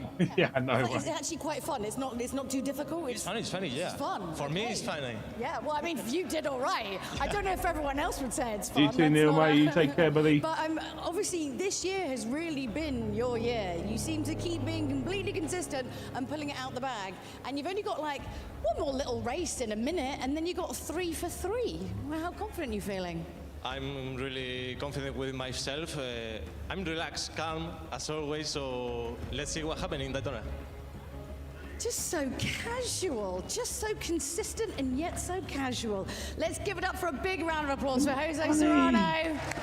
Honestly, he is, look, he's not even barely sweating, barely a bead of sweat on your forehead. There you go. And let's right now to Tom and Parker. Cheers, Jules. Yep, Jose Serrano continues his clean sweep so far in 2025. He wins the sprint race by 1.8 seconds over Kylian Drummond. Miyazono there, who'll line up P3 for that grand final with Kai de Bruin for company alongside him. Kai de Bruin probably been a bit disappointed with that one, having started the race pole position in P4. Yeah, and I think really the drive to me was Takuma Miyazono to go all the way up to third there. That really great pass into turn 1 was incredible, and it puts him in a great position here for the final. And I just think what he showed there was being able to move his way through the field between strategy and decisive moves on the racetrack, and to get the he all-important had the every driver will tell you where you start is a huge advantage. It didn't work out for Tommy Bruin here in the sprint race, but he stays in the top 4. That's within striking distance for the final. 8th on the grid to I 3rd at the couldn't agree more. Takuma Miyazono, and also Thomas Labouchelet. He started last in that race and finished P6 at the end of that one. Phenomenal job indeed from our drivers. Really, really excited for the grand final. Let's get down to Jules, shall we? Yeah, I don't rate her one as bit. we might have mentioned a couple times, after a 7-year hiatus, we have brought back the GT Awards, which has got to be one of the best competitions I've ever heard of, which is, as a GT fan, getting to get your car in the game. I mean, unbelievable stuff. So, do you want to know who's won? Do you want to know what car you're going to be driving? I thought you might. Hold on. I have an envelope and everything. It's very, very Hollywood. One sec. I need 2 hands. Oh, wait. Do you want to? You could. Ooh, okay. Are you ready? Drum roll, please. Come on, louder. This is huge. All right. I can tell you the winner is Big Mike. His car is the 1992 Honda Prelude. Pretty cool. Okay. So we got a little bit of info about this, all right? So Big Mike, he's coming here. We go. He's a journalist who bought his 1992 Honda Prelude 20 years ago before setting about his renovation and mod build. Every bit of the car engine and body is bespoke to Mike's specifications, and it pays homage to the Japanese style with a nod to USA car culture mixed with a little bit of Mike's taste. You guys are going to be driving his car. That's super cool. Massive congratulations. Well, I like Honda Preludes. Let's throw it back to Tom and not to a bad Parker. shout.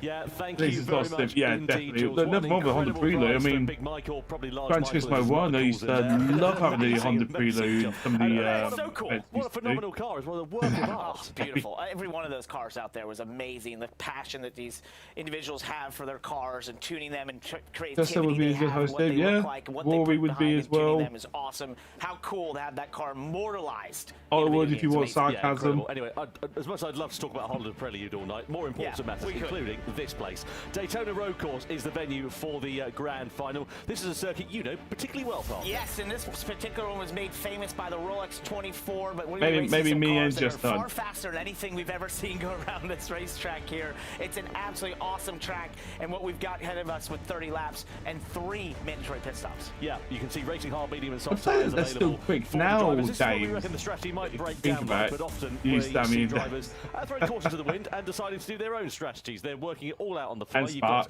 got tyre wear to consider. If you want comedy, you get these me, Spark, Sammy, so they're going to and have to do a bit Dave, of fuel saving over the course of this race. You can see the difference in the performances between the 3 different tyre compounds. 0.6 of a second slower for the mediums, a second of a lap slower for the hards, and they must use each of the tyre compounds in the race. Yeah, and take everything we say about strategy with a grain of salt. We've not always been correct in the past, so we'll see. But this race car, the Red Bull X 2019, absolutely insane race car, but really designed to be what the human maybe with a G-suit could survive driving. It's absolutely insane to drive this in Gran Turismo because it's just so mind-bogglingly fast. It creates an insane amount of grip, and it really sort of makes you rethink any course you drive it at. Absolutely. Well, Parker, you had a closer look at this Daytona road course circuit in these Red Bull X 2019s earlier on, and I have to say, it's a really interesting track, this one. Yes. And especially turn 1, because you're trail braking, you've got camber, you've got it's a bit of a pain to get a car around there, to be honest. It really is. It's a difficult corner because you come off the banking there at top speed. In these, it's almost 200 miles per hour, 320 kilometers an hour,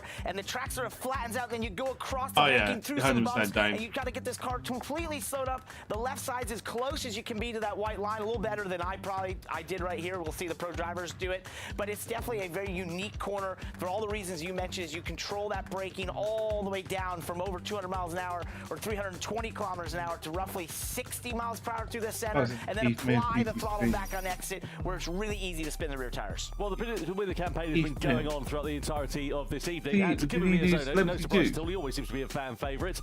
He's got 68% of the vote, the lion's share, as one would call it, against Jose Serrano, the man, of course, who is the dominant winner of the World Series events so far this season. I have to say that Takuma Miyazono, I mean, if his form is anything like what we saw in that sprint race, I mean, you'd be hard to bet against him as yeah, well. but Ken swears too much, so it wouldn't be very good to have him on this. He would just swear too much. Jose Serrano is absolutely on form and on fire right now, and just doesn't seem to make a single mistake. It's going to take everything Miyazono's got to try and overcome He was the Who's. Yeah, absolutely. Oh, yeah. Keep moving. Less to lose, should we say? Those that are at the back of the grid, maybe their sprint race didn't go so well. I'm thinking of the likes of Valerio Gallo and also Angel Stroza after that mistaken strategy. How do you plan that race? How do you play it? Well, if you're Gallo, though, you know you're in the thick of this points battle right now coming to this race, second in the points, so you've got to sort of think maybe about, hey, I don't know if I can win, but how can I get points? And that might go into his strategy. We've seen all sorts of different strategies in these races. I don't think this race will be any different for him.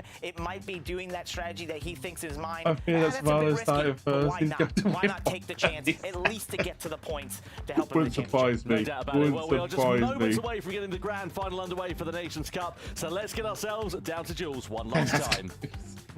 Okay, we are but moments away from the grand final of the Nations Cup, round 3. Yeah, you got to be Los professional. Angeles, are you ready? Oh. This is going to be a good one. Don't go anywhere. Let's hear it, Los Angeles!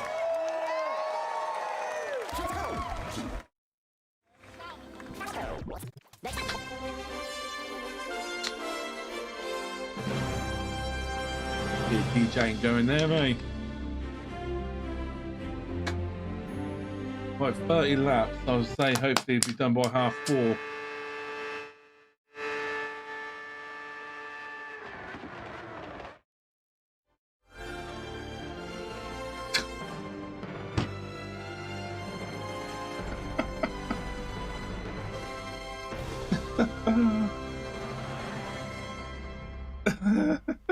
So then it all comes down to this Gran Turismo World Series 3. Love the audio. The Nations Cup about to get underway here in Los Angeles. It has been a long wait for these drivers, and they are sitting in their sim rigs not far away from the time to go racing, and we'll be keen to see how this one is going to get on in these Red Bull X 2019. You can see the competitors out on the screen at the moment, and here we are. They are ready and lined up on the grid for the grand final. So let's run you through how they are going to be lining up here for this one.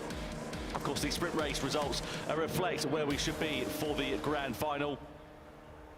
And we'll be over to that in just a few moments' time. A couple of technical problems here in Los Angeles, which just only adds to the tension for the drivers, because things like this do, of course, happen when you're in the racing car. Maybe things don't always go according to plan, and you've got to just roll with the punches. That's part of being a racing driver, James, right? You've got to overcome unexpected consequences, one of the quality had pedal issues in the component of racing. This is no different here in sim racing. And I think you saw some of the drivers like, hey, get going, because they're in the mode. They're ready to go. They've thought about this. They know exactly how they want to tackle these first few laps, maybe what the strategy is, and the best part for a race car driver is to actually get racing. And in that moment of anticipation is the toughest point. Well, let me remind you of the point standings then for the Nations Cup. You can see Jose Serrano, as we know, has won 2 from 2 so far in 2025. He's 3 points in front of Valerio Gallo. You've got Jura then just 1 point in front of Sasaki. De Bruyne and Miyazono are now tied on points, courtesy of De Bruyne getting his first podium last time out at Berlin. Kilian Drummond, the last of the point scorers there. So you've still got another 5 drivers who have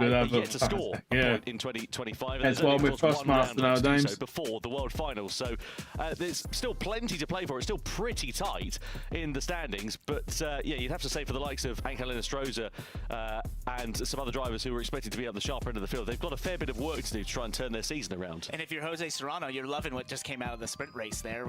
Yeah, it was cool. Was at the back of that race, so now he knows he'll be starting towards the back right now, so he's got a huge advantage in track position right at the start. My eyes open. Build up that championship lead right now as we go into this final race. For a guy that's been undefeated this year, he's loving all the things he saw through that sprint race. Yeah, no doubt about it. Jose Serrano, as we say, he's just been on in furious form so far in the 2025 season, and we're running out of superlatives to describe his performances. What about Valerio Gallo, though? Is he on the back foot going into this race? You can see him there second in the championship standings, but that sprint race did not go according to plan. Yeah, I just think he's in a position where he might have to change his thought process to saying, hey, how do I get some points? Just to stop the bleed bleeding a little bit in this. What happened in that sprint race put him towards the back. He might be thinking, how can I utilize the strategy? The 3 stops we're going to have here with 3 different tires, hard, medium, and soft.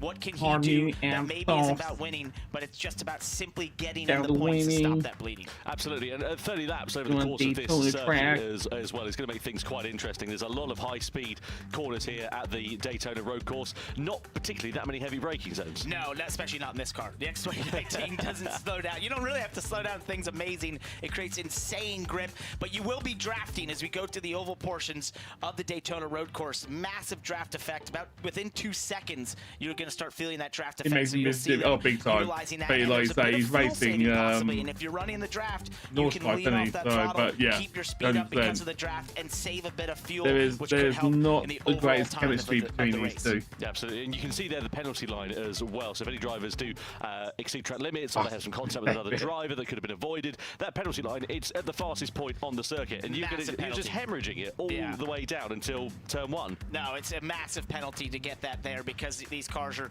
approaching 320 kilometers an hour as they go through that banking there and get slowed down and then have to re-accelerate in that portion of the track. You will lose a tremendous amount of time getting a penalty. Well, with just a few moments to go then, let's get ourselves down to Jules once again as the slightly delayed start to this race and get our crowd hyped up here in Los Angeles.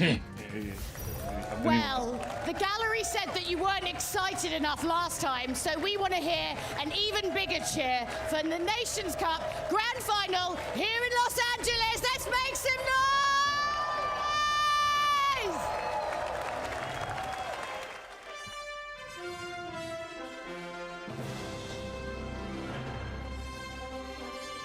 Get the wheels upon, they've all got to go on pads. That'll be interesting. That'll make it well interesting. So nice we did it twice.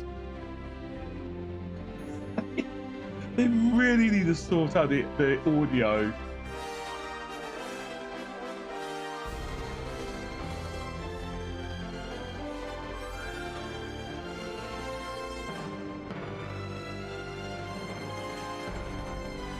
Oh.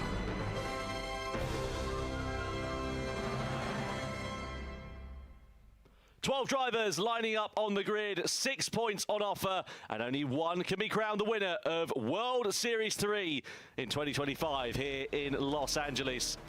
This is going to be hugely exciting to see what will happen as the drivers are ready to go for the start of this race. Let's work out how they all line up on the grid. The sprint race decided it just a few moments ago, and it sees Jose Serrano, the championship leader, lining up on pole position. Kylian Drumont is alongside him on that front row of the grid. Row 2 is headed by the quadruple world champion Takuma Miyazono, with Kai de Bruyne, the debutant podium man from Berlin. Gallo unhappy, well, yeah, he wouldn't be after his mess up. In 5th place ahead of Thomas Laboutelet, who started last in the sprint and managed to get to 6th at the checkered flag. He's just in front of Takuma Sasaki and Adriano Carrazza. Next up on the grid, you've got Guy Barbara in P9, and completing the top 10 is Angel Inestrosa, whose mistaken strategy cost him very dear. Valerio Gallo, second in the championship, lines up P11 Gallo ahead of this grand final. Inestrosa work together. P12 as well. Now, we've got a difference in tyres at the start of this race. Well, Soft, medium, and hards available for the drivers. All the drivers there starting on the medium tyres, but 3, Barbara, Inestrosa and Gallo, going for the hards at the sharp end of this race. What do you think that's all about? I think it's exactly what we discussed. It's thinking how to do something different, especially for Valerio Gallo, who comes in this race second in points, having a disastrous sprint race there, puts him at the back of the field. I will say this now, guys. Once this is done, the race is done, I'll probably just end the stream quite quickly. Start and go and get some sleep. Okay, guys?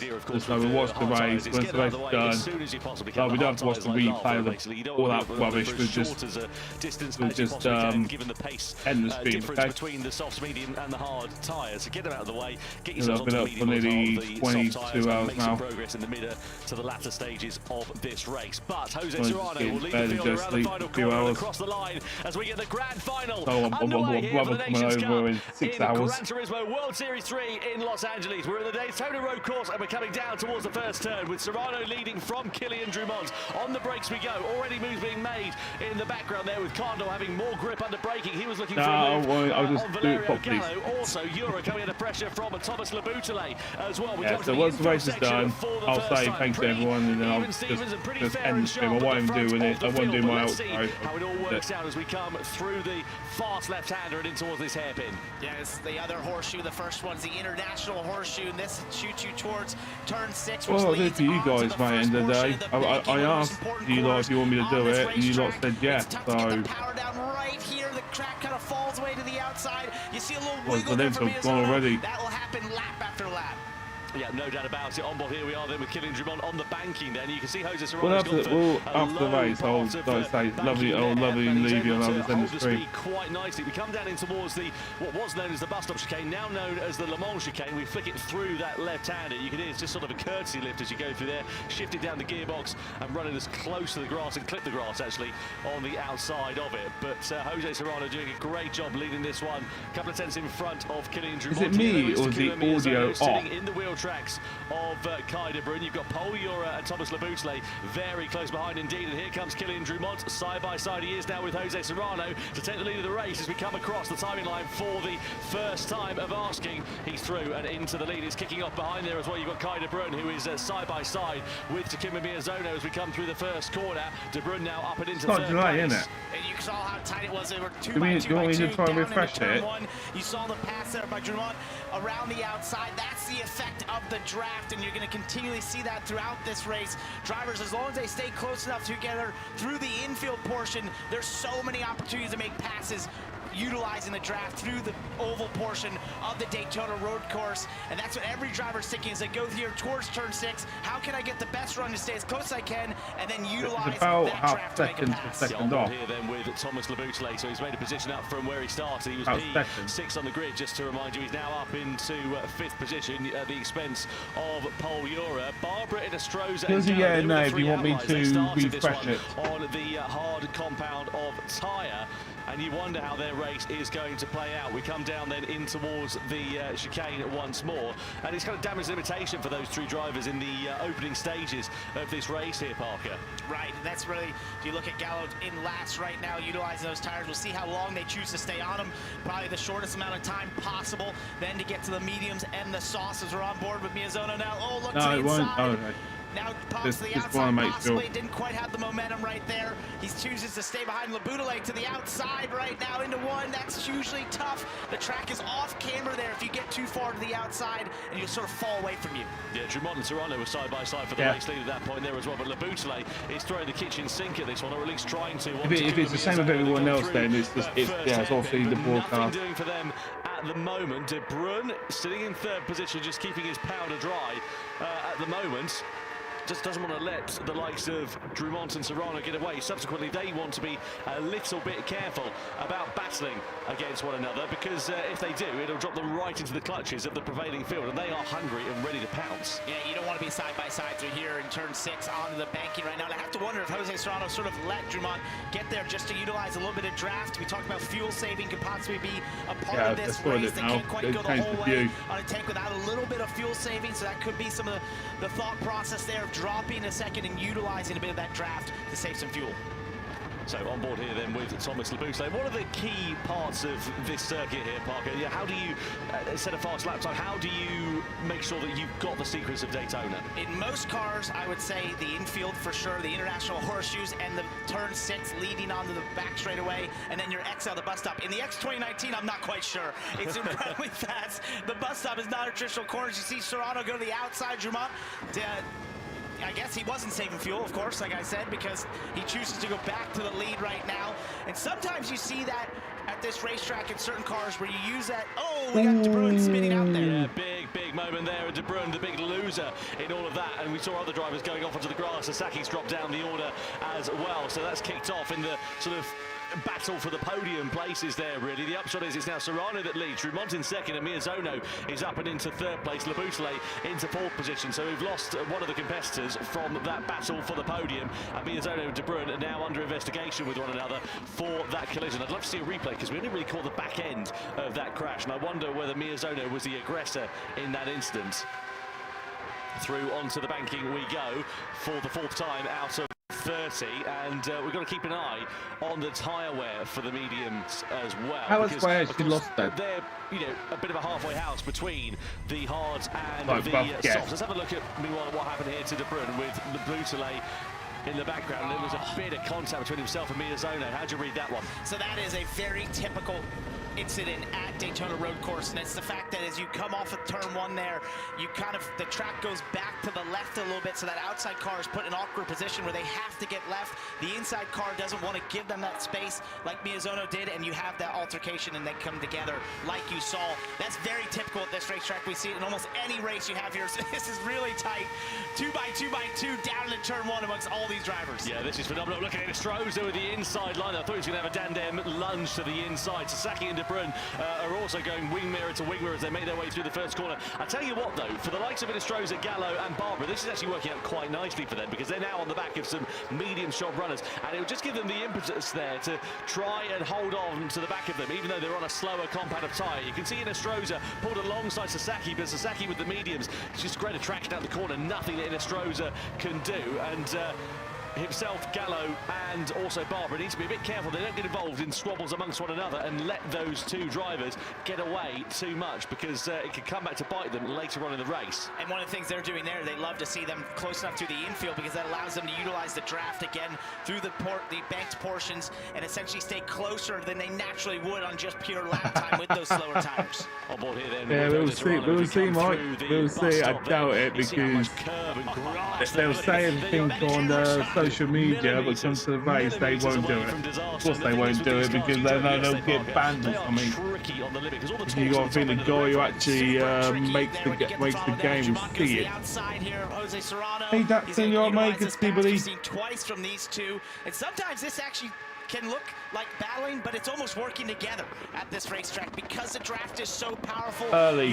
When you're I've been up all night, mate. there, you let Dumont do that, then you'll get the toe the next time around through the banking, and vice versa. You'll swap positions lap after lap like we're seeing from those two. Stroza and Barbara battling. It might be for the last positions in this race at the moment, but it might come back into their favour later on. You can see them very close to one another. Valerio Gallo, again, not made too much of an impression on this race, but he's playing the long game here. This is what all of these drivers, Gallo, Stroza and Barbara, are doing. They've started on the hard compound tyre. They've got ugly early, haven't they, really, here? Trying to make sure that they've got that tyre out of the way as soon as they possibly can. So they'll be on a quicker set of compounds towards the end of the race, whereas, of course, everybody on the medium tyres, depending on which way they go in terms of the strategy, will have the harder tyre to do at the end of the race. Where'd you come up with that term?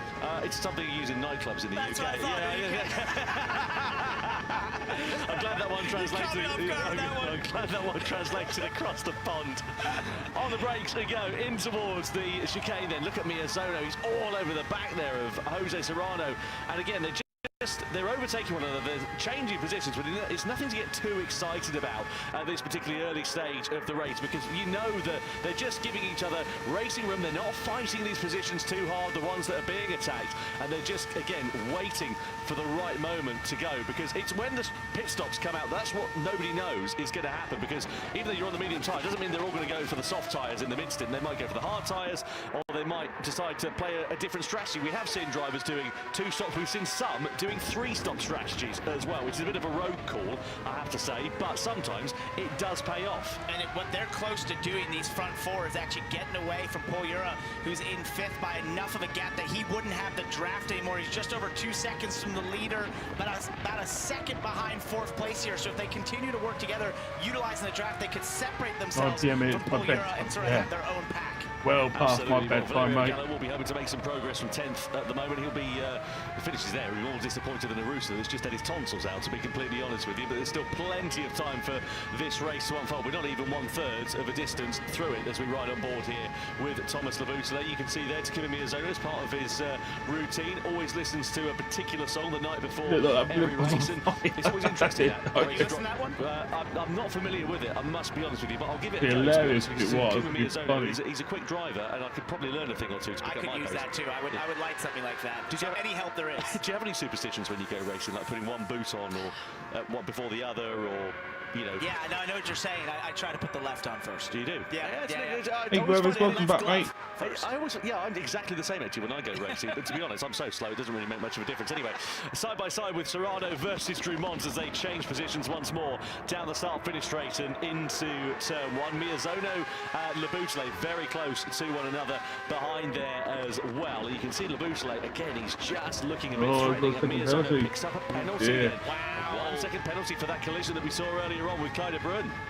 And I mean, I think that's the correct call in a lot of respects. You know, he was there. He didn't give him the room on the exit. He drove into the left rear of De Bruyne and spun him out. Nice, mate. Yeah, it's a shame for De Bruyne because he's sort of spoiled his Maybe race a good there, evening. he's on the coattails of the likes of Sasaki, etc. But it's not where he should be relative to the pace that we've seen for him, and that's how different these events can be. You know, last time out in Berlin, he was on for his first podium, and he was absolutely delighted with that after having fought for it for such a long time. And it's sort of 0-0 stuff here, this one as well. Now, for he's got that penalty. So he's going to drop behind the boot, of course, but it might drop him even behind Pole Europe because they're not too far adrift, and that penalty zone is at the quickest point on this circuit. So we're coming through in towards it now. You'll see with the two yellow markers either side of the track, and you lose, of course, that 1 second in terms of penalty time, but you also lose that time getting back up to speed there as well. So Laboutelet is going to fire past like Miyazono's But if you haven't hit that like button, guys, if you don't mind hitting that, that'd be fantastic. I mean, we've done 122 likes, unbelievable. For a stream that I never do at this time of night, so thank you so much, everyone. He's up into third place. Our first pit stop takes place, meanwhile. Inestrosa from 12th and last in this one has pitted from the hard tyres. Now, where does he go in this? Does he go for the mediums? Does he go for the soft compound of tyres? And crucially, when's he going to take some fuel on board as well? We're quite early into the race, so not really too much point, but this is the moment that cost Miyazono and also De Bruyne as well. And there's the penalty that Miyazono just honestly, this is just your force now. I mean, I can happily go sleep. I can happily go sleep. Really I am happy. But it's also a good test for me to when I do my 200 laps of Northlife, and I'm going to be up over like between 28 hours. So it's a good practice. In the race as well. You can see that there. 40% of the rear tyres are left pretty much for all of the drivers inside the top 10 that are on the hard compound of tyres, whereas Inestrosa, a brand new set of fresh mediums, they're going to feel so lovely compared to the hards he was on. And you know, in super speedway racing and NASCAR, when you race at Daytona, you want to pit in a pack because you want to utilize the draft. You don't want to be out there by yourself. I think this is very similar, that we'll see many of these drivers try to pit together because they're going faster, utilizing that draft than they would be just by themselves. So basically, him doing his drifting didn't turn you on then, Gloria. And you can see these drivers at the sharp end of this one here, Parker. Obviously, they're all working together. There's normally chicks think that. With their shoelaces. Or maybe the sound system was so bassy, the bass that it's loads of time still left to go in this one. This is one of those races where you see 12 lead changes, James, and it's like, if I was you, mate, awesome, but it's not the full story. They're working together, utilizing those lead changes to have the fastest lap times and not slow each other down. You can see exactly what it would mean for Jose Serrano if the chicks dig it. There would be another 6 points. They admit they don't, but they do. And it would give you quite a commanding advantage as we go into the World Finals. And, you know, fair play, because he really would deserve it. But there's so much time left to go. And I suppose if you're the likes of Kylian Drummond and Thomas Laboutelet here, how do you play this in terms of your strategy for this race? Because do you follow what Serrano's doing in the hope that you'll keep track position? I would, personally. Just utilizing the draft, being able to follow him, knowing he's the fastest driver here. Most likely the winningest driver of the season. You think, if I follow him, and with the draft, you don't know what can happen, what you could pull off in that final stint. So stay as close to him as you can. There's no reason to try something different when you're this close and have the draft in your favor. Just to give you an idea of the difference in pace between Angel Inestrosa and the sharp end of the field. Last time around he was a 128.8. Which of course wasn't a full flying lap because one of them he was out of the pits. That was an outlap for him. He's got like a 2,000 watt pace anyway, probably higher than that. A second or so clear of anybody else last time around. So really impressive stuff there for Jose Serrano, and we'll see what it means for him later on. Barbara and Gallo, they managed to extend those hard tyres a little bit later on. They've pitted a couple of laps after Angel Inestrosa here, which means their tyres, whichever they go on to, will be a couple of laps newer.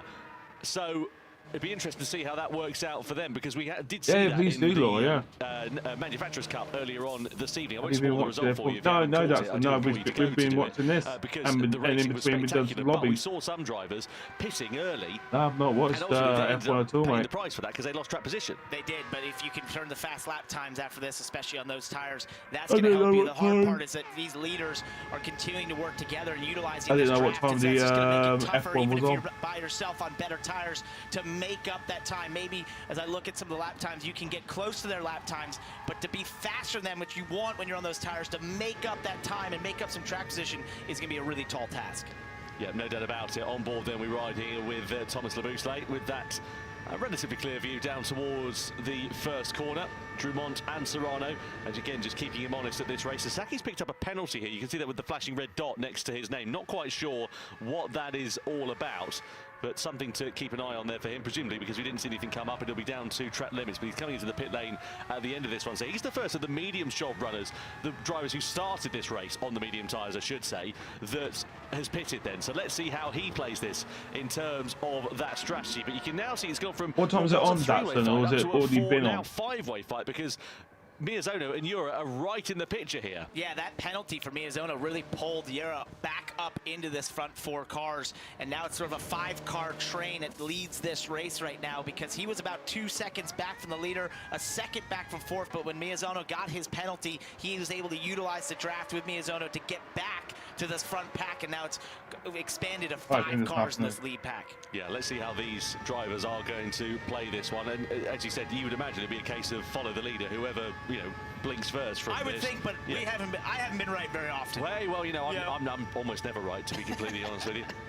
Down towards the braking zone we go of that chicane, threading the eye of a needle through there. So Sasaki went from the mediums to the hards then. So if you're the drivers that are up ahead of that, are you going to go and do the same? I suppose that's the risk though, isn't it? You go to the hard tyres and sort of deal with that pain in the middle stages of the race, which then would leave you the soft tyres at the end of it. But if you did the reverse of that, of course, that would leave you vulnerable at the end. So it's so difficult to work out how this is all going to work out. Obviously, you've got fuel to consider in this one. Whoever is, you know, might be saving fuel. If you're the likes of Thomas Labouchelet, you're just sitting there in the slipstream. Maybe you can do a bit of lifting, coasting, save a bit more fuel. Save maybe a couple of seconds on the pit stop, which could give you track position after it's all worked out. I have to think Labouchelet is doing that, because I've watched him continually have the chance to go by Jose Serrano here, poke to the outside, and he chooses to stay right behind Jose Carranza on pit road right now, going to the hard tire, and I think that's, you know, for him, Labouchelet there riding, that's definitely his thought process as I'm in the lead pack. My advantage here would be, how can I make that pit stop the shortest amount or not have to take much fuel at all by staying here in the draft and saving fuel. Yeah, more medium shop runners, Carrazza and Cardinal going on to the hard compound then in the middle stint of this race.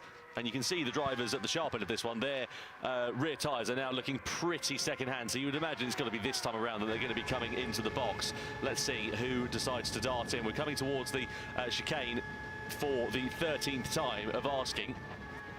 Threading it through there. You can see the throttle trace right there as he got towards the bus stop, just feathering it a little bit before they got to the braking zone, just standing there right behind Drumont.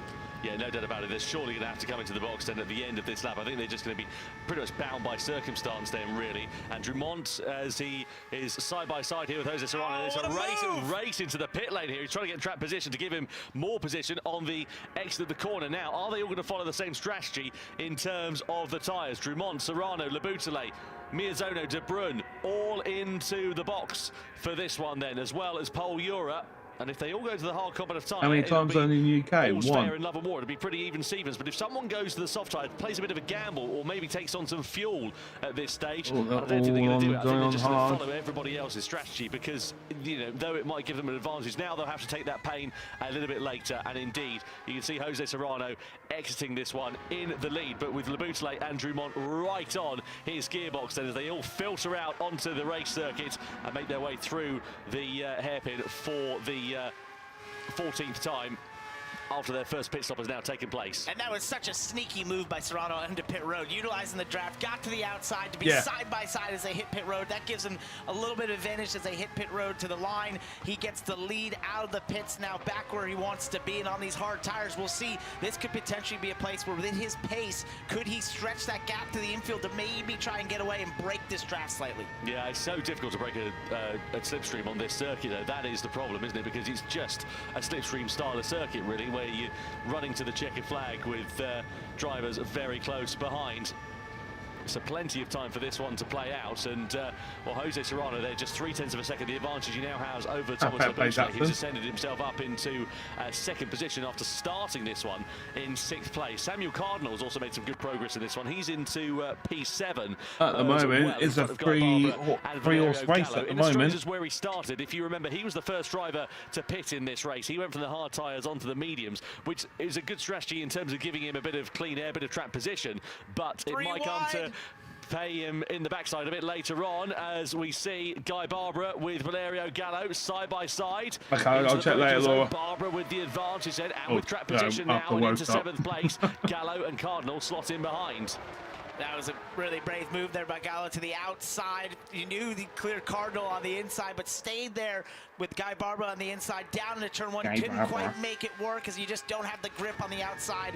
But with these medium tires, he's showing some great pace as they've tried to move forward from the back of the pack over this race. Yeah, through into that right-hander as we ride on board here with Valerio Gallo. You can see the steely face of concentration for the 2021 Nations Cup World Champion. The results have not been particularly forthcoming over the course of this evening here in Los Angeles, but he does still sit second in the championship as it stands for now. Just 3 points adrift of Jose Serrano.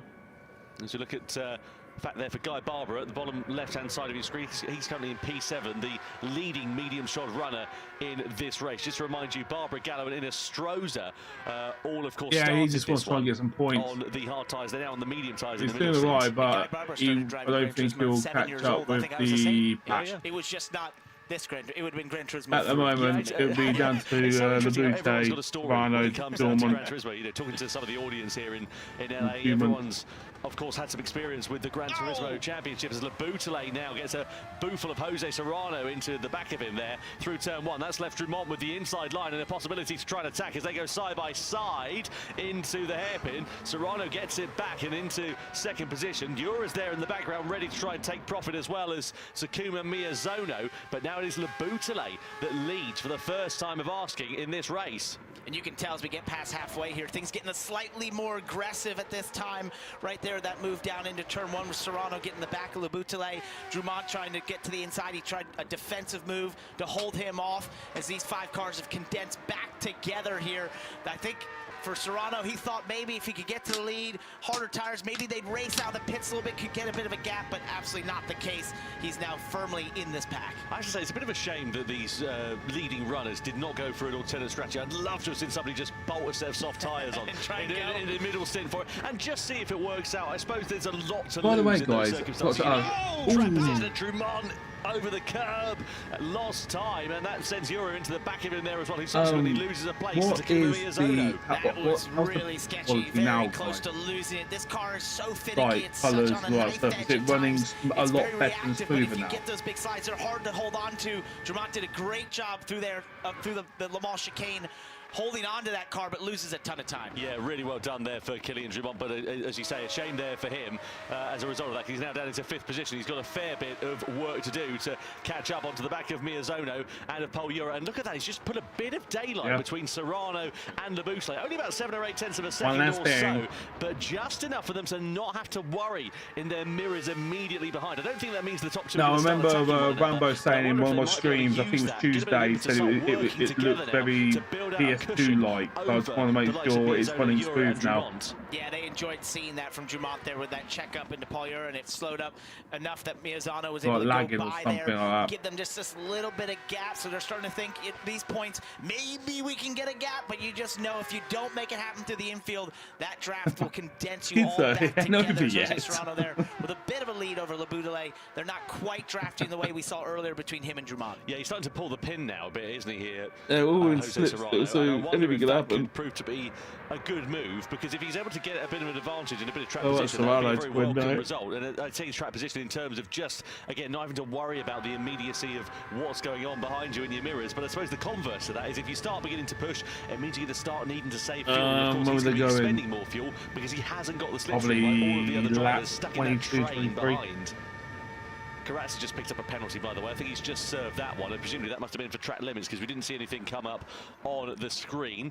Been quite an anonymous race so far for Adriano Karatsa. De Bruin and Sasaki under investigation for a collision there as well. So we'll pick the bones out of what happened there. But the upshot is De Bruin is now down and into 10th position. Yeah, Cardinal's not doing that well, Guevers. 4 seconds. So clearly something has happened there to the Japanese driver. It's not worked out at all for him.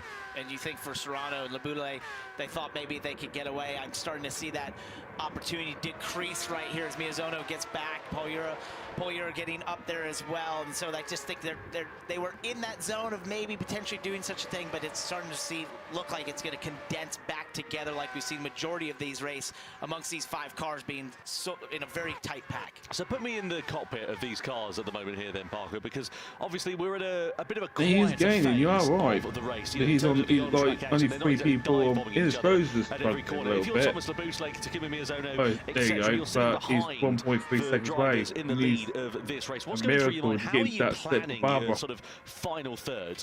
I think at this time, you're obviously assessing your competitors. Where do you think they're better than you? Where do you think that you could work and improve, but a little bit, and also knowing when are they going to make that first move to get on those soft tires? When does that happen? Do you follow them? Do you try to do something different? Most likely you want to just follow the leader to get on those softs immediately, not let them get away. And so this portion of the race is just a bit of assessing at this time as you watch Laboulle go to the lead over Jose Serrano. That same pass we see multiple times. Does he really and you're just trying to nice? set yourself in position where you feel like you can react to that pit stop, put those softs on, and be in a position to hopefully strike in that final stint. I suppose that's the thing, isn't it? Obviously, at other circuits where the slipstream maybe isn't so prominent, De Bruin picks up a 1-second penalty for the incident with Takuma Sasaki, by the way, so he was clearly as the arrest, so we didn't see exactly what happened. But just going back to that thought, so I suppose if you're the likes of, Kylian Drumont, for example, you're at the back of this train at the moment. I mean, if you try and do the undercut and stick a set of soft tyres on before everybody else, sure, it might give you a bit of track position. Maybe you come out in clean air during your pit stop, and it gives you that track position to be able to take advantage of everybody else makes their pit stop. But the problem is, it'll leave you so vulnerable at the end of the race because the slipstream is so powerful at this circuit. It's just not worth that gamble. Yeah, the only way to avoid the slipstream or to try to combat it is just to be really good to the infield, right? And that's just typical of Daytona Road Course. No matter what you're racing, that's always the case. You try to do all the hard work to the infield to get away, to not allow the driver behind to have the easy work of utilizing the draft. Yeah, asked me if they want me to stream it, and they said yes. So if you go earlier onto those softs and here put I yourself am. at a grip deficit, You're 24 hours. not going to be able to hold them off down through the oval And I can here with Serrano hear that bed screaming my name. Leading across the line. Serrano now back in front by the time we get down. But only 10 laps to go, and they'll go quite quickly.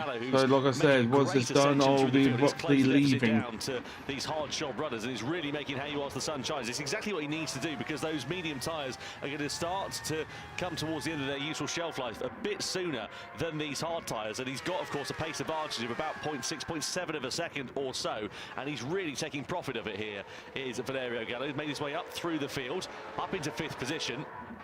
And he needs to do that, really, because if he wants track position, this is exactly how to do it while the field is all closed up. This has been an awesome drive by him from the back of the pack, using an alternate strategy. Oh, stop it.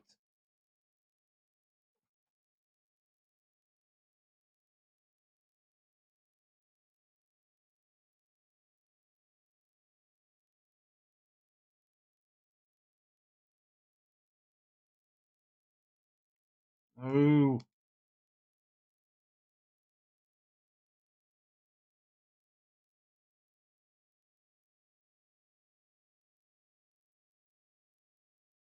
Profit of it here is Valerio Gallo. He's made his way up through the field, up into 5th position. And he needs to do that, really, because if he wants track position, this is exactly how to do it while the field is all closed up. This has been an awesome drive by him from the back of the pack, using an alternate strategy. As you getting on those mediums. Opening the door here, Valerio Gallo's going to get a bit messy here as we come in towards the hairpin bend. Drumont's ready to try Gallo's, Gallo's really doing Gallo's in the well. middle of a bit of a sandwich here, and he might come off second best, but manages to get himself now alongside Drumont for the exit of the corner as Serrano bails out of that battle as we come and flick it through the left-hander. Gallo's going to have the inside line in the grip under braking, gets himself through and into fourth place. That was an amazing bit of driving from all of those concerned in the first sector, because it looked like it could have got pretty ugly, that one. And it put them all 3 wide in 2 consecutive corners, and Serrano was the big loser of all this, being on the outside there of turn 3, the international horseshoe. There's just no grip, especially if you're forced to the 3rd groove right there. He couldn't get accelerating, falls all the way back to 6, and has really been at the front 2 positions most of this race. He has serious work ahead of him. Yeah, amazing job from all of those drivers. And for Valerio Gallo, you know, he says he plays for fun, which helps him not get overloaded with training. I've known Valerio for quite a long time now, and he is one of the most calm, cool and collected characters in the Gran Turismo World Series. Killian is a good-looking chap. One of the most competitive. He knows how to pilot one of these machines, and he just does it for the absolute sheer joy of racing. Look at Jura all over the back here of Miyazono, but Gallo's coming through like a storm. Pulls to the high side, goes to the outside. That's going to leave him a bit vulnerable, but he's got so much grip under braking, he's able to pull alongside Jura, and I think he's just going to have to bow out of it on the exit of turn 1, which he does so. But if that doesn't show you the difference in performance between worn medium and worn hard tyres, I don't know what will. Like I said, the only question mark for Valerio Gallo is, has he that's not a bad call at the moment. At the moment, that's a good call. He's in V2 at the moment. When they start making their final pit stops and have to take fuel on board. Let's have a look here at Miyazono then, Serrano and Labutale. This is going down towards turn 1. And Miyazono with his lunge to the inside of Jose Serrano at the start of this most recent lap. He's now just dropped down to 3rd place because Paul Jura is through into 2nd. Number 1. There's no safe place in this top 5. It's just constant movement, constant actions. They're all moving around and jockeying for position, utilizing the draft and firing it down the inside of certain corners, putting people in awkward positions. As this is an awkward run right here. You got to bow out of it right here. You can't go side by side through the bus stop. It's just not possible in the X 2019. You'll be way slower than you want to be on the exit. Blink and you'll miss it sort of stuff. The medium shot runners have pulled a bit of a blinder in this race, actually, to be honest, because they started on the hard side, they got that phase out of the way, and now they're really taking profit because the field hasn't spread out like you might see in a more traditional style circuit, because of course the slipstream is just so powerful and the drivers are just sitting in all of those trains. They've really been able to take profit in this mid-stage. It's brought a lot of them right into contention. As we're on board here, Valerio Gallo, who looks to the outside right now, his right rear tire is really worn, so it's gonna be about how long can he hold on.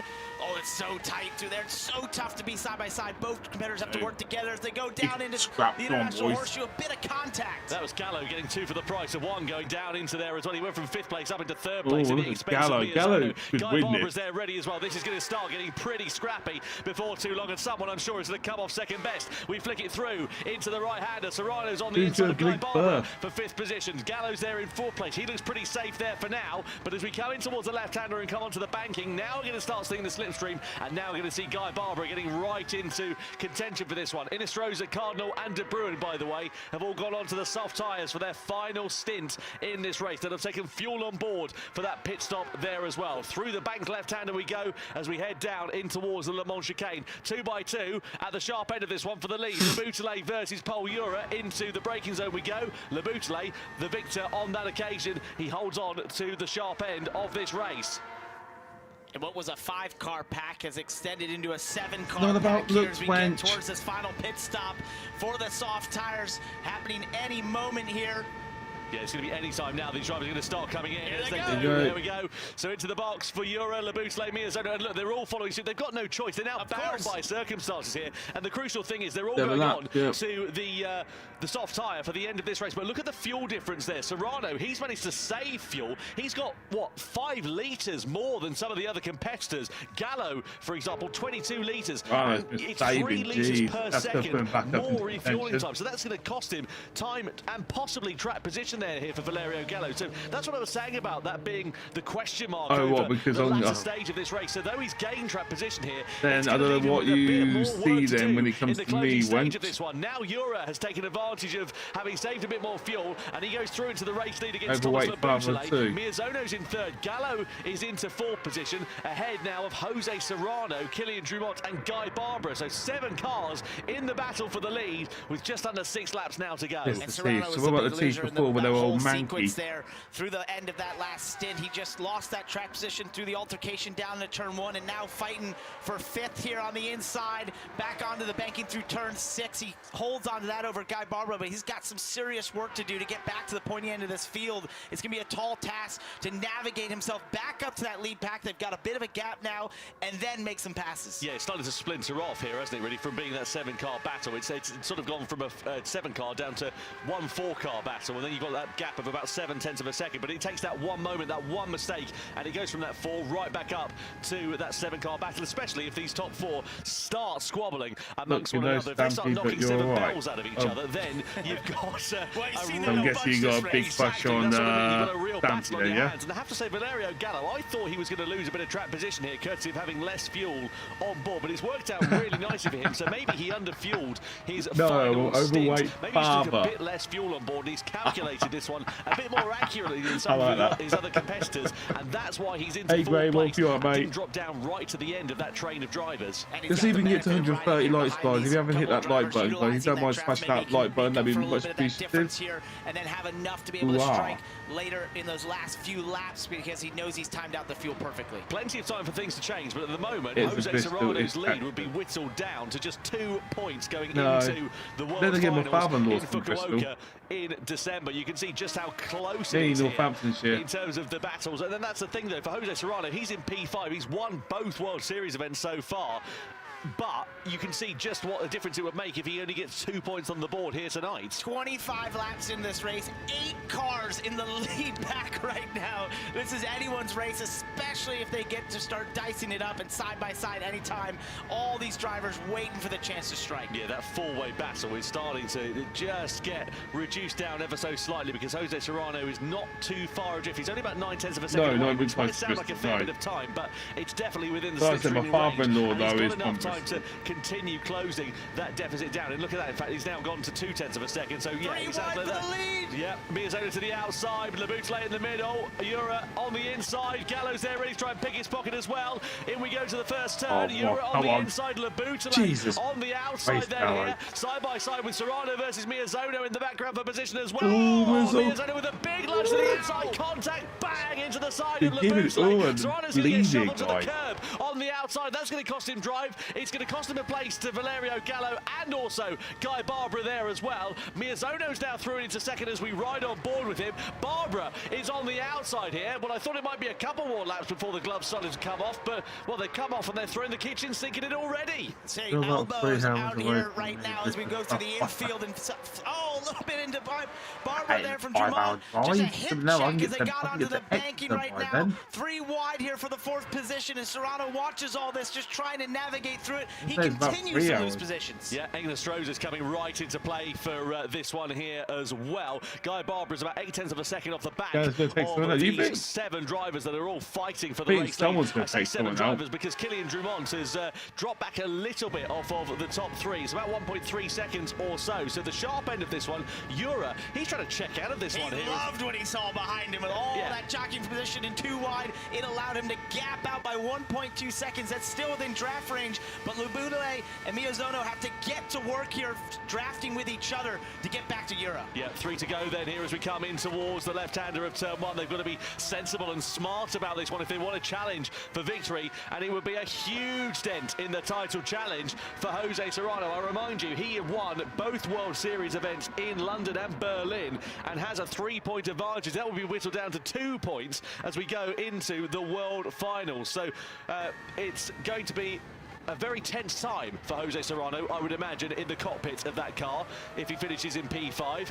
But again, there's still a bit of time for him to try and turn around those fortunes. And Paul Jura's just gotten 2 more tenths on that lead right now, up to 1.4 seconds. That's the biggest lead we've seen in this race yet, with just a couple laps to go. 1.5 now as they get onto the banking. He's doing exactly what we talked about, what we thought Jose Serrano was trying to do earlier, had the chance to do, and that is jet away from the field, get away from that draft, and see if you can get it to where they can't even get to you. Up to nearly 320 kilometers an hour, over 320 kilometers an hour as we come in towards towards that chicane then. Labutale and Miyazono need to do everything they can to close the deficit down, because Miyazono and Miyazono rather, beg your pardon, and Labutale can see their chances of victory slipping through their fingers, because Jura is driving like he's left the gas on at the moment. And look at him weaving. He's trying to avoid the draft. You're trying to break the draft by weaving a little bit through those sections there on the straightaway. It looks odd, but that's exactly what he's attempting to do.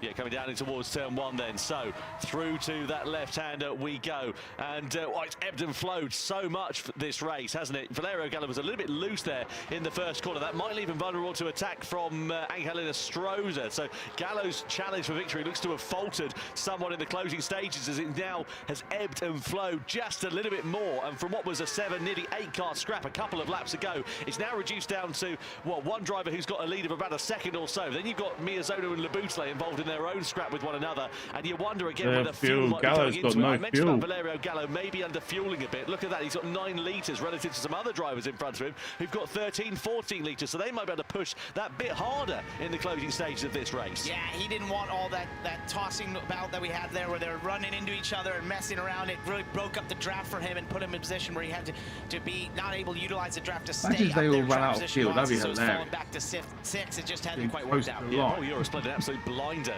in this race, though. Can he hold it, though, to the end is a crucial question. Look at the run that Labutale got on the exit there of the Le Mans chicane. He's going for the high line on the outside. It's a longer route around that corner, but he gets it back into the slipstream quite nicely there. Miyazono, as you said, trying to break that toe, I'm sure, before too long. Labutale goes for the outside line as they go 2 by 2 across it. 2 to go at the end of this one here. Labutale with the outside line for second. Miyazono on the inside, down in towards turn 1. Miyazono will have track position, but will he be able to hold it? Labutale is going to get hung out to dry on the outside here, and again just one corner of battling, and look who's there in the background. Jose Serrano and Killian Drummond. They are just before right the race away, finishes, guys, just thank you so much everyone for today, this morning, tonight, we want to call it.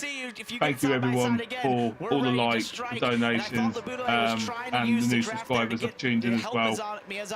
But like I said, once this is done, I'll end the stream and I'm going to go straight to bed. So guys, I appreciate everyone just keeping, chilling with me today.